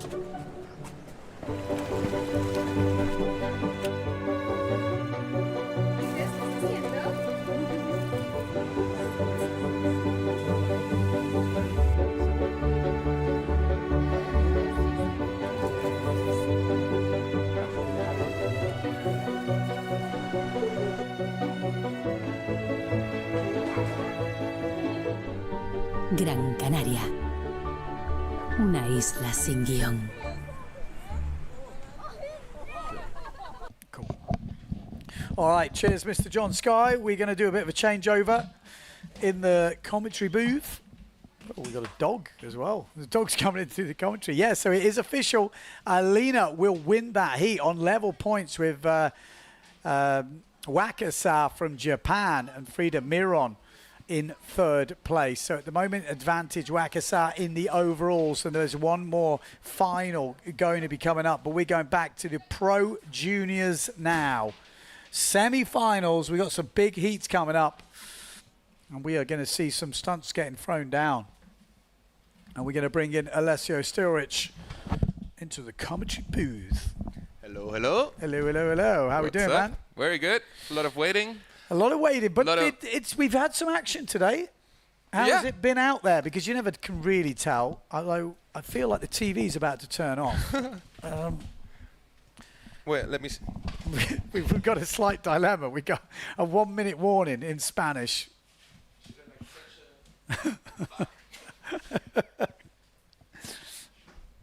Is there a controller? Okay. We fixed it ourselves. We're good. Okay, we're sorted. Pro Juniors. Under 21s. Anton Richter, Carlos Kiefer, Mark Alonso, and Cesar Philippe. In this heat coming up, which should be getting thrown down because we've already saw some big scores. We've already seen Carlos Kiefer getting the highest score with around 15.58. Pretty much the same score for Anton Richter. We saw 1 foot, one-handed back loops, doubles. We've seen everything. So this is how it's going to get. It's on the white sail. F2 is Mark Alonso from pretty sure down in Tarifa way. We've got Cesar Felipe on the duotone and then with a nice forward loop. And then Carlos on the yellow T4A sail. And then the back loop from Anton Richter. 2 back loops, actually, Anton Richter and Carlos Kiefer. Who you putting your money on? I think it's a tough one. I mean, everybody's selling really good, but I think it's going to be a tough one between Carlos and Anton. But being from T4A team, I'm going to cheer for Carlos, obviously, even though Anton is really ripping. Two guys in the final. Doesn't matter where you finish, as long as you finish in the top 2. Yeah, right. So we've got to be looking for. They're definitely the seeds, I would say, Richter and Carlos Kiefer. We've seen them in finals before in all these junior matchups. But Mark Alonso, Cesar Felipe, we're looking at those guys to maybe cause an upset. Definitely, they could do it, especially in this type of conditions. I think everything equals out quite a bit. Yeah, it's tricky out there, isn't it? It looks really tricky. I mean, I still haven't even warmed up, but yeah, it looks really, really tricky. Just like not at all wavy, light wind, so it's really hard to kind of get height. And maybe dropping a bit now. Is that what you would say, or we still got wind? Yeah, it looks a little bit lighter than like 1 hour ago. You're right. Yeah. It's not really a good sign, is it? No, not ideal. But Carlos Kiefer, going for a wave. a man with a new body on him. He's big, eh? He is an absolute unit, I tell you. It's quite impressive. How much do you think he weighs now? Like 95? He looks big. He looks really, really big. He looks like a slalom sailor maybe almost, 90, doesn't he? because he's still young, but 90? No, but he's high also. Eh? I think he must be like 185, something like that. Is he? I think so, because he's higher than me and I'm 180, so... Yes, maybe you're right. He's grown quite a lot, the young kid. Yeah. Oh, he's a beast. Oh, that was probably the best wipeout we've seen today. Lovely bail. Wanted the tweak pushy. We saw it in the last round, but had the commitment, but probably didn't have the height and thought better to eject.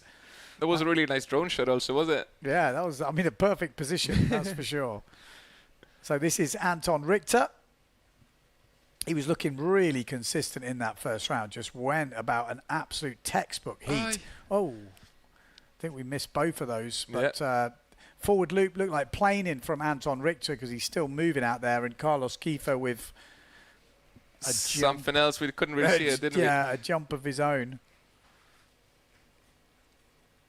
Carlos has already had a back loop, so maybe that was a stall forward or a forward. Could have been a double knowing him, but it's could have been a easy double, out but there. I think the ramp was just like, didn't really look like a double ramp. I think it was more like a backy Forward. maybe. Or Well, he's already had a backy. Okay, then was a forward. Yeah.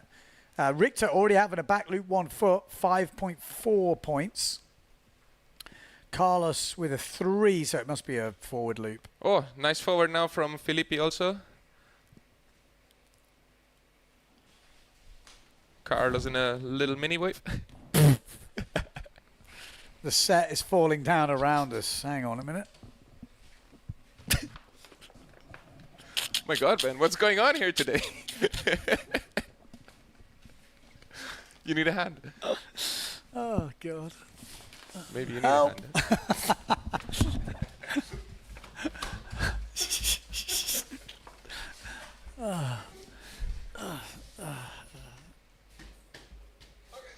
Okay, sorry about that. We've got the set falling on our heads.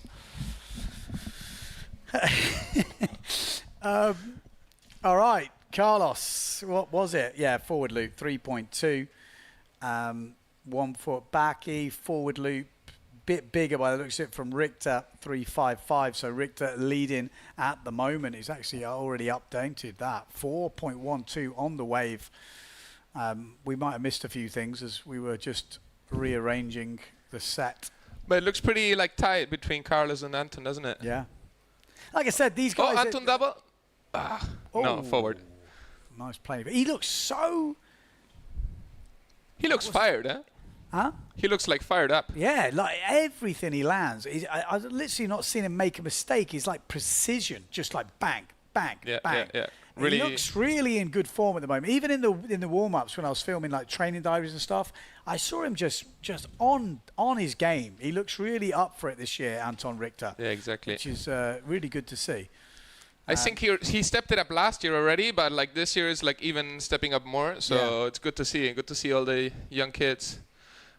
Hopefully making our lives a little bit more difficult. Yeah. Like, hope, no, not hopefully. Well, maybe not hopefully, but well, I mean, it's good for the sport anyway. So it's great. And there we go. This is Carlos Kiefer. I've heard he's started university, so not been sailing as much. But in the last month, he's been really, really busy. I mean, I saw him sailing, obviously, but like for sure not all the hours that he wanted to get, but.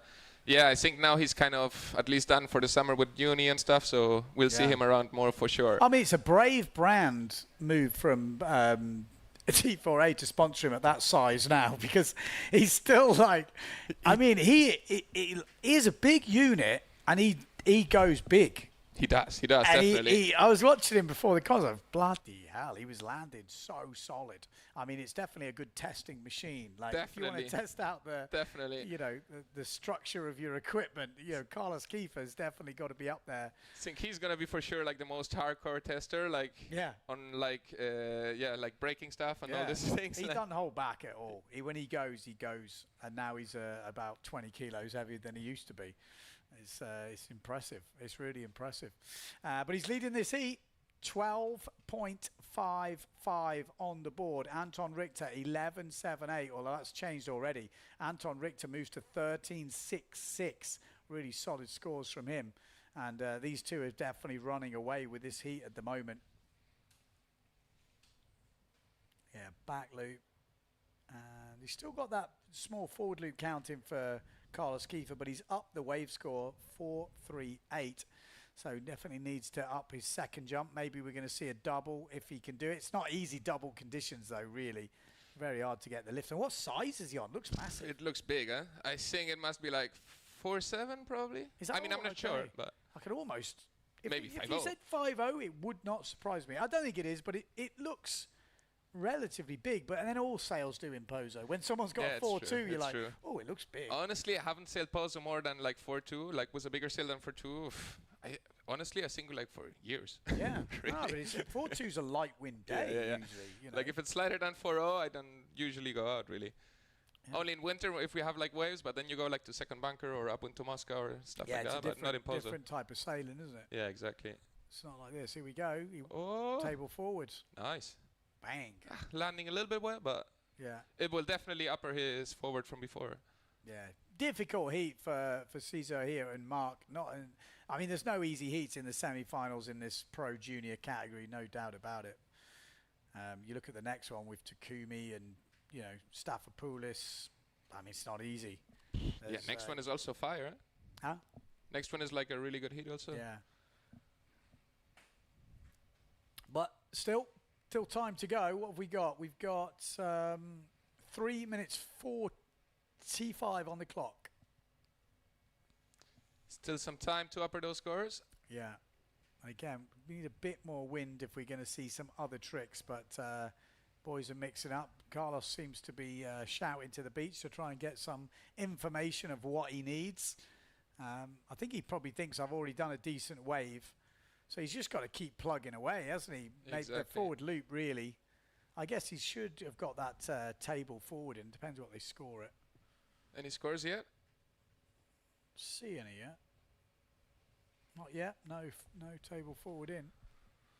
He's getting a lot of info from the beach. He likes to come in and really get into it. He's like, I think that's a good thing, though. If it helps him, definitely focus.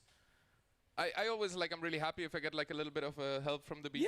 You're doing good, you missed this or you missed that. A point up to the sky, I'm happy with. He's having a full conversation here. No, but did you mention already what's legal this year? They changed it? You can kind of just get a smartwatch or something? Well, I haven't actually said that yet, but there's a new rule. I think I mentioned the other day, but there's a new rule where you're allowed to have technology which you weren't allowed before. So you could have, in theory, a radio to the beach, radio headset or a phone or anything. Or WhatsApp messages or whatever. Which seems kind of interesting. If you Bernd Rodiger, he carries around a massive speaker anyway.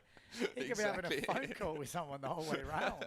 He's ahead of the game, Bernd Rodiger. He is. He saw it coming. He saw it coming, exactly. No, but honestly, I've been thinking about it for years. It would be so cool to be it to be illegal because it was not it was prohibited. But yeah, now we got it. So someone put it to me a different way the other day, and I thought, oh, that doesn't sound great. Where they said, someone in Hookeeper could be telling them what waves to catch. And I think that not so good because you've got a higher Yeah, you're right there. And that feels a bit wrong. I like the idea of knowing your own scores because then you can kind of see what the judges are giving you because, sometimes you think you've done something good. Yeah. The judges don't think it's as good as you think. Or sometimes you've done something that you didn't think was good, but actually it scored way more. Exactly. And you're like, oh, fuck, I don't have to waste my time trying to upgrade it. So those type of, I think, information can be good, but having someone tell you all the what details. Set wave to get. That's true, actually. I've never thought about it, but now you mention it. Someone mentioned, it was a hunter, actually. Marine Hunter said it. And I thought, You know what? It's actually a good point. That's quite a massive advantage. But then on the other and side, you should have to know that yourself. Yeah, but if everybody's allowed to do it, then everybody can do the same. Then it becomes a bit more not the sailor. Becomes more of a team thing, kind of. Yeah, which you know, like you can look at it in different ways. Going back to this heat, it does look like a 2-horse race. Literally, we've got 1 horse in second place, Carlos Kiefer, and yeah, looking pretty solid of getting through to the final here. How much is there left? Not much, yeah? We've got about a minute, is it? 30 seconds. 30 seconds left. So I think it's pretty much all over. It looks like Anton Richter getting through to the next round with another solid heat, Carlos Kiefer. So Richter winning both of his rounds so far. He's looking in good form. And he will be making the Pro Junior final under 21s category. I mean, these guys, in theory, will be pushing in the Pro Men's fleet. And, you know, they'll be trying to get inside top 10s. That's where they'll be aiming for. But there we go. That is the end of the heat. So, yeah, join us after the adverts and we'll give you the official final scores. Hay una isla donde a veces las mejores historias son las que nunca planeaste.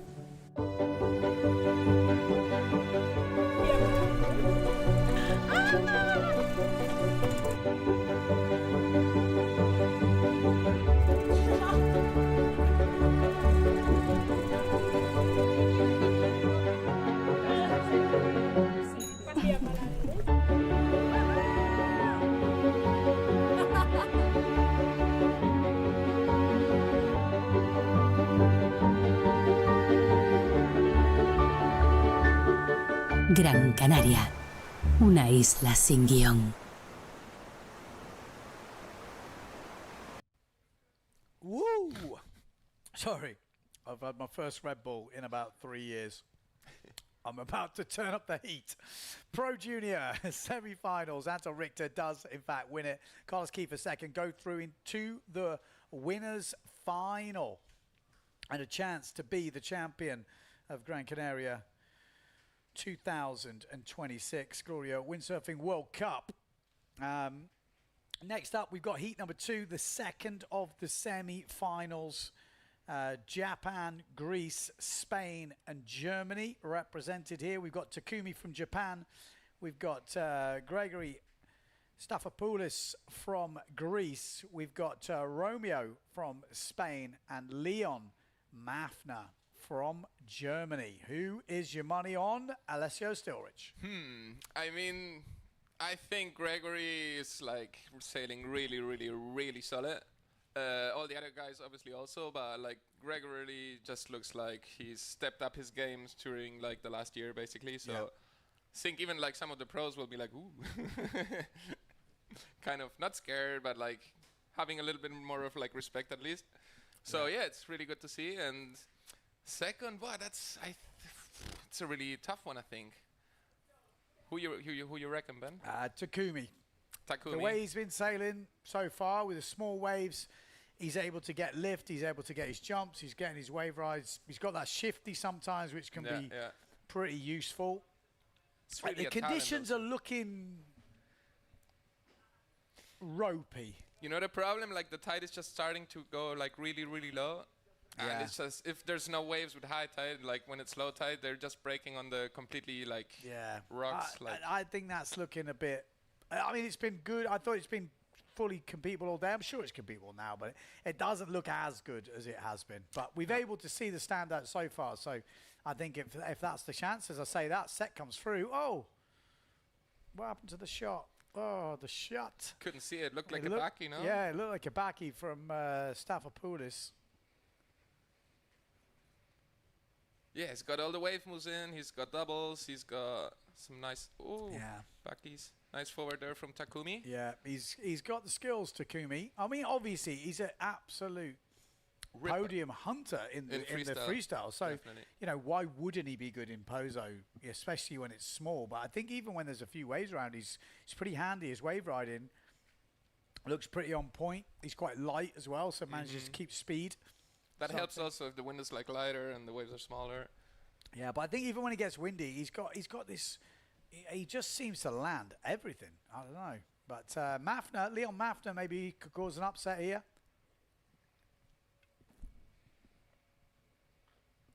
Score is coming in. Yeah, 5 points for Gregory. Well, 5-2-2. Is that for that first jump? So maybe it was a one-footed back loop or one-handed, something like that. Yeah, definitely. Definitely something a little bit more than just a normal back loop.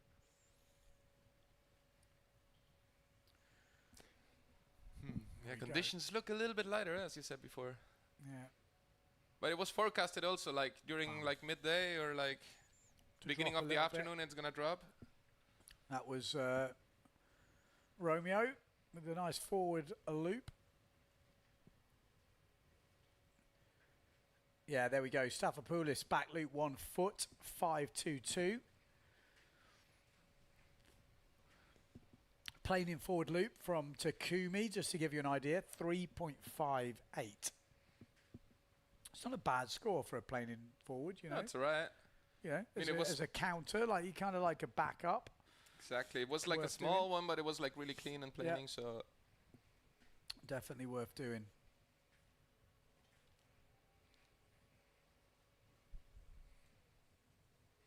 Yeah, what a shame, eh? We've been unlucky this week with the conditions, really. It's rare to see POZO like this in summer, but it can happen, and we just had the bad luck that all these 10 days are just going to be like the worst ones from maybe like the whole month. Yeah, no, you're right. It looks windy next week. Yeah, it does. But it's pushing the guys, especially the juniors, youths.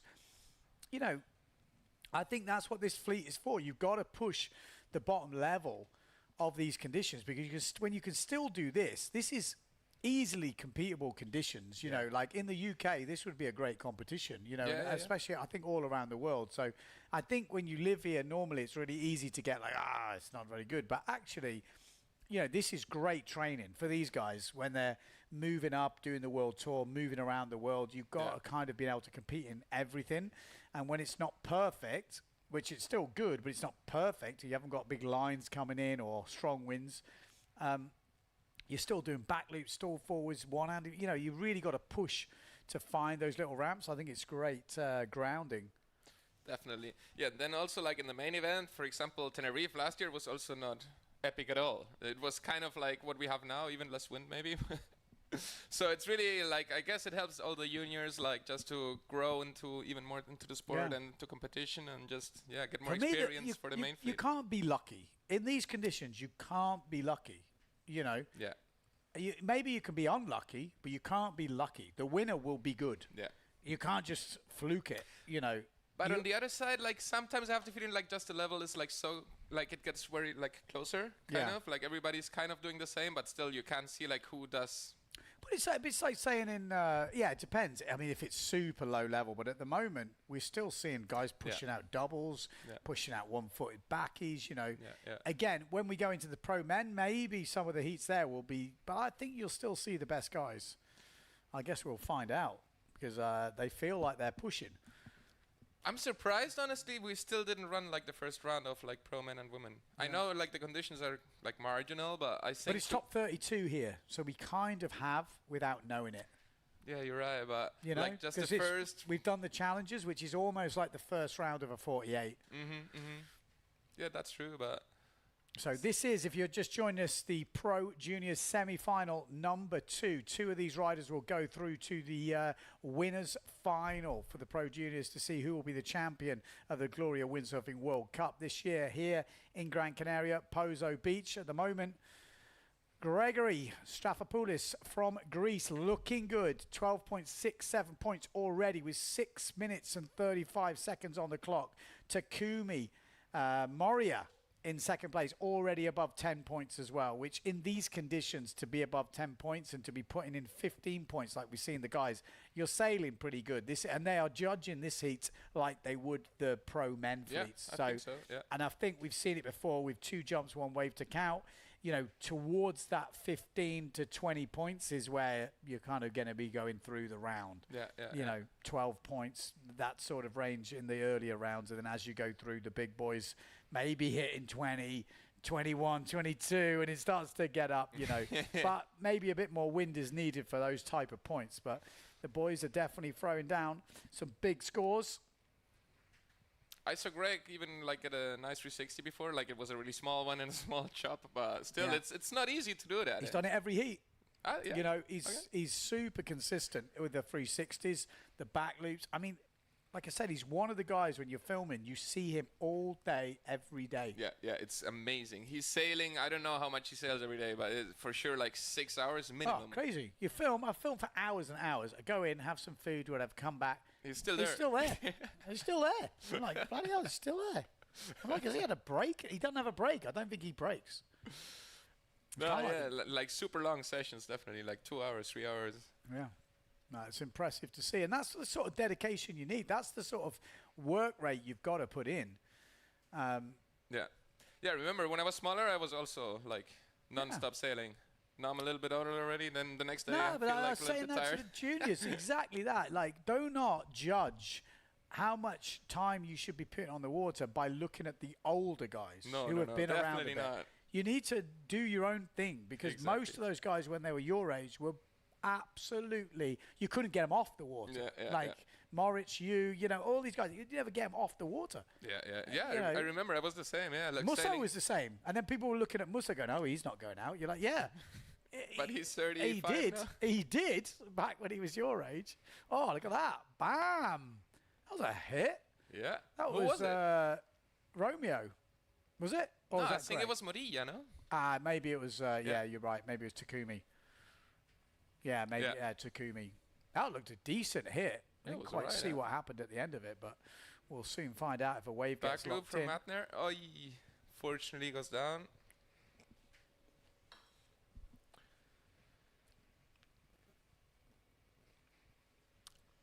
Just a little bit under 4 minutes to go. I'd like it if they waited for the final. Sorry? I'd like them to wait for the final. To get like a little bit better conditions. But you don't know if you wait if it gets better, do you? That's the only problem. But it feels like, oh, come on. Mate. Well, if the wind stays, I think when the tide starts like pushing again. Yesterday, for example, like in late afternoon, we saw small waves coming in, but at least more like when the tide was super low. So if the wind stays today and we get the same, nice shaka there. If the wind stays the same today and we get a little bit more of waves, maybe it would be nice to do the junior finals like in that moment. Yeah. But we'll see what Headshot Pig says. Yeah, exactly. What time's low tide, do you know? It's 20 to 2 local time now. Should I check quickly? Yeah.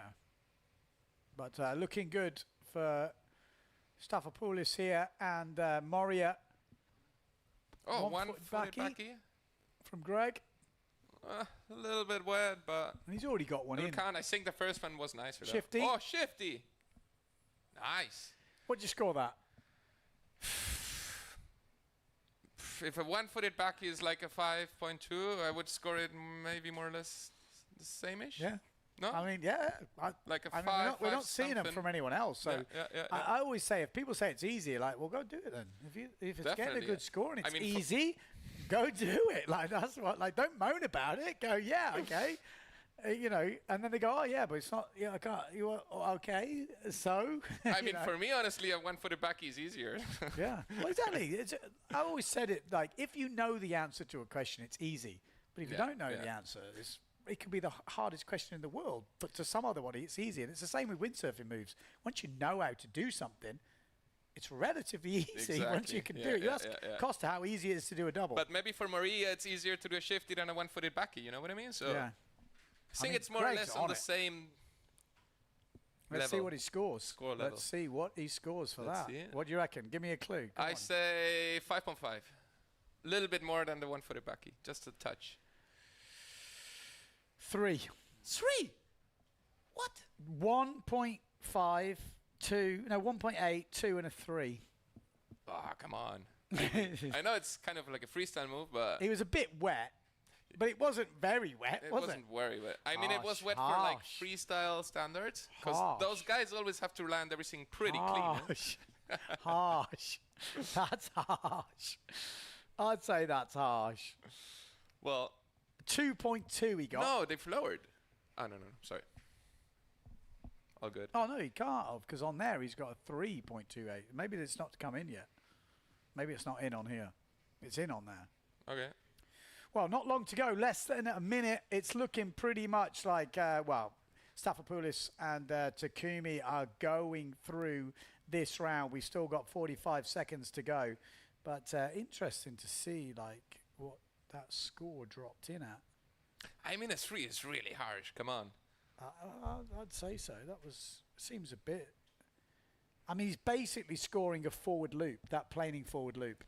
Yeah, exactly. Higher than the shifty. Yeah, that doesn't make sense to me. Mm. But so then if Leonard, for example, does like the shifty forward, what would it score? Less than a push to me, it's forward 10. Or what? Yeah, to me too. It looks... It's 10. It's high. It was super maybe that was low, but still, no one's... I'm be interested. I'm going to try and find out because that seems interesting. Wait, it's definitely a talking point. And that is the end of the heat. And there we go. Staphopoulos finished on 16.05 points. Must have got a big wave score. Yeah, 6.88 for that big backside shaka into wave ride. So there you go. And that's what I mean. The wave ride is actually scoring higher than most of the jumps at the moment. Yeah. And honestly, the waves rides are like not amazing. I mean, the shaka was like super nice, but in the end it was like a small wave. And yeah. Okay, we're going to go to ads and we'll be back to bring you the official end of heat scores. There's an island where sometimes the best stories are the ones you never planned.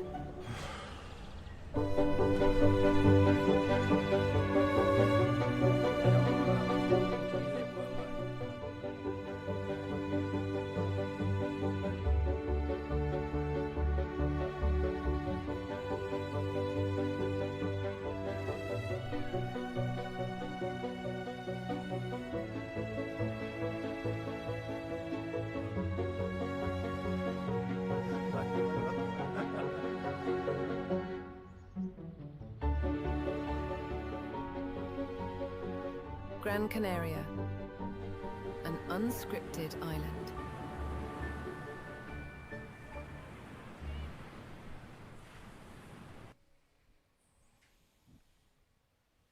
Oh, we are back on. Yes, we are. Looks like we're still going through. We've got 1, 2, 3, 4 heats left in this sequence before they have to pick another discipline to go to. Who would it be? What's your bet, Ben? Masters? Or pros? I don't think I'm going to be going. I haven't got enough gear at the moment. No, you don't? Well, I'd have to borrow some. Come on, Mark has a lot of gear, I guess. Yeah, I'm scared to break it. It looks a bit shallow out there. I can give you a sailor too. But here we go. Yeah, there you go. Official results coming through. Greg getting through and Takumi getting through. Solid heat. That is the highest heat score of the day. Staphopoulos with 16.05. And the wave score making the difference, 6.88. I guess, yeah. And I think the talking point has to be that shifty. I really think that's like an interesting thing, which I guess would be interesting to see what the judges say. They say, oh, it's a freestyle move, but it's still a jump. I mean, to me, it should score more than a pushy, for example, you know? Because like a pushy is like, I don't know. I think it's less technical than a shifty, you know? And what would a pushy score? For sure, 3 at least. 5. Yeah, that's... Pro Junior Girls up next. Emma Miron. We've got in this. We've got Helena Lyle. We've got Liz-Lotte Schilling and Sol de Greek. Sol de Greek was absolutely flying earlier. It's just amazing how Sol sails with 16. Crazy. It's crazy. ridiculous. 16. I mean, it's hard to get you. Oh, God, that looked painful. Ouch. That didn't look a great landing. At least going for it. Yeah, that's what you want to see, though. You got to push. Who was that? That was... A little bit last year, to be honest. Was it Liz Lozzie? No. No, Liz She's Lozzie on the was not. purple I think it was F2. Emma Miron, So but yes, I'm not it was 100% Emma sure. Miron. I was like, I wasn't sure which F2 it was, but yeah, you're right. It was Liz Lozzie has the purple. The purple Severn. Okay. Is it Severn? No, F2. I think. Okay. 2 F2s in this. Yeah, it's true. Yeah, so this is Emma Miron on the not the purple F2, basically. I think that's Liam's brother, right? Yeah.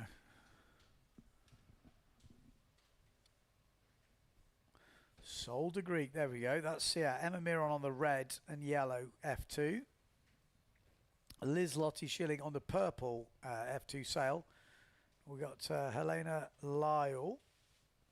And then Solder Greek obviously on the Severn. This is Liz Lottie Schilling. What are we going to see from her? Couldn't really get a lot of time on the water because she lives on the island. Well, she's from here, and I think she was studying or something in an exchange, like in USA.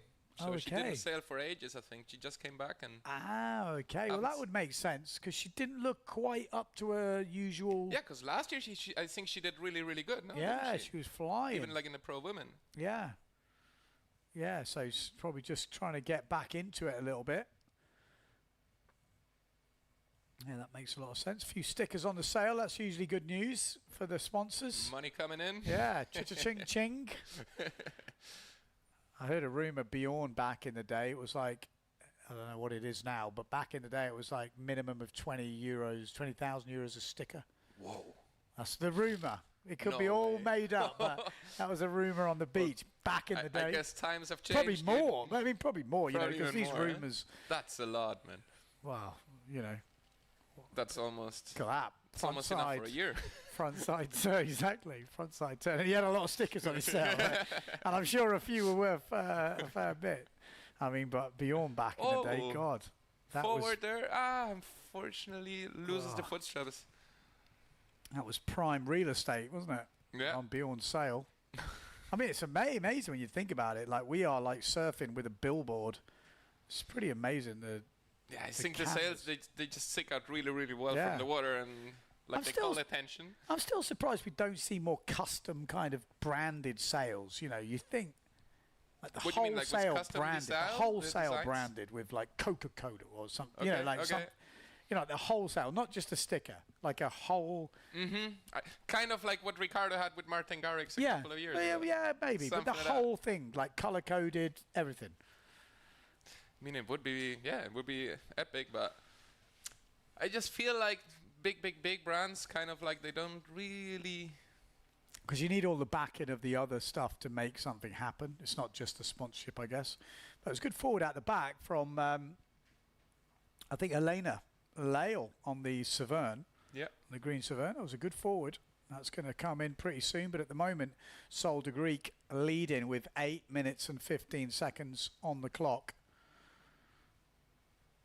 This is the second final we've had. Obviously, Solder Greek already winning the first one.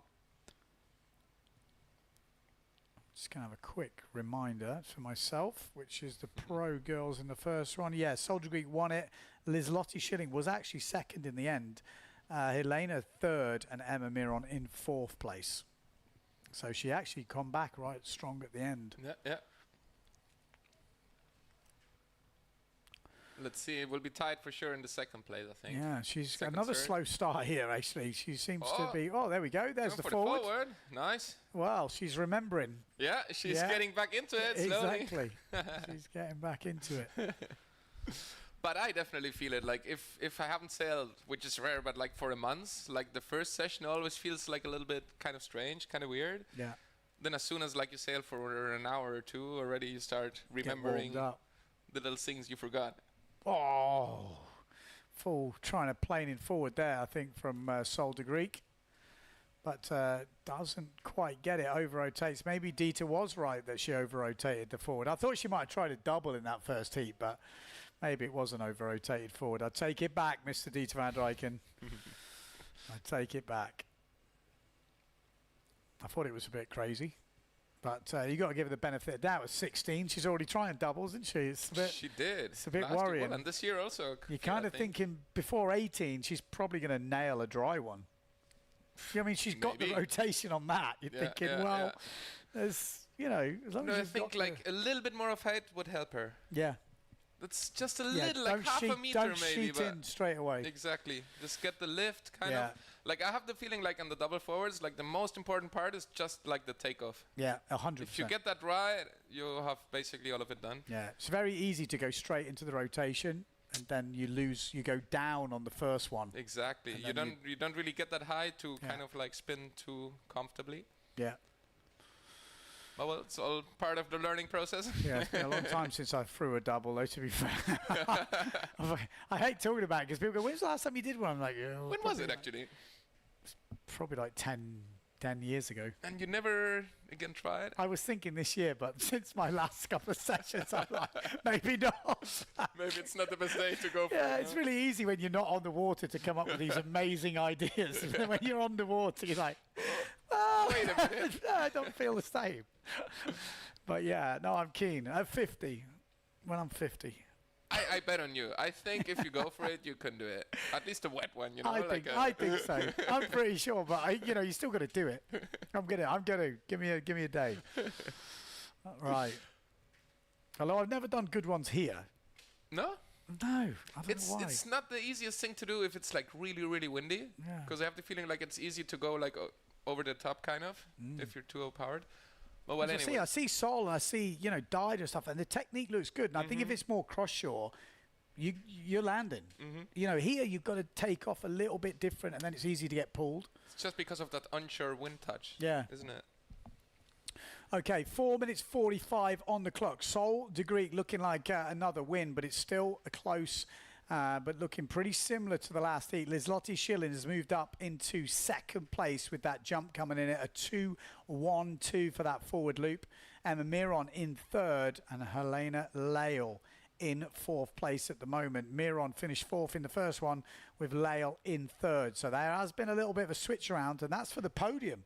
So it's a big one, you know. The podium's a big deal. Definitely. Having 4 riders in this does make this some sort of jeopardy. You know, you really got to push to get on that podium. So no doubt we're going to see that action. But Helena just not really filling the score sheet. It looks like she's actually had one of the best jumps of the heat, second best jump of the heat. But we've not seen any wave rides, and we've not seen a second jump. Yeah. So and that just like punishes you so much. If you're missing something on the score sheet, it's always like a big problem, actually. Yeah, big lesson to be learned if you're in a competition is to fill your score sheet. Whatever it is, it's totally missing points is better to crash or really try something and get something on the score sheet, because it can make the difference. I always try to, like, even though if it's small, but on the first run, at least, like today, for example, I would just go for a spin loop and a mini backy, and at least I have something already worst case, you know? I have my 2 jumps, and then I just can work on... And you feel better. You feel like, okay, we started. Okay, let's go. Still have like 12 minutes more. Yeah. No, it's true. And if you do a jump right on the buzzer, it's almost like you've got rid of 33% of the things you have to do, and you've still got the whole heat. Exactly. It's one thing less you got to worry about in the heat. Yeah, no, I think people need to look at it like that. It's forward from Sol, over rotated again. Is she going for doubles? Maybe, I don't know. It feels just... Maybe. She's got like the super spin on. I think she's going for playing it forwards, but, I mean... Yeah, interesting. It's hard to tell, actually, but that one looked like kind of like she maybe had it in her mind. Yeah, I thought that in the last thing, but I don't know. I mean, she's only got 1 jump in the bag, so it doesn't quite add up. I mean, she's already got a 4-point forward loop. So she's then you're thinking, no, but then you're thinking, maybe it is a double. Yeah. But yeah, maybe. I mean it's optimistic, I won't lie, but and you were saying she needs to go a bit higher. That one was really small. But interesting. We'll have to have a word with her and find out, because that's some super spin, and she's already got a forward, so maybe. The judges are definitely scoring it as a forward loop. Crash. Yeah. But again, she's got a 4-point But she's missing forward. a jump, doesn't she, or not? No, but she's missing a jump, so it doesn't make sense why she would go again for a forced forward. If it's not a double. Yeah, you're right. Yeah, I don't know about that. Let's see. Anyway, she's still like solidly leading, isn't she? Yeah. Yeah, 100%. We should see Lael. She was riding a wave there. She has got a 0.5 for that wave, but it's not enough to get it into third place. So needs that second jump as well. A crashed jump would score her 0.5 basically and put her up into third place with the scores as they are at the moment. So definitely go for it, more girl. to play for. Yeah, it's on. 1 minute 15 seconds to go though, so that's not a lot of time. You know, this is when you need someone shouting at you in your ear. Exactly. Just do something. Crash it back. Yeah, anything. Anything. Liz-Lot. I don't see the position she's in. I can't see her getting a score. No, not really, huh? Although she is riding a wave. She's riding a wave. Backside and then a front side. What she got at the moment, a 0.5 for a wave. Well, could save her, no? I mean, yeah, she'd need a 1. I mean, it was a frontside hit. Yeah. Completed one. And there was a backside before it. It could be a 1. She might have done enough there.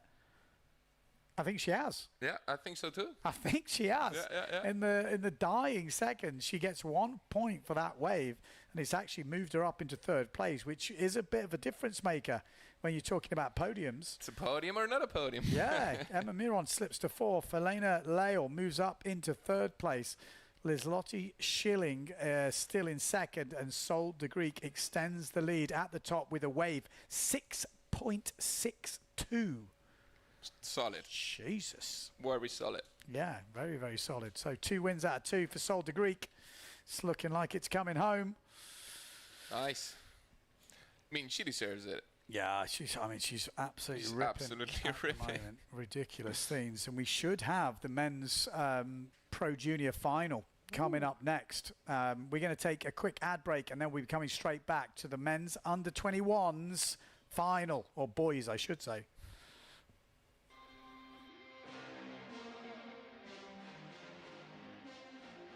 I really love the Dragon because it has a great maneuverability, power and wind range.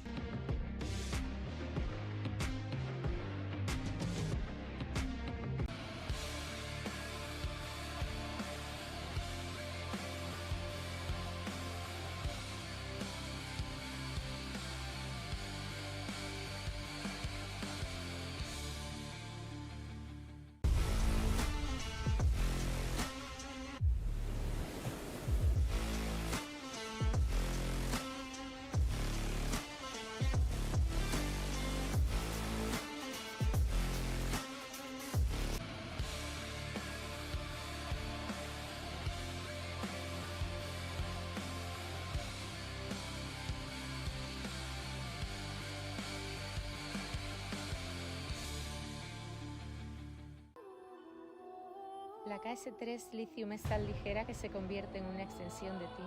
Descubres una nueva forma de sentir la ola. Y ahí es cuando nace tu surfing más creativo. It's just not looking good, isn't it?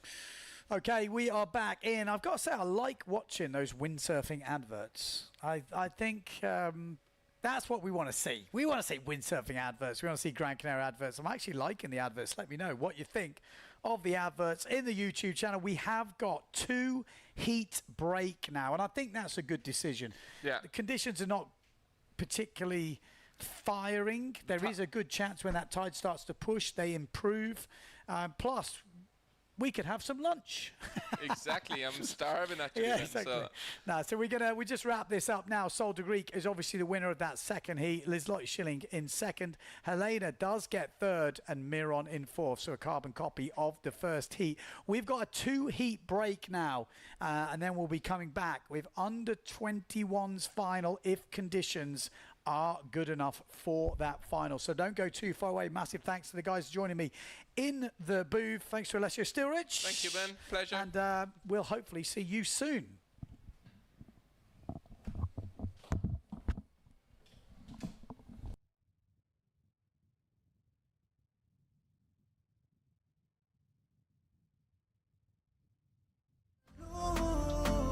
El cielo vuelve a arder toda la noche, hey, yeah.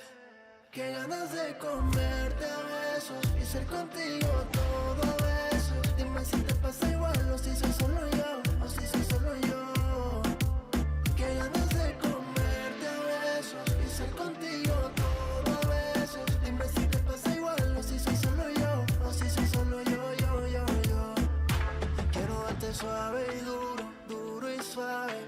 Ese cucu me tiene grave. Antes que la noche acabe, quiero recordar como tu cuerpo sabe. Give me more. Eres el delito que con gusto repito. Pago condena si vale la pena. Total contigo está mi paraíso. A poca luz, el cielo vuelve a arder. Toda la noche, hey yeah. Qué ganas de comerte a besos y ser contigo todo a besos. Dime si te pasa igual o si soy solo yo, o si soy solo yo. Qué ganas de comerte a besos y ser contigo todo a besos. Dime si te pasa igual o si soy solo yo, o si soy solo yo. Una noche más, como antes, solo piénsalo. Hay una miradita, hacerte cosas me invita.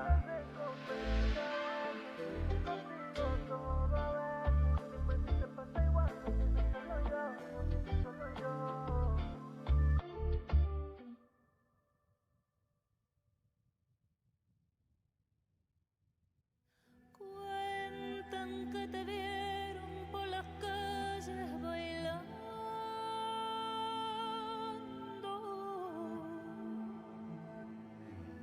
Cuentan cómo te pegaron los que no pudieron tenerte. Pero no hay nadie en el mundo que pueda matarte.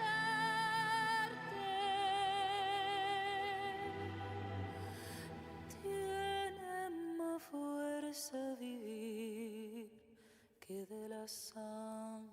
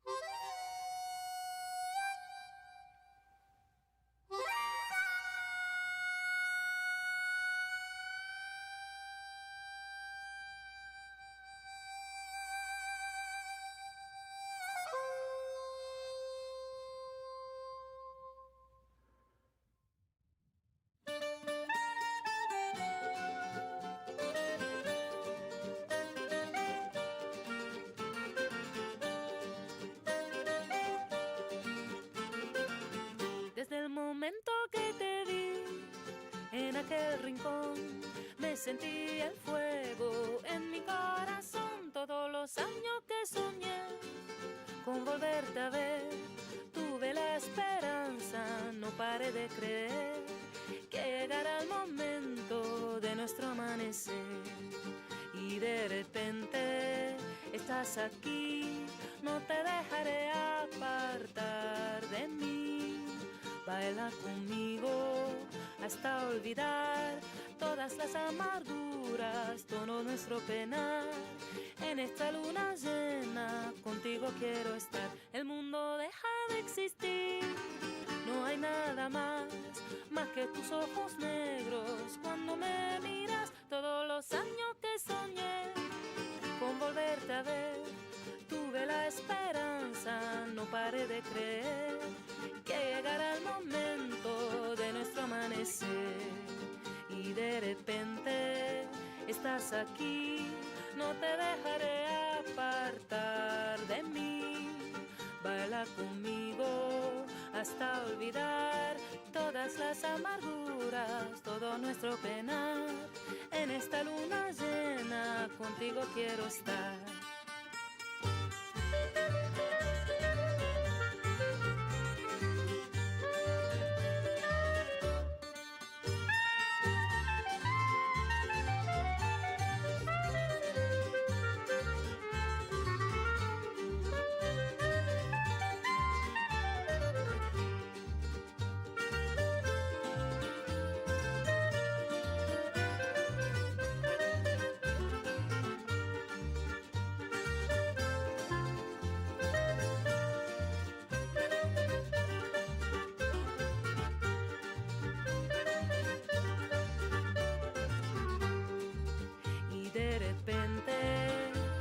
Aquí, no te dejaré apartar de mí. Baila conmigo hasta olvidar todas las amarguras, todo nuestro penar. En esta luna llena contigo quiero estar. La noche dio su bendición, vamos a gozar nuestro tiempo juntos que nos dio el azar. Todos los años yo creí en volverte a ver, tuve la esperanza, no paré de creer que llegara el momento de nuestro amanecer, que llegó el momento de nuestro amanecer. Esta luna llena es nuestro amanecer.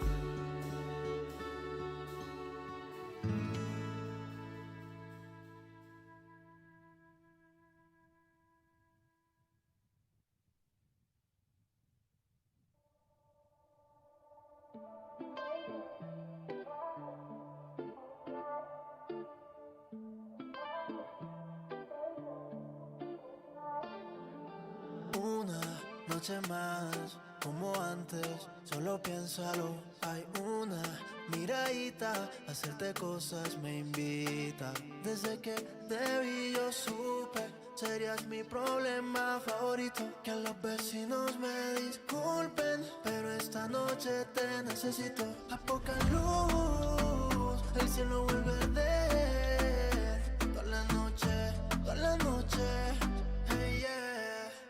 Qué ganas de comerte a besos y ser contigo todo a besos. Dime si te pasa igual o si soy solo yo, o si soy solo yo. Qué ganas de comerte a besos y ser contigo todo a besos. Dime si te pasa igual o si soy solo yo, o si soy solo yo. Quiero darte suave y duro, duro y suave. Ese cucu me tiene grave. Antes que la noche acabe, quiero recordar como tu cuerpo sabe. Give me more. Eres el delito que como te repito, pago condena si vale la pena. Total contigo, está mi paraíso. A poca luz, el cielo vuelve a arder. Toda la noche, hey yeah. Qué ganas de comerte a besos y ser contigo todo a besos. Dime si te pasa igual o si soy solo yo, o si soy solo yo. Qué ganas de comerte a besos y ser contigo todo a besos. Dime si te pasa igual o si soy solo yo, o si soy solo yo. Una noche más, como antes, solo piénsalo. Hay una miradita, hacerte cosas me invita. Contigo todo a ver. Dime si te pasa igual, o si soy solo yo, o si soy solo yo.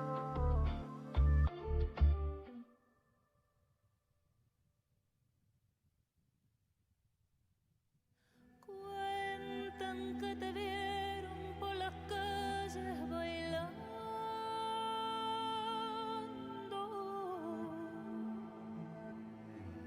Cuentan cómo te pegaron los que no pudieron tenerte. Pero no hay nadie en el mundo que pueda matarte.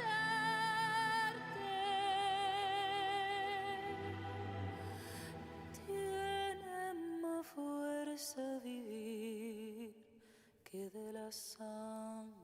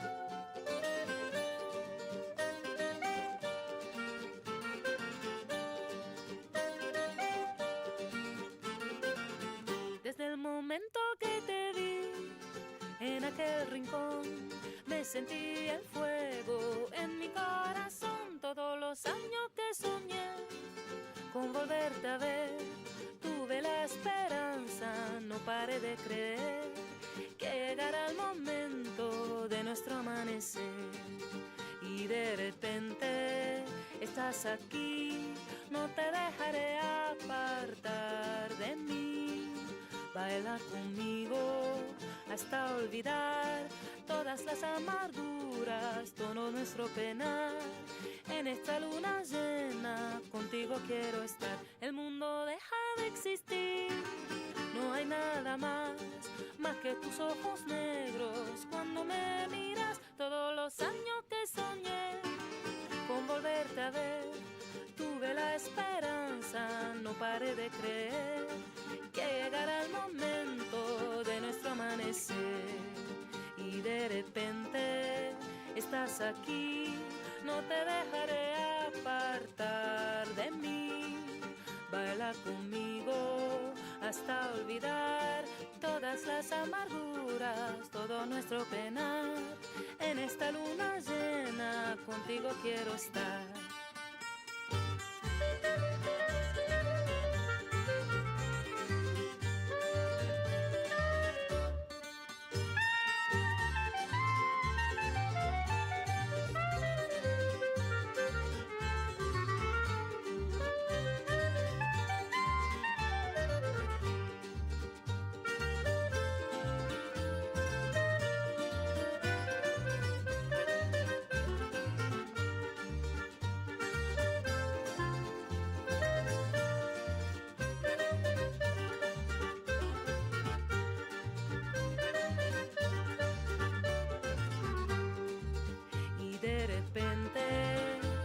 Aquí, no te dejaré apartar de mí. Baila conmigo hasta olvidar todas las amarguras, todo nuestro penar.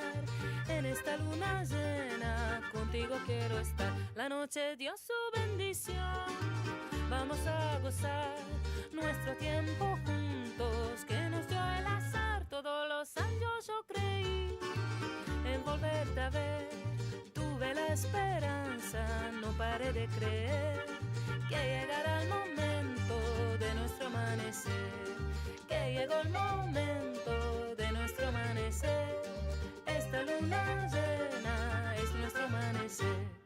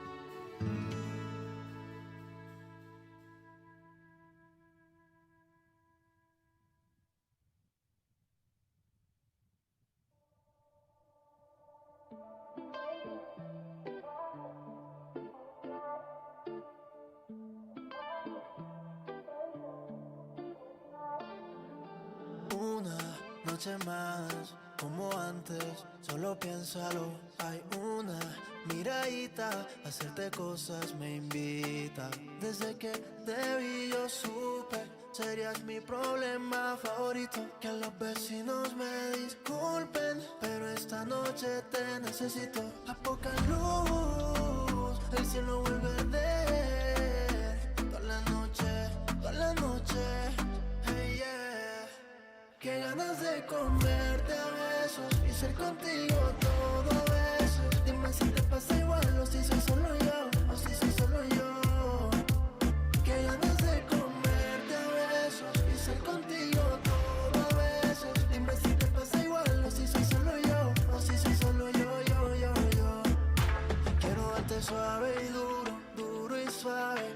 Ese cucu me tiene grave. Antes que la noche acabe, quiero recordar como tu cuerpo sabe. Give me more. Eres el delito que con gusto repito. Pago condena si vale la pena. Total contigo, está mi paraíso. A poca luz, el cielo vuelve a arder. Toda la noche, hey yeah. Qué ganas de comerte a besos y ser contigo todo a veces. Dime si te pasa igual o si soy solo yo, o si soy solo yo. Qué ganas de comerte a besos y ser contigo todo a veces. Dime si te pasa igual o si soy solo yo, o si soy solo yo. Una noche más, como antes, solo piénsalo. Hay una miradita, hacerte cosas me invita. Contigo todo a ver. Dime si te pasa igual, o si soy solo yo, o si soy solo yo.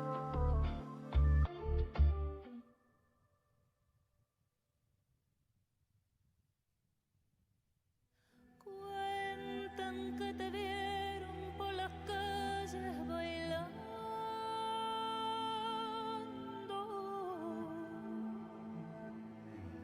Cuentan cómo te pegaron los que no pudieron tenerte. Pero no hay nadie en el mundo que pueda matarte.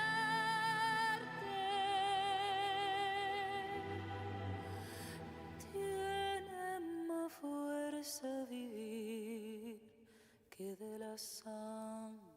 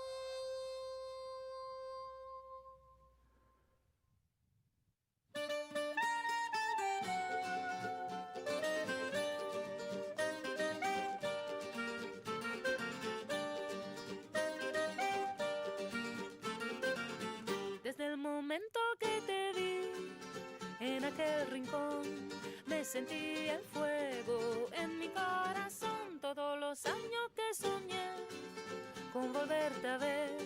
Tuve la esperanza, no paré de creer que llegará el momento de nuestro amanecer. Y de repente estás aquí, no te dejaré apartar de mí. Baila conmigo hasta olvidar todas las amarguras, todo nuestro penar. En esta luna llena contigo quiero estar. El mundo deja de existir, no hay nada más que tus ojos negros cuando me miras. Todos los años que soñé con volverte a ver, tuve la esperanza, no paré de creer que llegará el momento de nuestro amanecer. Y de repente estás aquí, no te dejaré apartar de mí. Baila conmigo hasta olvidar todas las amarguras, todo nuestro penar. En esta luna llena contigo quiero estar.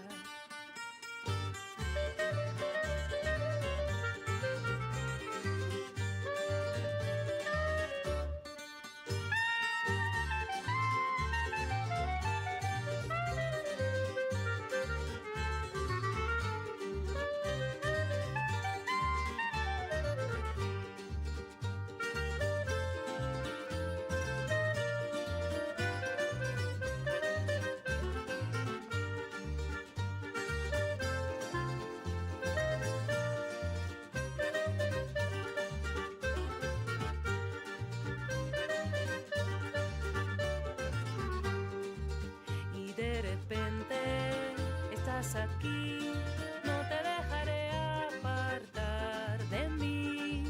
Baila conmigo hasta olvidar todas las amarguras, todo nuestro penar.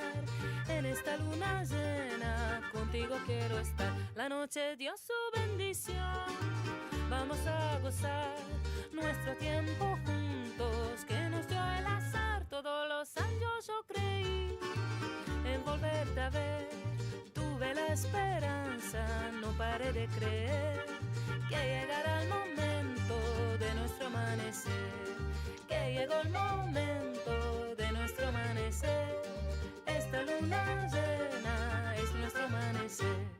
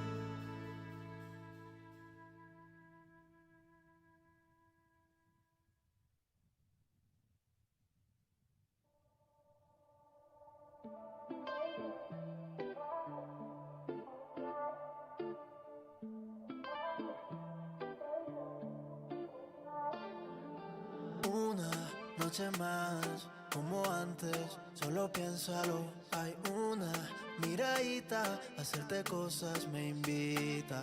Desde que te vi yo supe, serías mi problema favorito. Que los vecinos me disculpen, pero esta noche te necesito. A poca luz, el cielo vuelve a arder. Toda la noche, hey yeah. Qué ganas de comerte a besos y ser contigo todo besos. Dime si te pasa igual o si soy solo yo, o si soy solo yo. Qué ganas de comerte a besos y ser contigo todo besos. Dime si te pasa igual o si soy solo yo, o si soy solo yo. Quiero darte suave y duro, duro y suave. Ese cucu me tiene grave. Antes que la noche acabe, quiero recordar como tu cuerpo sabe. Give me more. Eres el delito que con gusto repito. Pago condena si vale la pena. Total contigo, está mi paraíso.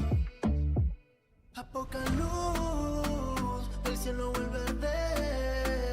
Toda la noche, hey yeah. Qué ganas de comerte a besos y ser contigo todo a besos. Dime si te pasa igual o si soy solo yo, o si soy solo yo. Qué ganas de comerte a besos y ser contigo todo a besos. Dime si te pasa igual o si soy solo yo, o si soy solo yo. Una noche más, como antes, solo piénsalo. Hay una miradita, hacerte cosas me invita. Contigo todo a ver. Dime si te pasa igual, o si soy solo yo, o si soy solo yo.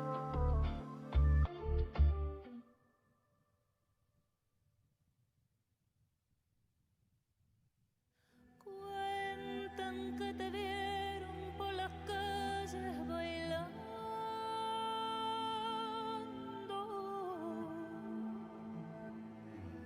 Cuentan cómo te pegaron los que no pudieron tenerte.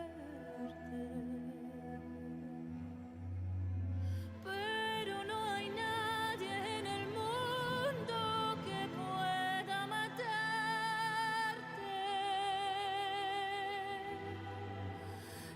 Tiene más fuerza vivir que de la sangre.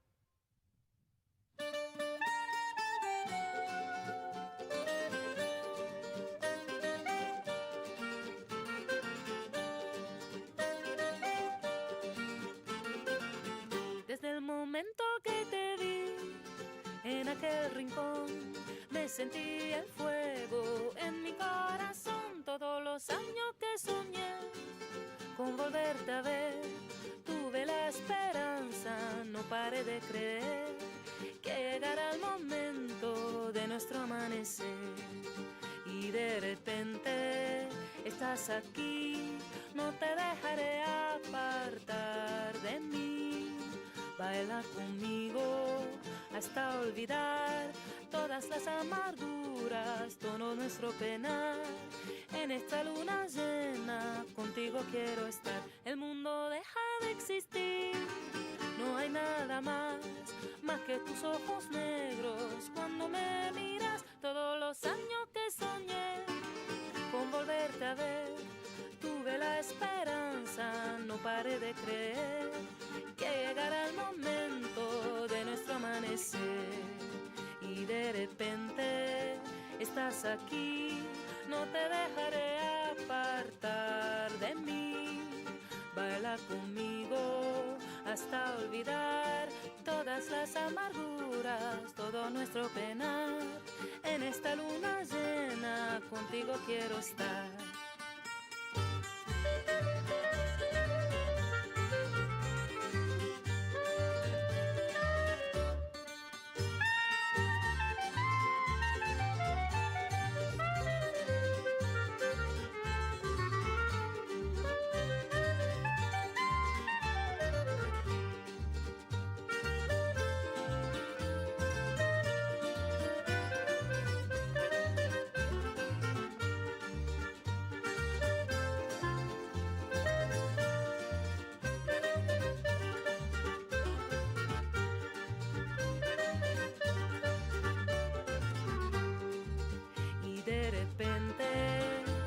Aquí, no te dejaré apartar de mí.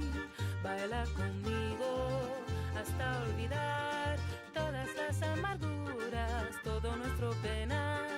En esta luna llena contigo quiero estar. La noche dio su bendición, vamos a gozar nuestro tiempo juntos que nos dio el azar. Todos los años yo creí en volverte a ver, tuve la esperanza, no paré de creer que llegara el momento de nuestro amanecer, que llegó el momento de nuestro amanecer.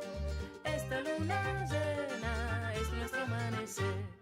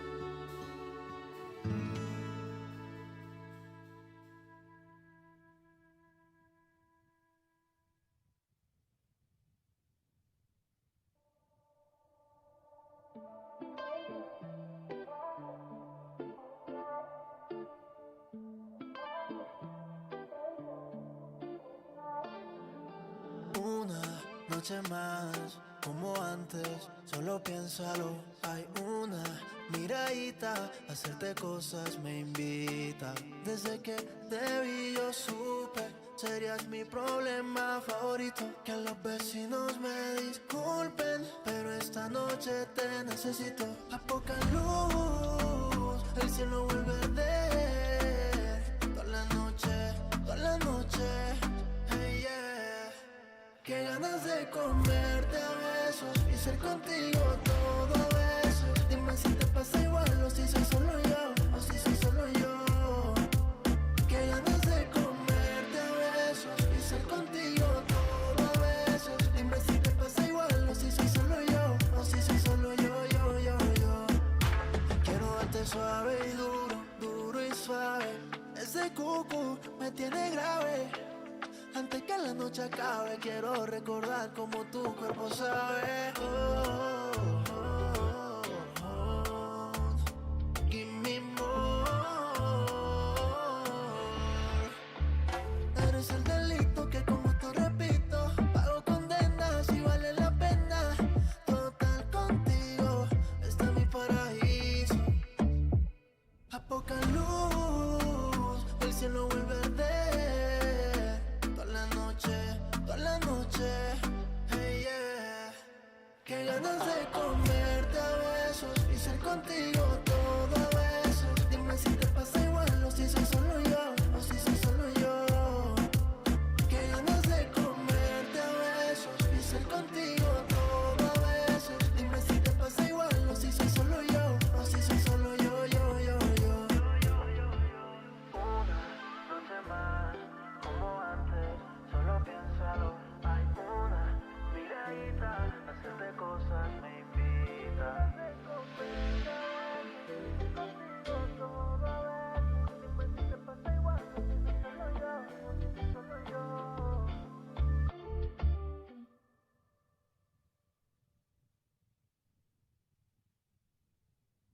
Cuentan que te vieron por las calles bailando.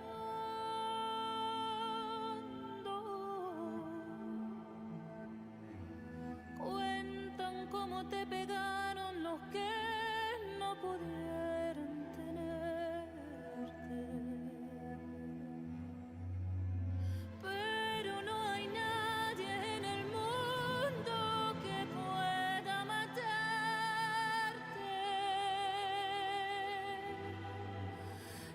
Tiene más fuerza vivir que de la sangre.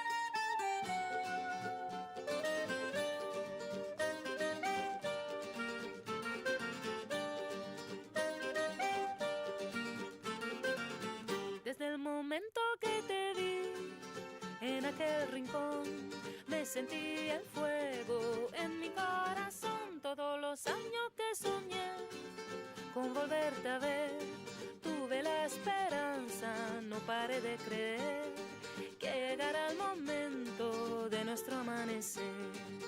Y de repente estás aquí, no te dejaré apartar de mí. Baila conmigo hasta olvidar todas las amarguras, todo nuestro penar. En esta luna llena contigo quiero estar. El mundo deja de existir, no hay nada más que tus ojos negros cuando me miras. Todos los años que soñé con volverte a ver, tuve la esperanza, no paré de creer que llegara el momento de nuestro amanecer. Y de repente estás aquí, no te dejaré apartar de mí. Baila conmigo hasta olvidar todas las amarguras, todo nuestro penar. En esta luna llena contigo quiero estar.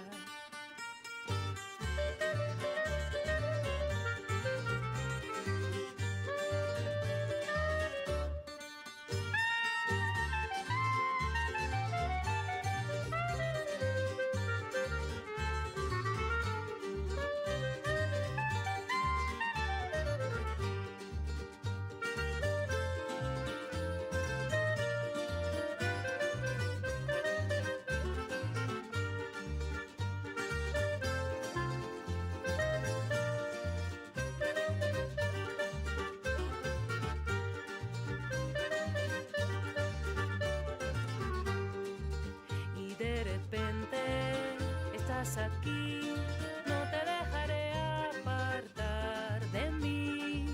Baila conmigo hasta olvidar todas las amarguras, todo nuestro penar.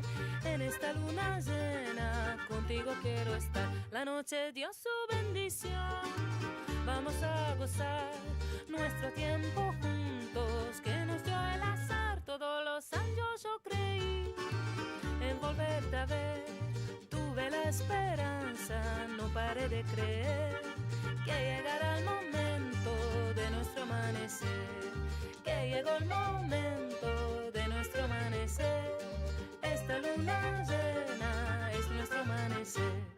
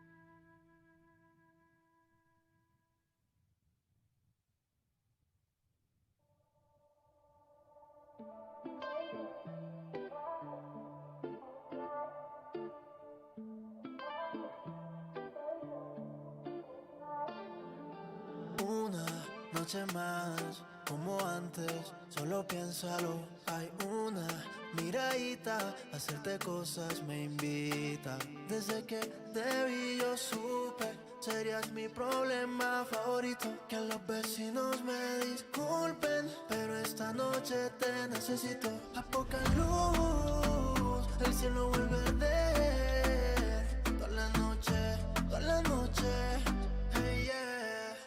Qué ganas de comerte a besos y ser contigo todo a besos. Dime si te pasa igual o si soy solo yo, o si soy solo yo.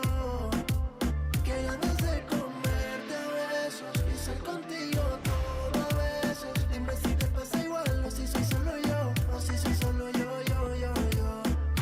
Quiero darte suave y duro, duro y suave. Ese cucú me tiene grave. Antes que la noche acabe, quiero recordar como tu cuerpo sabe. Give me more. Eres el delito que con gusto repito. Pago condena si vale la pena.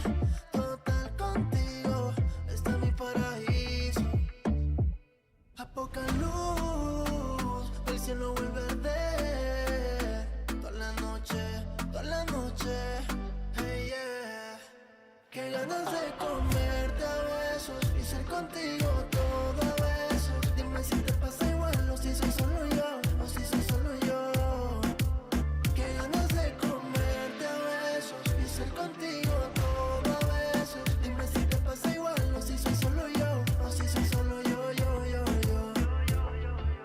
Una noche más, como antes, solo piénsalo.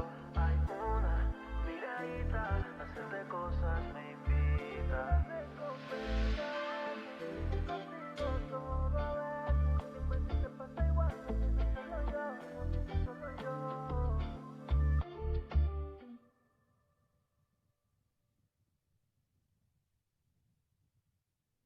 Cuentan que te vieron por las calles bailando.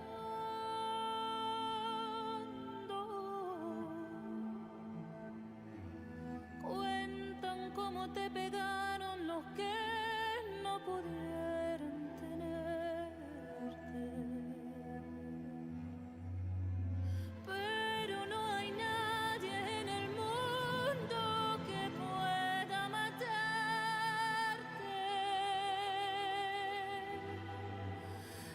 Tiene más fuerza vivir que de la sangre.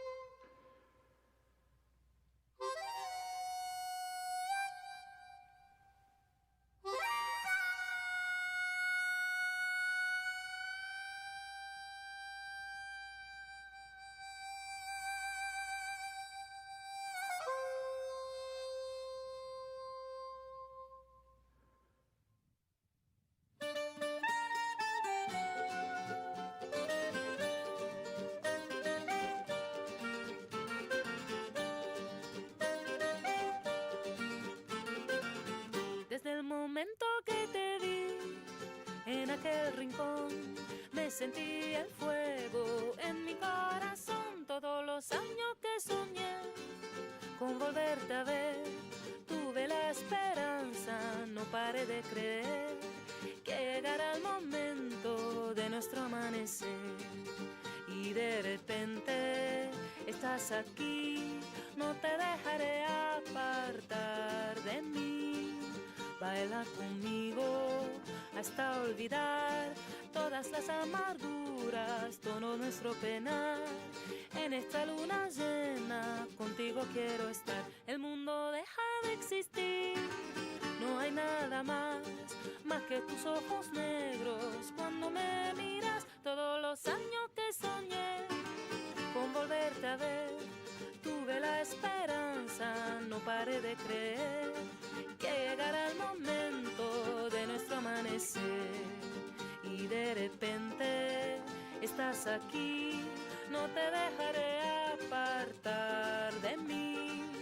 Baila conmigo hasta olvidar todas las amarguras, todo nuestro penar. En esta luna llena contigo quiero estar.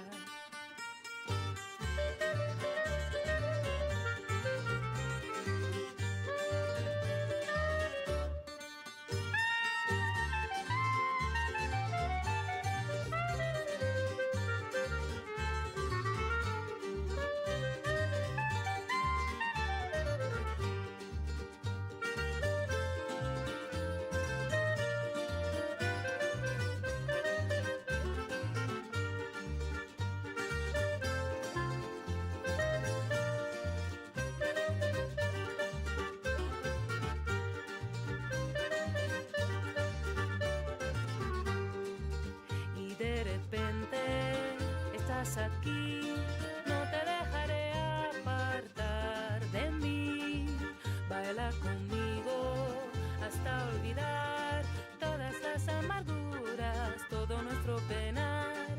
En esta luna llena contigo quiero estar. La noche dio su bendición, vamos a gozar nuestro tiempo juntos que nos dio el azar. Todos los años yo creí en volverte a ver, tuve la esperanza, no paré de creer que llegara el momento de nuestro amanecer, que llegó el momento de nuestro amanecer. Esta luna llena es nuestro amanecer.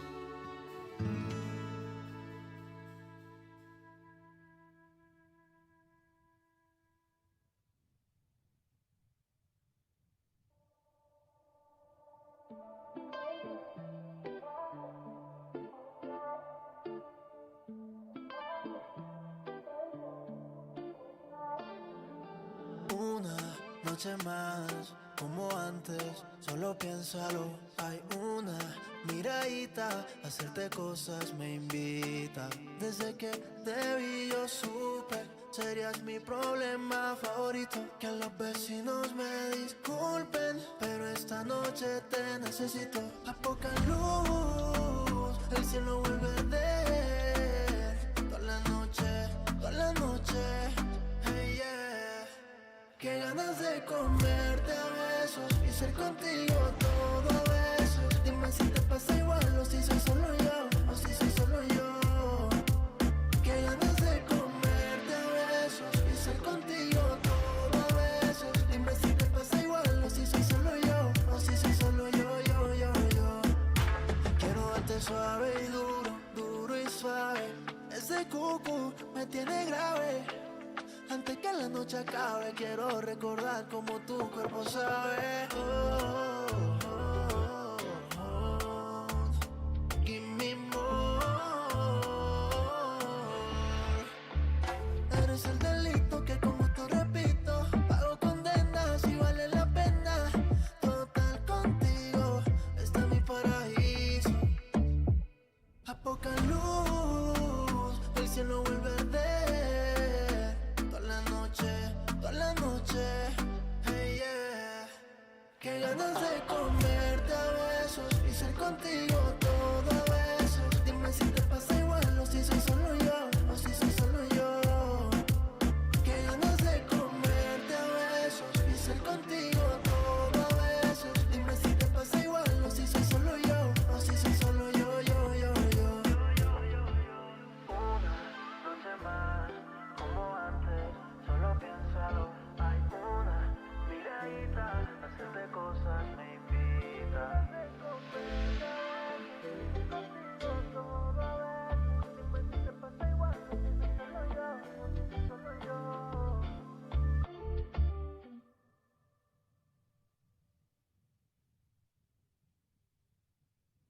Cuentan que te vieron por las calles bailando.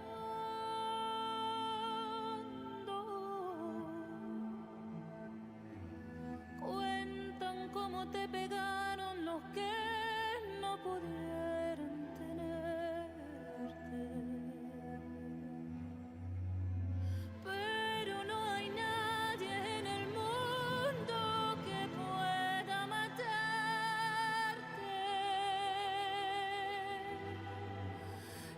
Tiene más fuerza vivir que de la sangre.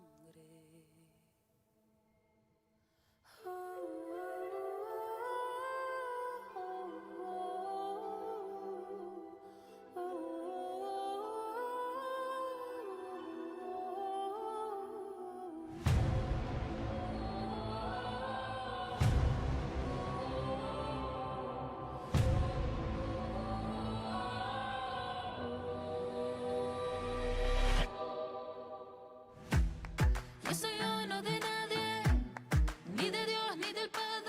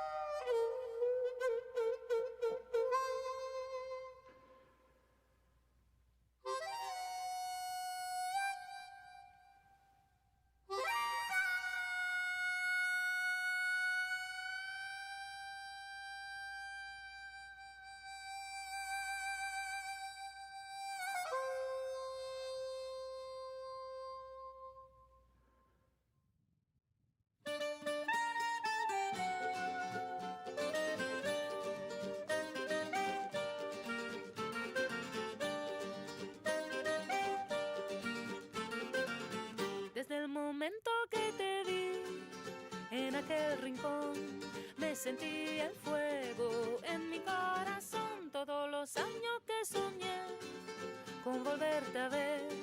Tuve la esperanza, no paré de creer que llegará el momento de nuestro amanecer. Y de repente estás aquí, no te dejaré apartar de mí. Baila conmigo hasta olvidar todas las amarguras, todo nuestro penar. En esta luna llena contigo quiero estar. El mundo deja de existir, no hay nada más que tus ojos negros cuando me miras. Todos los años que soñé con volverte a ver, tuve la esperanza, no paré de creer que llegará el momento de nuestro amanecer. Y de repente estás aquí, no te dejaré apartar de mí. Baila conmigo hasta olvidar. Welcome back. It's the Masters time, and Ben Prophet, being a master, is down on the water. He's getting ready to head out there. He's going to be competing, and so I'm stepping in, Simeon Glassen, to enjoy the chat about the Masters, which is my division as well. And I love it. I love seeing all these guys get out there who are, you know, ex-pros and legends and all the sport, and they get out there and ripping it up. It's fantastic to see. Look at that beautiful view, Gran Canaria. Amazing place, this windy, huge community, passionate people. It's just terrific. The whole island is aware of windsurfing. The whole economy is aware of windsurfing. It's all over the news, the TV. It's fantastic. We've got the TV station down here covering it all. It's pretty terrific. So you'll have heard a lot about conditions, and people who love this place feel as though it's not giving its optimal face, which I think it's classic coming to an event. But I don't think we should worry about that too much. I think we should just enjoy the fact that we're all windsurfing and we've got conditions and everyone's jumping. As you can see in the top left of your screen, we've got 1 minute and 16, 17, no, it's counting up. And in this heat we have Jesper Wittrup from Denmark, and we have Nicholas Papanikolaou from Greece. We have Jonas Jules Olsen from Denmark, and we have Lars Gobic. And the important thing to know about this heat is one thing. Lars Gobic won this event last year. Now that doesn't mean he's going to win again, but Lars is very, very good, and we should keep an eye on him. He is the patriarch of the Gobic family, who are all doing very, very well here, and it's exciting to see them all ripping it up and having a great time. They travel as a family, they sail as a family, and they clearly enjoy being around this wonderful place. So we'll see the action start to hot up here as the clock reaches 3 minutes and the heat will start. The clock is set to start at the warning signal on the hour.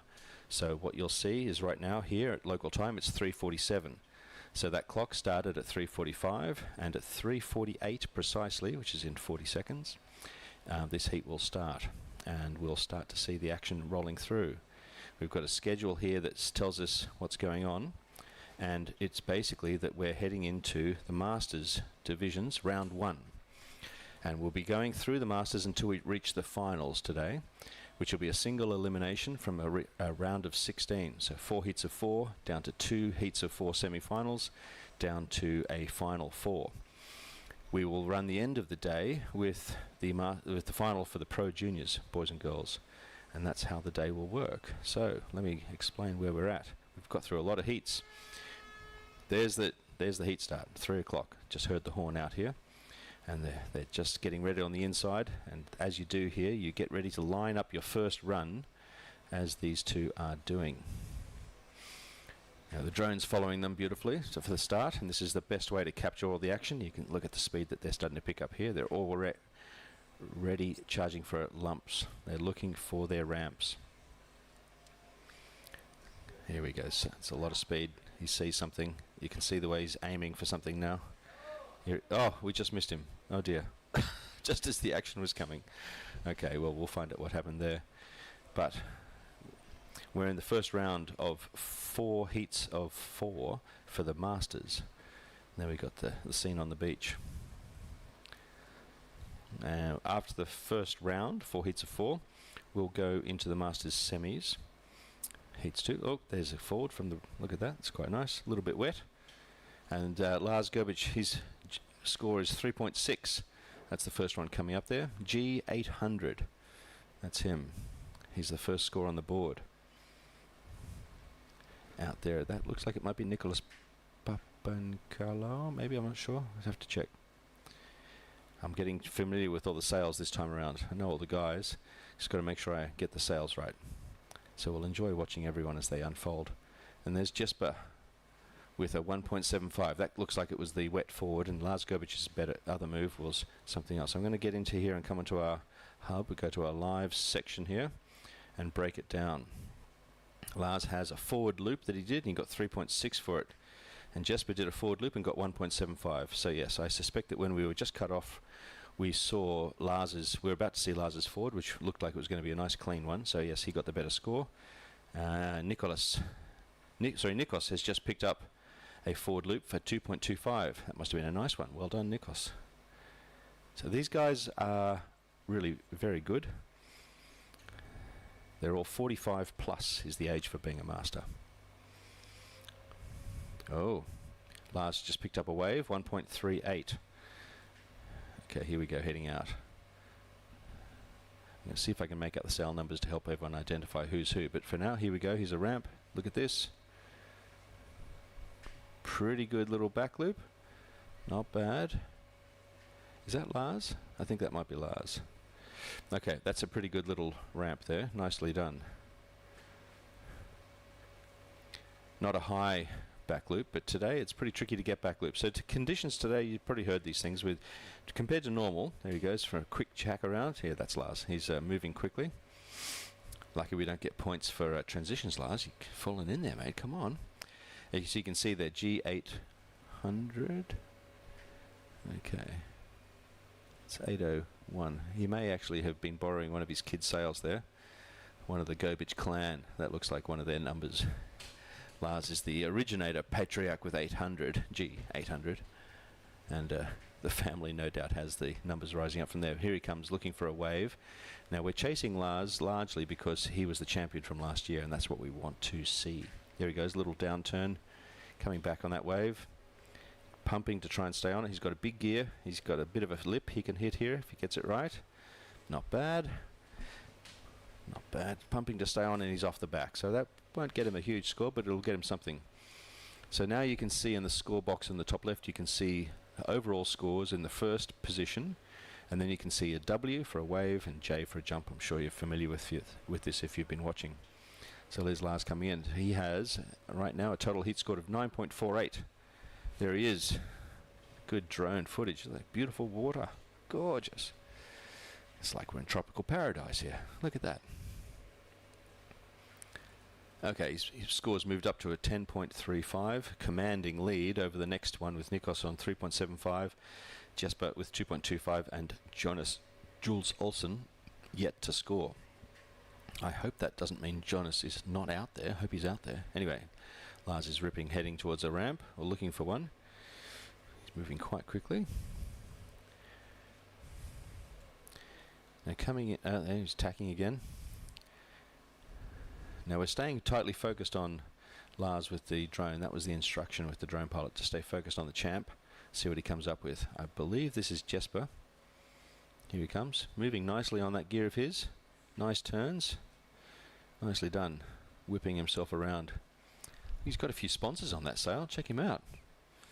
He's got the big Gran Canaria sticker at the top, and then four sponsor logos up there. We'll have to find out what that's all about.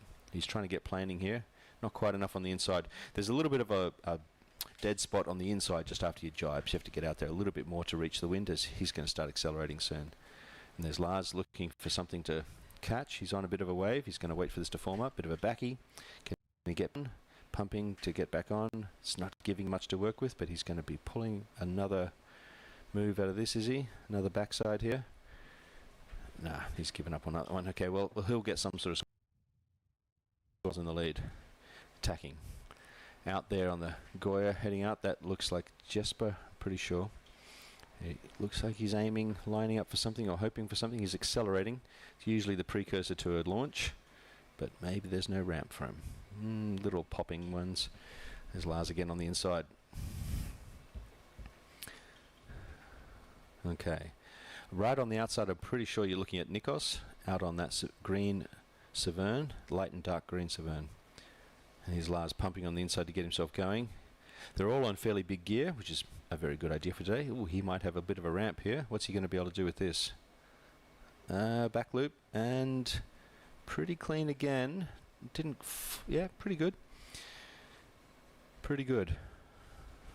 Don't know if that's going to up his score. His best jump score is a 3.6, which is from, I believe, a forward. We'll see if he can improve that. That forward probably is going to be the superior jump still. I'm just opening it up here. His best wave score is a 2.38, and he's dropped a 1.38 and a 1.55. So his best wave score is a 2.38. His forward loop is a 3.6, and his back loop is a 4.5. Nicely done. Well done, Lars. Strong. Okay, and he's just increased his back loop to a 4.97. So that back loop that he just did was better than the previous one. His total score increases to 10.95. Nikos, total heat score of 3.75. Jesper, total heat score of 2.25. And Jonas yet to score, miles behind the champ.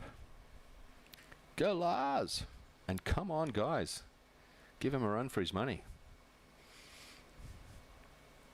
All right, there's Lars again. There's Jesper on the inside. He'll be standing on those rocks and losing his footing in there with the big rocks. Here we go. Here's Nikos. Has he got a jump lining up? Can he pick up enough speed here? Let's see what comes of this. He's got a good burst of speed here. Got his good strong slalom stance. There he goes. Nice forward. Pretty good. Pretty good. Let's see what his forward loop before was a 2.25. Let's see if he can beat that with that one. That was pretty reasonable. Could have been a little cleaner, could have been a little higher, but let's not ask for too much today. As you can see, they're doing very well to get jumps. So a lot of the people here would be used to sailing very small gear, you know, low 4.5, 4.2 or 3.9s, and today a lot of them are on 5 plus. So it's a bit tricky. I was talking with Ben Prophet, who's heading out for his heat later, and he only brought a 4.7, and I forget the size of his board, but I think it was an 87. And that's it. That's what he's got. One sail, one mast, one boom, one board. And so he said whether it's windy, not windy, whatever, that's what he's taking. So, of course, he's got the team simmer that he could pull from, but as he was saying, he won't take anything from Mark, because Mark's the champ, and he doesn't want to take any risks for that. But here we go. Here's Jesper. Is Jesper going to get a good jump here? Oh, no, he doesn't look like he's... Looks like he's heading upwind. Lars is coming in, and at the back there you saw Nikos trying to sort of pump onto something. Can he stay on that wave? No, he's backing off. Just too small. Not enough power. Nice tack from Lars on the inside. You can see it's a great playground here for jumping and wave riding. I mean, it's just really a fantastic spot. What you can't see on this footage is this the beach scene, which is pretty fun. You've got a lot of people sort of watching and hanging around. Some of them are sailors. Quite a lot of gear down on the beach, but there are quite a lot of people just wandering around. And those numbers will increase significantly as the weekend approaches. Tomorrow looks like it's going to be a major pro day. We may get to some pros at the end of the day today, so we'll wait and see what the head judge says.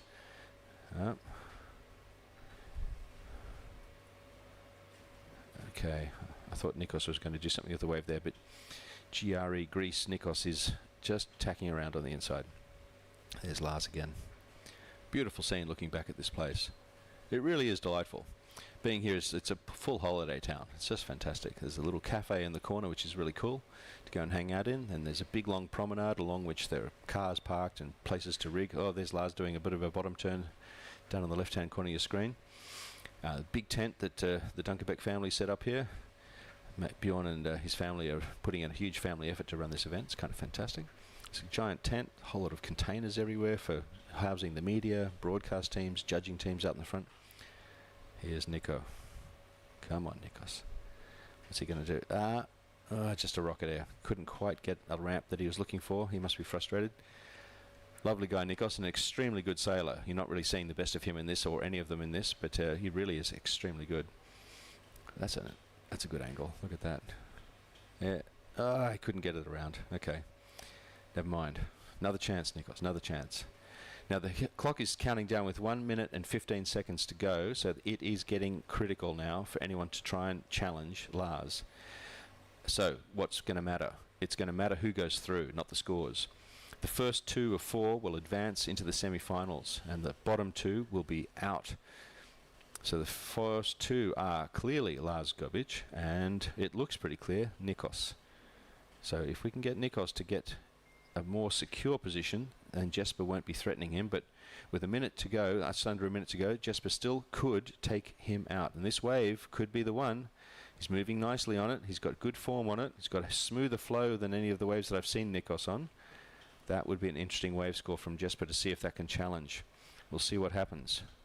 Waiting to see that one drop. And here's Lars just heading out for one more shot. He's got 26 seconds left. 25. Can he get another jump? Can Nikos do something from the inside here, or is he secure in second position, or is Jesper about to take him out with that wave rider? These guys would love this conversation. They'd all be ribbing each other. But it does look like Jonas Jules Olsen is not in this heat. He has not sailed this heat. There's Lars. Nice. Nice, nice, nice. There's the horn counting down to 0, so it's done. Heat is over. Lars is still riding this wave, so this will count. Look at him putting in, milking the effort there. Good on you, man. Good on you. Jesper did increase his score. His wave was 2.12, and he's come up to 4.37, but Nikos is still ahead, and unless that wave score counts, it's going to go. Time to go to a commercial. Thanks for watching.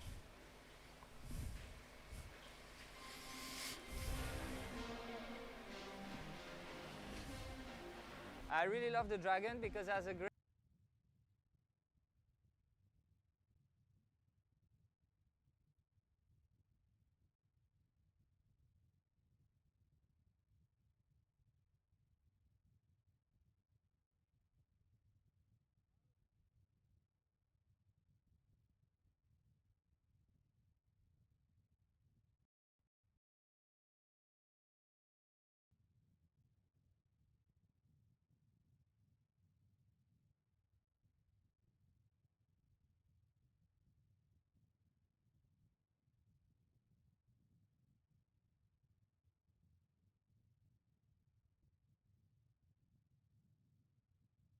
Understand. Here's a forward loop coming through there. Who's on the?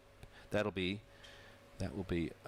DO. That must be Michael Viskovic, and he has just done a lovely clean forward, so that'll score him quite well. Ben Prophet already racking it up. He's got another forward loop at a 3.2. So with a back loop at 4.5 and a forward loop at 3.2, Ben is on a total heat score of 7.7 with less than within the first 2 minutes. Nice job. Ben is a serious competitor, and it is unsurprising that he's off to a great start. So Michael's forward loop has given him a 3.17. Nice. Not quite as strong as the 3.2 forward loop from Ben, very close, and then a 4.5 back loop from Ben. So Michael has a second wave to count and one more wave to count. So that's 2 jumps and 1 wave for each rider at the moment. It's all going well. Let's see who comes up with the next move. John McLaren he's yet to score. But yeah, Michael will be stoked that he's come up with that. That was a lovely forward. And captured beautifully on the footage. So that's good. All right. Now that will be that'll be Ben right there in the middle, I believe. Yeah. Is that right? Let's just make sure I've got this right. Oh, there he goes. Yep. Oh, he's going to do some tricky stuff there, but he didn't do it. Okay, he's going around. Now Ben is on the simmer. Simmer team man.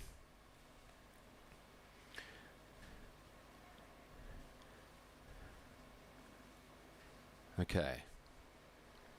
He's heading out there. Now, just like the last heat that the drone focused on Lars, who is the expected champion, in this heat we are focusing on Ben, because we're expecting to get better action. Look at these waves he's got in front of him. He's not planing, poor bugger. He's going to be missing these ramps. Unfortunately, he's got into that light wind spot right in the front of the stadium, I suppose we could call it. It's a tiered seating area, tiered step area in front.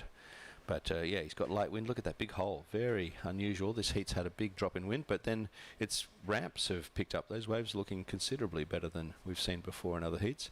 So that's exciting, but he can't do much with it. The wind will come back in. You can see the wind line out the back there, so we're expecting it to come back and he'll have another shot. In the meantime, Michael has had a wave score of 2.5, so his total is up to 5.67, and Ben has only got a 0.88 for a wave, so he's got a wave score still to count. Now you'd expect Ben to crack the 10s in his scoring. Here he goes, he's planing out the back, he's into that wind line, but he doesn't have those ramps in front of him right now, so will he find something, or is he just going to use this time to head upwind? My guess he's heading upwind, putting some in the bank. Okay, on the inside we've got John on the left hand side of your screen there.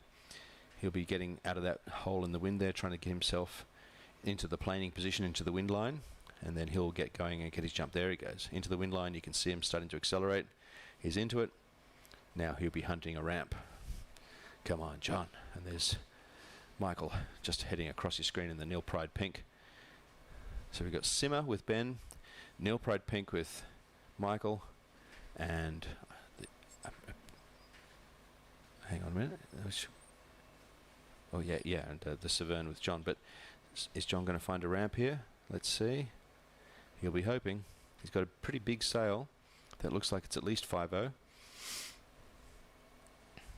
Classic Severn strong design colours.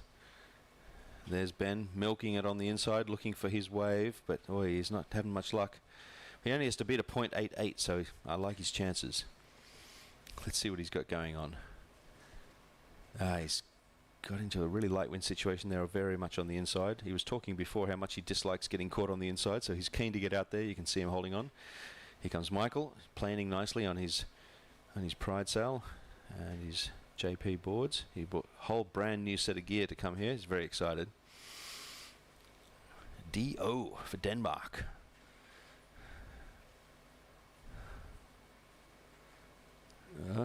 Downwind line taking a place into the... he was hoping for, no doubt, hoping to find a critical section for that little wave, but he didn't find it. Let's see what he can come up here. You've got to be careful. He's coming in on the rocks there. You saw a little one poking up. He's coming down for a bottom turn and getting a top. Milking these little waves. He's doing okay. This will be Michael's best wave score, no doubt. Michael's got a 2.5 as his wave score, so this one, we'll see what he gets for this. He's got a 3.17 for a jump. He's yet to score his second jump. And Ben's wave score, that one that we watched, is up to 3.88. So his total heat score is 11.58. As expected, he's heading into the solid performance range of the other riders who have competed in these last couple of days. The best riders are getting over 10s, and the very best riders are getting sort of 11s, 12s, and occasionally we see someone really crack it out with a 15. Carlos Kiefer Quintana, I believe, was one of those very strong performances, and a few others have done something similar. Okay, there's Michael coming up on the back of Ben, probably going to give him a hard time. Masters take it extremely seriously, as they should, usually teasing each other and calling out to each other and whooping and cheering as they're out there. Heavy competition, guys, heavy stuff. There's Michael going off, attacking around. John's caught down there in the doldrums down low. He's trying to sort of make the most of it and see what he can get out of that. John's got a 0.5 wave score and a 1.12. He's got a 1.12 wave and a 0.5 loop, so John's got a bit of work to do, but I think John's having a difficulty getting planing and moving around much. The other two are much more active and much more mobile. Here comes Michael coming in, moving very well. He looks comfortably powered, like good choice of gear, and so does Ben. Good choice of sail size and board size on this.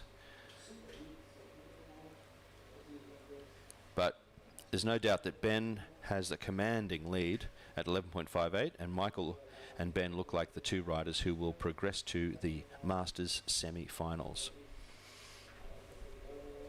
You can see we've got 4 minutes left up on the clock, up in the top left of the screen, on the top line there. John is not looking like he's going to be a threat to either Michael or Ben, but you never know. If John starts moving around, if the wind comes in, he starts feeling like he's moving around. Look at that move from Ben. Mate. Off the back of that, never mind. Good crack. There goes Michael with a back loop. Very nicely done. That was a very low and tight, pretty clean back loop. Good job. Now, he's got a 0.5 back loop score. Will he increase that, or will that be it? Let's see what happens. I'm sure that was worth more than 0.5. Let's see what he gets. Oh, Ben just ran out of wind trying to do some tricky moves on the inside there. They're all having a bit of fun, and that's what matters at the moment. The Masters World title is held by Michael Friedel, who's a local boy here, and he is going, well, he's hoping for his third, but it's going to be pretty tough to get a third. He did very, very well to get 2 in a row.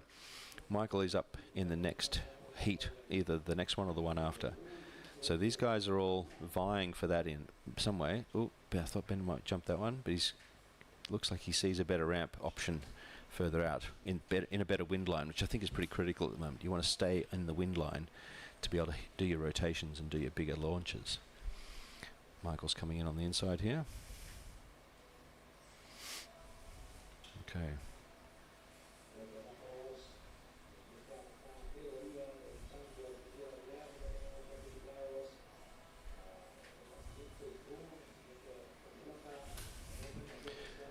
Ben's doing a fun turn there at the back. Didn't look like he got the ramp that he was hoping for. Michael's scores have improved. Well done. He's got one jump at 3.38, one at 3.17, and a wave right at 2.5. He's up at 9.55. If Michael can push himself into the 10 zone, he'll be pretty happy with 2 minutes to go. He's got a little bit of a chance left. Ben is hunting around, trying to sort of have some fun now. He's probably pretty confident that he's in the lead, but Michael is doing all right there, snapping at his heels. The two of them at this stage will be progressing to the semi-finals. And I wouldn't be surprised if these two had a really good crack at the finals of the Masters, but we'll see how they go. A lot of good people. Now they're having a little bit of a drag race coming in. Inevitably, there's a sense of competition between people when they're out there, even when they're just going in straight lines. There's a sense of, like, yeah, going to go faster than you or do better than his. Ben having a bit of a play. Nice work, Ben. Oh, yes. Bit of freestyle move back to sail. Love it. He's claiming it. Obviously a 10. Yeah, there he goes. I'm pretty sure he's having a good time now. There goes Michael trying to get going. He's going to go into that hole. Can he plane through this? Yeah, maybe he can. Yeah, look at that. He's going through this area. He's got his speed up. Good skills getting through that. Good skills.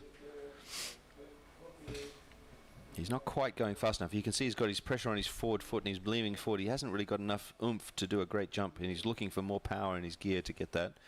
But that doesn't look like it's a jump run. The wind seems to have backed off a little bit, and it's getting pretty difficult to do a convincing move. There he goes. Ben's planing by just going well downwind and getting himself up and going. He'll get going using those good skills that he's got there.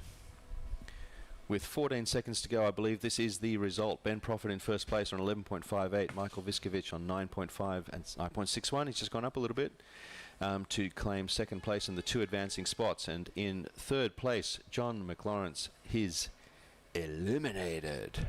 It's over, John. It's over. See you in the pub. They're going to have fun. You can talk about it. Okay, look at that beautiful shot. Look at that. Beautiful, colourful sails. Bit of an event site having. Great stuff. All those VW vans there.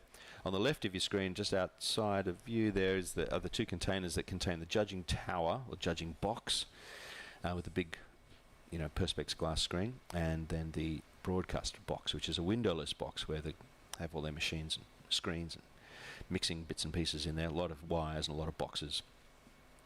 It's all good fun. So yeah, pretty cruisy scene down here at the beach.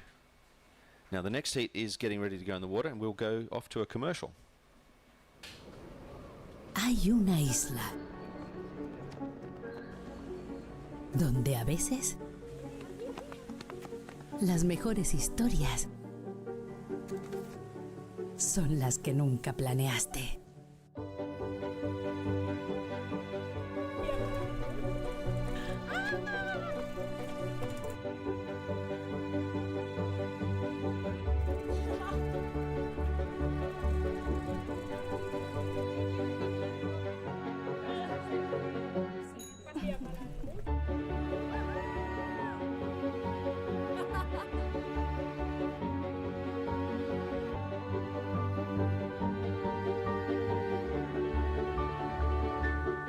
Gran Canaria.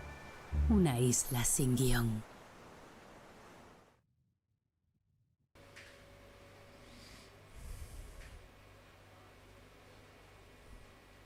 All right, welcome back to the land of fun. All the riders getting ready for the next heat. So in the Masters, we've had the first heat with Lars Gobic winning, Nikos pumping through with Lars into the semi-finals, Jesper Wittrup and Jonas Jules Unsen out. And here we have the results of that last heat. Ben Profit in first place with 11.58 from the UK. Congratulations, Ben. Michael Viskovic from Denmark on 9.58. Also, the two of them moving through to the semi-finals of the Masters competition. And John, sorry mate, you're out. Tough stuff. The plan generally is to have more time, but here we go. The Masters seeding in Heat 3. This is who we've got. Tony Pijuan, John Sky, keep an eye on him, Alessandro Mazzetti, and Hans Sasha. Now, of these people, we know that John Sky is an ex-pro and very, very good. Tony's very good, Alessandro very good, Hans is very good. We're going to have a lot of fun here, but I would keep my eyes and my money on John Sky. Currently one of the main people helping out to support, run and be in the Patrick team. There he is. Straight out of the gate. Go for it, John. Beautiful clean forward loop in hardly any wind. And what skills does he have? Very nicely done. Now, John is a long-time pro. Now, you know, dad, family guy, and he's enjoying his life a lot. And he's he seems very excited about the idea of having the Masters to compete with and contend with and enjoy having another sort of challenge. So he was saying earlier that he enjoys having something to work towards and train towards and feels good about. So we're stoked to see him out here, along with everyone else.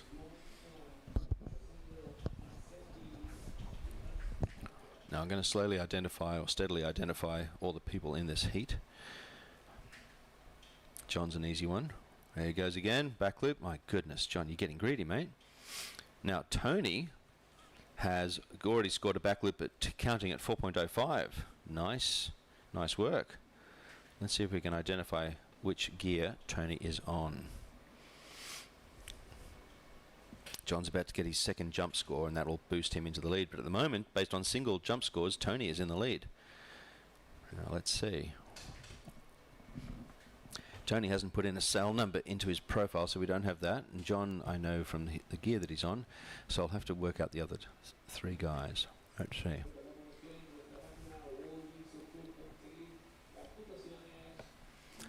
Come in for attack. Just stalled there. Just as I was starting to read that cell number, but I couldn't quite get it. Some of you watching may be able to pick that one up and work out what that was. Is it an E? Can't see it for sure. I'll have to pick it up.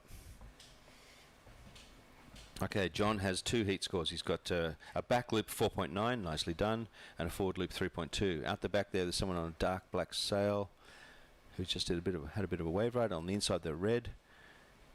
Also doing a bit of a backy. Nice. TF8. T. I don't think T stands for Spain or France, but it could stand for Tenerife.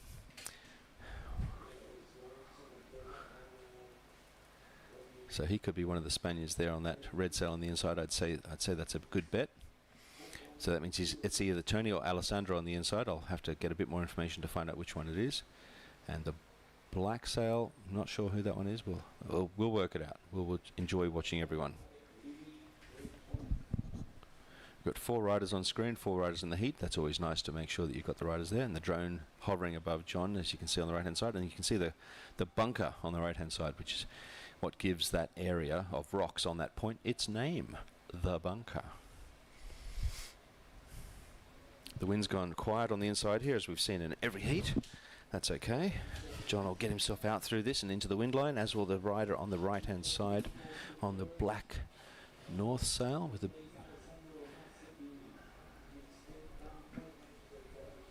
big starboard sticker on the top of it. Looks pretty cool. Okay, let's see. Oh, John's tacking around there on the inside, getting himself out. Everyone's got a pretty lucky... Oh, John's just going to ride a wave here, it looks like. Or is he using the waves to get upwind? Let's see, what's he going to do? As the tide was lower, the waves started breaking quite nicely right in front of the main crowd and the main steps, and some good options there for riding waves, but not many people have taken them. There he is tacking into that. Just in that position here in the foreground, you can start to see some of those waves was taking shape earlier. Difficult to ride them though, because they don't line up with where the wind is, which is probably one of the main problems. John in a commanding lead with 10.48, but Tony just has a pip jumped up there, and he's now at 10.27, so it's actually a quite tight race suddenly for first place. Well done, guys. And Alessandro and Hans are down the bottom. Tony's just gone into the lead. His scores have been pushed up. Nope, John's back in the lead. Oh, this is tight. Look at this. Okay, great. Here goes John heading out. Now, with two dominant riders in each heat, as we would expect it to be, John's heading downwind here. He's going to find a ramp. He's looking for this thing. He's going to get it up. Didn't like that one. Didn't really work for him. Okay, now he's heading back upwind, which means he's putting more in the bank. He's going to do a tack around up here when he gets out into the wind zone and turn around and come back for another shot. There he goes. Well, John's doing well, still in the lead, but only just one. He's got 0.12 in the lead. It's a very tight race between he and Tony. Now, still trying to work out which one is Tony. I'm pretty sure. Oh, there we go. That's a nice forward from the green Severn. That was lovely. Now that'll be a good way to work it out. That's got an E in front of it, so that's one of the Spanish riders. Now I would have to assume that that's a good chance that that's Tony getting that forward loop there. He currently has a forward loop counting of 3.22 and a back loop counting of 4.05. So if we see a forward loop jump up and claim a higher score than the 3.22, then we can confirm that the green Severn is indeed Tony. Drum roll for the scores coming, perhaps. Will Tony grab the lead? If he beats that score, he might. We've got 6 minutes left on the clock. Now the other two riders here are going to see how they go. My guess, oh, there we go. A little back riding there from John, and he just fell off the back of that wave, couldn't quite hold it together. And the dark, you know what the problem with that dark sail is? It's too small. The poor guy it's just too small. I'm guessing that's Hans. He's come to POZO assuming it's going to be light wind, and then at the back there on that green Severn, we've got a wave riding thing going on there. And that, I'm guessing that's Tony. He's really active and really moving well. And a lot of this is going to come down to gear. John and Tony are moving the best. I'm just calling it that. I'm pretty sure that's Tony now. And I think Alessandro is on the red sail at the back in the with the T on his sail, and I'm pretty sure Hans is really struggling with that smaller sail that he came to POZO assuming reasonably, probably correctly normally, that would be enough. Now he can get planing on that sail, as you'll see shortly, but it's making it hard for him to move around this course, this area, and compete with these people on the larger, faster moving gear. He's got something here. He might be able to get a jump. He's moving well. He's a really good sailor. So this is, here we go. Here we go. This ramp might do some good for him. Let's see. Up we go. Yes, good job. All right, that's going to bring Hans back in the race, back in the battle. With 4 minutes and 40 seconds to go, can he climb back up? He's got a jump now of 2.25 and a wave of 1.262. He's got 3.87 altogether. John out the back there on the right of his skin just did another, I think that might have been a forward. I couldn't quite grab it. And Hans's score has just gone up. Well done. He's up now to 4.37. Still behind Alessandro on 5.17. Oh, and Hans has just moved up again, 5.09. They're adjusting the scores. Okay. So Hans and Alessandro are very close in third and fourth, but they would have to double their current scores to threaten Tony and John, who look like the dominant two riders in this heat and very, very likely to go through with 4 minutes to go into the into the Masters semi-finals. Now I nearly said men's there because in actual fact the Masters is an open field, men and women. There goes Tony going there. Look at that, nice little turns, really milking these conditions. Good job. E55. Good job. All right, pulling out of that one. Now, whether that pushes him higher, John Sky's in the lead at 10.72 and Tony nipping his heels in 10.65. At this point, it is just about pride who comes first and second, but both will advance. But, you know, pride's a big thing, and they're going to be going for it, I'm sure. Alessandro on the inside there waiting for his chance. He's just sort of holding his hand down. 3 minutes to go, a little over. There's still a chance for these other two bottom riders, Alessandro in third and Hans Sascha in fourth, to really make an impression here, but the reasons that have held them back are likely to be the same reasons that will give them limited opportunities. The screen's just frozen there, and we saw Tony going into a move. Didn't see the completion of it. Just under 3 minutes to go now. Two riders out in the bunker. I'm pretty sure Alessandro is pumping. Here he is out in the bunker. He's heading downwind. He's hoping he can get a ramp. He's got some speed up. What can he pull off here? Drone following him nicely. Can you see ramps ahead of him there? I can see those little ones. He's going to try and go. Here he is. No, he can't decide. No, nothing there. Okay. Tough gig. Tough gig. You've got to try and score these points in these conditions, and it is really not easy. There's John with a little pop air.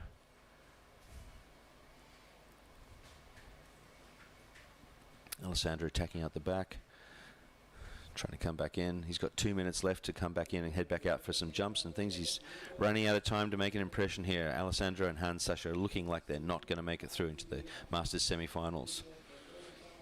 There was some talk earlier about because the Masters is indeed an open division, you can compete in it, any gender. Some people were having a good fun time trying to suggest that Dida should go into it, and Dida obviously is too young for the Masters, obviously. But one day, maybe she'd want to be doing it, and there she goes. Okay.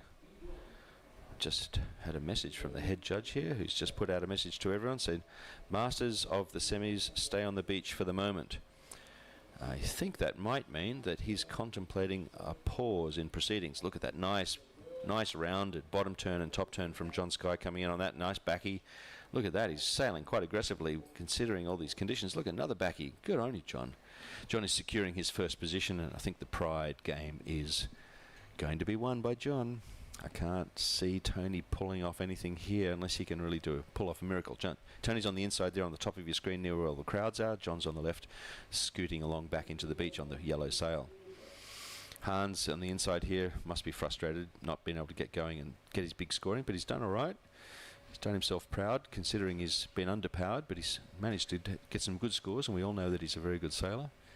There he is scooting out there. You never know. With 45 seconds to go, you never know. There he goes. Oh, just a rocket air. Couldn't quite get the points. But you never know. These people are all these Masters are good enough to really score some big points if they get the opportunity. If they get a wave, if they get the wind, they get the chance. Ooh. Oh, Tony went for a double. That was huge. He's clipped himself right out of his straps and all around. Good effort, mate. Good effort. I wonder if the judges just give him some sort of, supportive pat on the back points there for that one. Here's John. He's having a crack. John will have seen him try that. I wonder if John's feeling motivated to do anything. 7 seconds to go. 6 seconds. 5, 4, 3, 2. John pulling off a forward loop there, nice and clean, and that's the buzzer. It's over. It's done. Those are the results. John Sky and Tony Pigeon look like they're almost certainly going through. We'll give the judges some time to adjudicate, to consider, to make sure they haven't missed anything, but that's likely to result. And in the meantime, we will head to a commercial break. See you on the backside.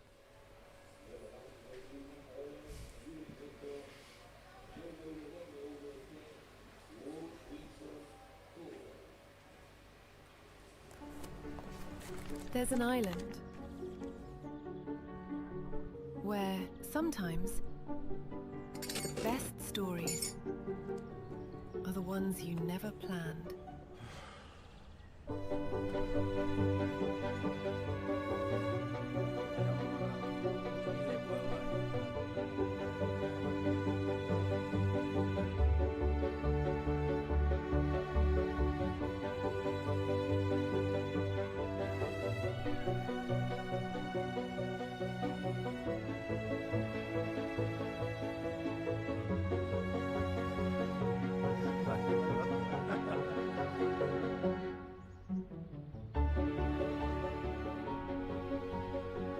Gran Canaria, an unscripted island.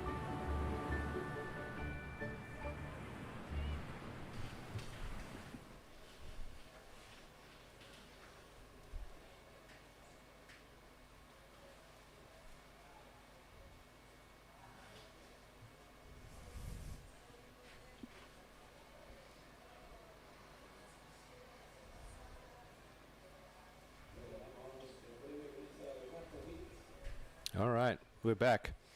And here's the next heat. Masters seeding, round 1. This is the results. John Sky indeed in first with 10.75. Tony Bijon in 10.65, advancing to the Masters semi-finals. And Alessandro Massetti and Hans Schascha. Thanks for coming. It's good fun. The Masters really do have good fun. They're all extremely good sailors, like I keep saying, but you can't win every one of them, and you can't always get the right gear for the conditions, and sometimes that's part of the game, isn't it? And next up, there we have Michael Friedel, 2-time Masters world champion, local boy from Spain, head of a great production company called Seven Islands. And then we have Mano Laurent. We'll tell you about him in a second. Hugo Girald and Sigrid Rondeles. Siggy happens to be Sol de Grieg's mother. And you better be ready, because she's actually really good. She's an ex-pro. She's going to really have some trouble here, cause some trouble here. So it's exciting to see. I love seeing the women masters getting into all this stuff and having a great time with everyone, because it's just wonderful competitive fun. It's just terrific. And a lot of these, adults, masters, the parents of some of the young hot kids who are really going to make a big difference. And it's great to be able for the masters to be able to have a bit of a crack at these competitions. The heat has just started. We just heard the horn, and we'll see the score coming up in the top left-hand. The timer coming up in the top left-hand side at some stage soon, and then we will watch this unfold. But the man to watch in this heat, the person to watch, the master to watch, definitely Michael Friedel, Mike, as he's affectionately known. And there he is on his duotone. Previously with Goya, he is shifted to duotone, and he's scooting along here with his brand new gear, ready and hunting for a jump. Behind him on the left hand side of your screen, also scooting out there, is someone I'm not certain. There he goes. Mike does his first scoring maneuver, a forward loop, pretty clean, not quite as high or quite as clean as you might have liked, but it'll score quite well. Here comes the next person coming out on the Neil Pride's much smaller sail, you can see there. Maybe not much smaller, but a little bit smaller, and that's going to make it harder. There comes a forward. Nice little one, quite nice. Almost as good as Mike's, I think. I'm not sure about that one. Siggy's scored something with 0.62. Mike has scored a forward loop, and he's been given 2.27 for that.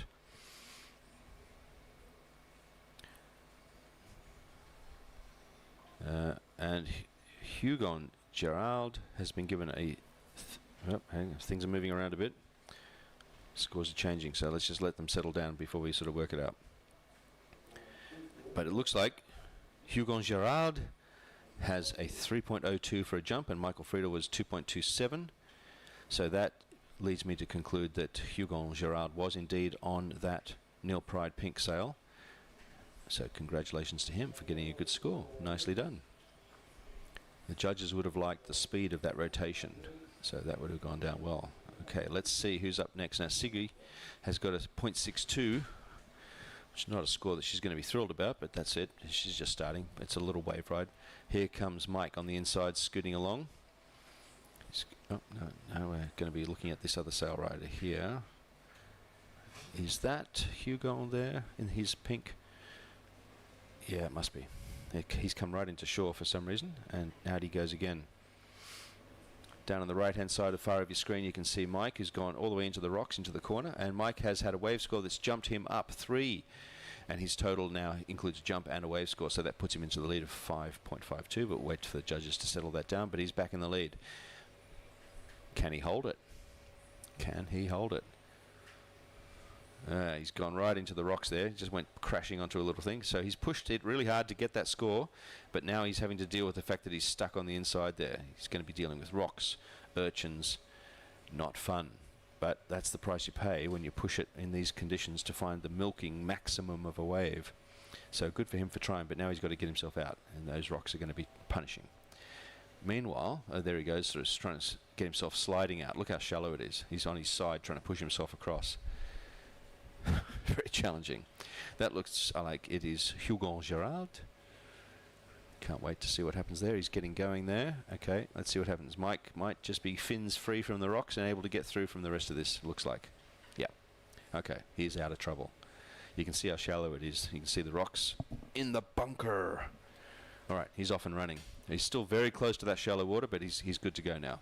He's probably only got, Oh, there goes Hugo again. That was a clean forward.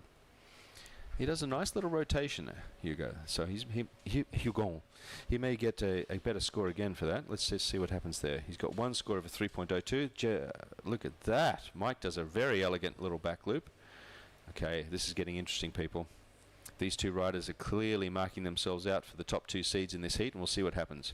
Here comes Hugo coming in.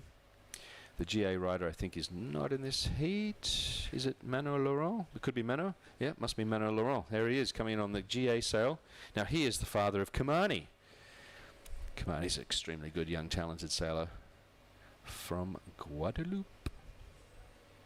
Great fun, people. Always got good vibes going on. It's a classic Caribbean story. Mano is actually really, really good, so I'm excited to see him sailing here. And we're going to be watching him closely. There we go. It's a Hugon on the inside on his nil pride, doing two backies, and he's coming down for a big roundhouse. Oh, he lost his speed, but he's still hanging on the wave. He's coming all the way in. Meanwhile, Manon is just doing a little helicopter jibe and sticking himself out. Helicopter tack, I should say. All right. Well, in the lead, not surprising, Mike Friedel with under 7 minutes to go. Mike has got the lead with 9.47. It's light wind, small waves. It is a challenge to be on the right gear, to be able to accelerate, use that speed to get your jumps and get your moves in. This is the challenging of these conditions. Windsurfing's almost never about perfection. It's almost always about milking whatever you have. And that's where the gear comes in and the right choices come in. Okay, Hugo on the bottom right of your screen accelerating. Meanwhile, Manon on the left-hand screen there, just struggling in that light hole there to get himself going. Once they do get into that wind line, they will both be scooting out to try and find a jump score. Siggy still hunting on the inside there on the right-hand side on the Severn, red sailed underneath all the giant wind turbines. She's hunting for a score there, but Manon is yet to score, and Siggy might as well be yet to score. 0.62 is a bit too low to say have a serious contender for that marked position, that coveted position of moving from round 1 quarterfinals through to the semis. Oop, Hugon's just what might have been another forward. I'm not sure. Maybe it was a back loop. I'm not sure. He didn't make it. He's pushing his board over. He's going to water start. Siggy's coming in here with Manon above. Both of them hunting for a jump. Can they find it?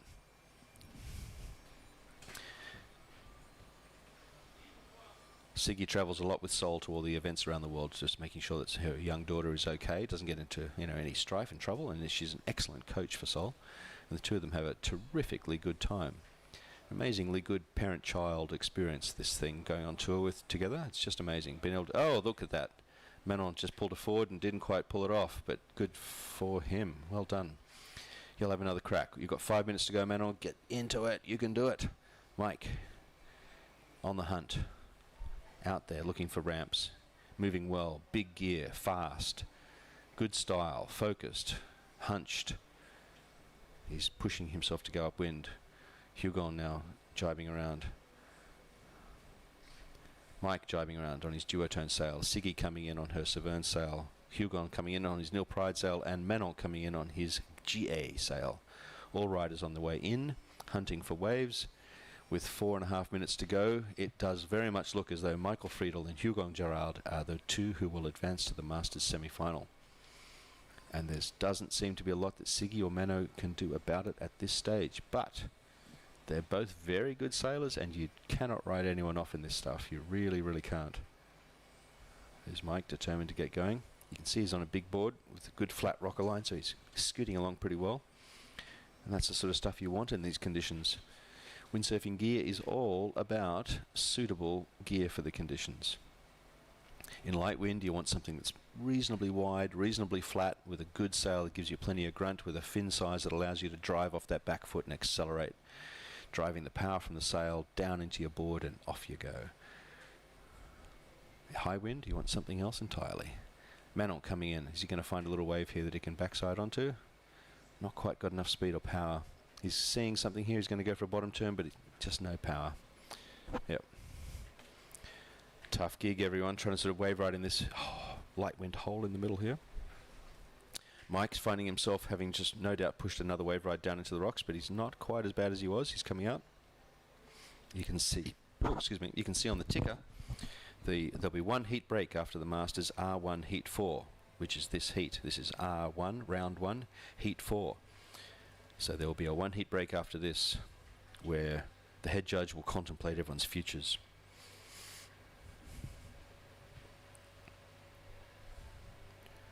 Okay, 2 minutes and 50 seconds to go. Mike Friedel, Hugon Girard are heading through. Sigrid Rondelez, Siggy as she likes to be called, and Mano Laurent are going to be eliminated if they can't score more. Now Hugon is very vulnerable with a total heat score of 4.52. Michael Friedel with a total heat score of 9.57 is far less vulnerable. But if Siggy or Mano get a good score here, they only need to get one jump that's a 5 or a 4. And they could take out Hugon. So this really is much closer than it appears. With 2 minutes and 20 seconds to go, everything is on the line. Manon could pull it off, Siggy could pull it off, and Hugon could defend his position. Let's see what happens. Manon's heading for a ramp. What can he do? He's got a little jump there, but he's not got enough speed to really get himself up and going. He'll be frustrated about that, but being the chill guy that he is, he won't be freaking out. Just be focused, trying to get himself going. 1 minute 50 seconds to go. Come on, guys, you're still in the race. You can do anything here. Manon will be hunting. Maybe he's decided to go further at the back and see if he can hunt a bit of peace out there with a better wind. Maybe that's worth trying. Hugon's on the inside wave here. He's got a backside turn and he's turning into a front side. He's going to have enough guts to keep on. No, he's not. Oh, there goes Mike Friedel at the back for a nice high forward.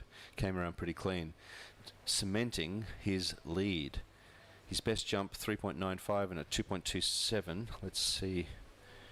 Mike Friedel's got well, that was a forward, so if that was better than a 2.27, and it may have been, he's going to extend his lead just a little, and he might crack the magic 10 overall score, which today, not every day, but today, is a pretty good score for an overall heat score. Let's see what it comes up with. Oh, he's gone up to 9.85. He's not quite gone up enough to go over.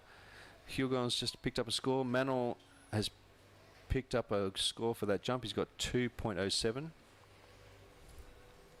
for his forward loop.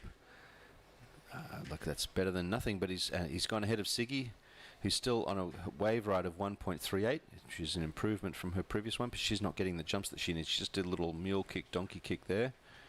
I don't know if that's going to give her much of a score or much of a help, but it might. Then judges might score that. They don't always score everything that you're just popping over. If they think it's not a serious jump, they're just doing a little pop over a chop, they might just leave it alone as a score. But no, she's picked up a 1 for that. That was an intentional donkey kick, so she picked up a 1 and she's back into third place with a 2.38 total heat score, hunting Hugon with 9 seconds to go at 4.52. Can she do it? I don't think so. But let's see. 2 seconds to go. It's done. It's over. Manos would be counting on this wave score, but he's just off the back of it. Okay, that's the end of the game. Well, let's see what happens. We'll call the official result at the end, but I'm pretty sure you can see what's going on there. And we will now go to a commercial break. Thank you to our sponsors.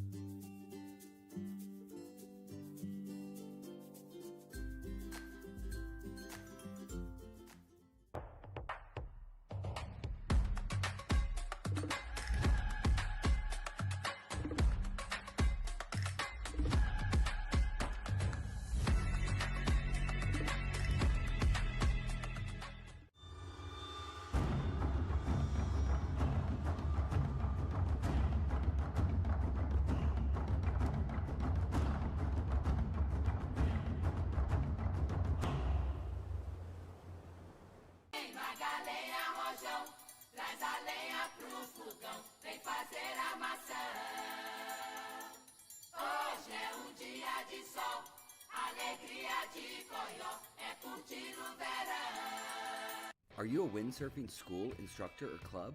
Well, it's never been easier to promote your business and start a WWT one-star event, joining thousands already participating in the global 5-star pyramid. One-star events are open to all ages and all skill levels.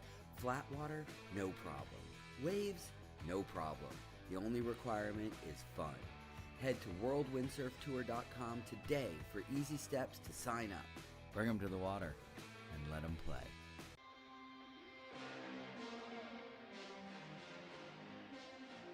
I really love the Dragon because it has a great maneuverability, power and wind range.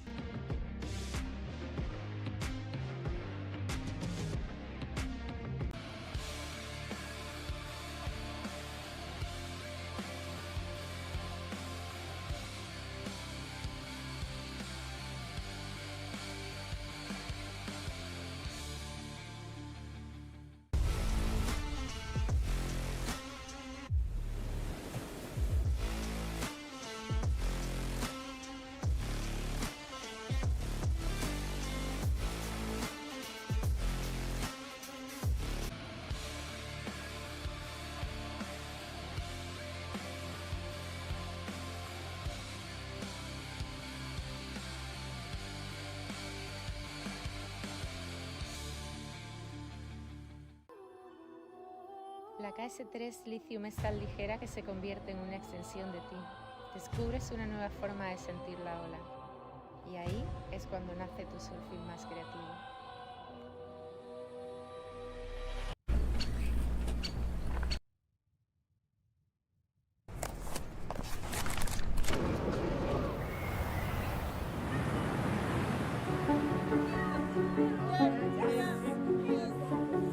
Sometimes, nothing happens exactly as you planned.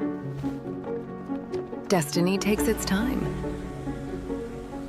and changes your plans when you least expect it. Maps fade away, so you can discover paths that don't exist on paper. And getting lost is just the beginning of another new adventure. Because on this island, sometimes the best stories are the ones you never planned.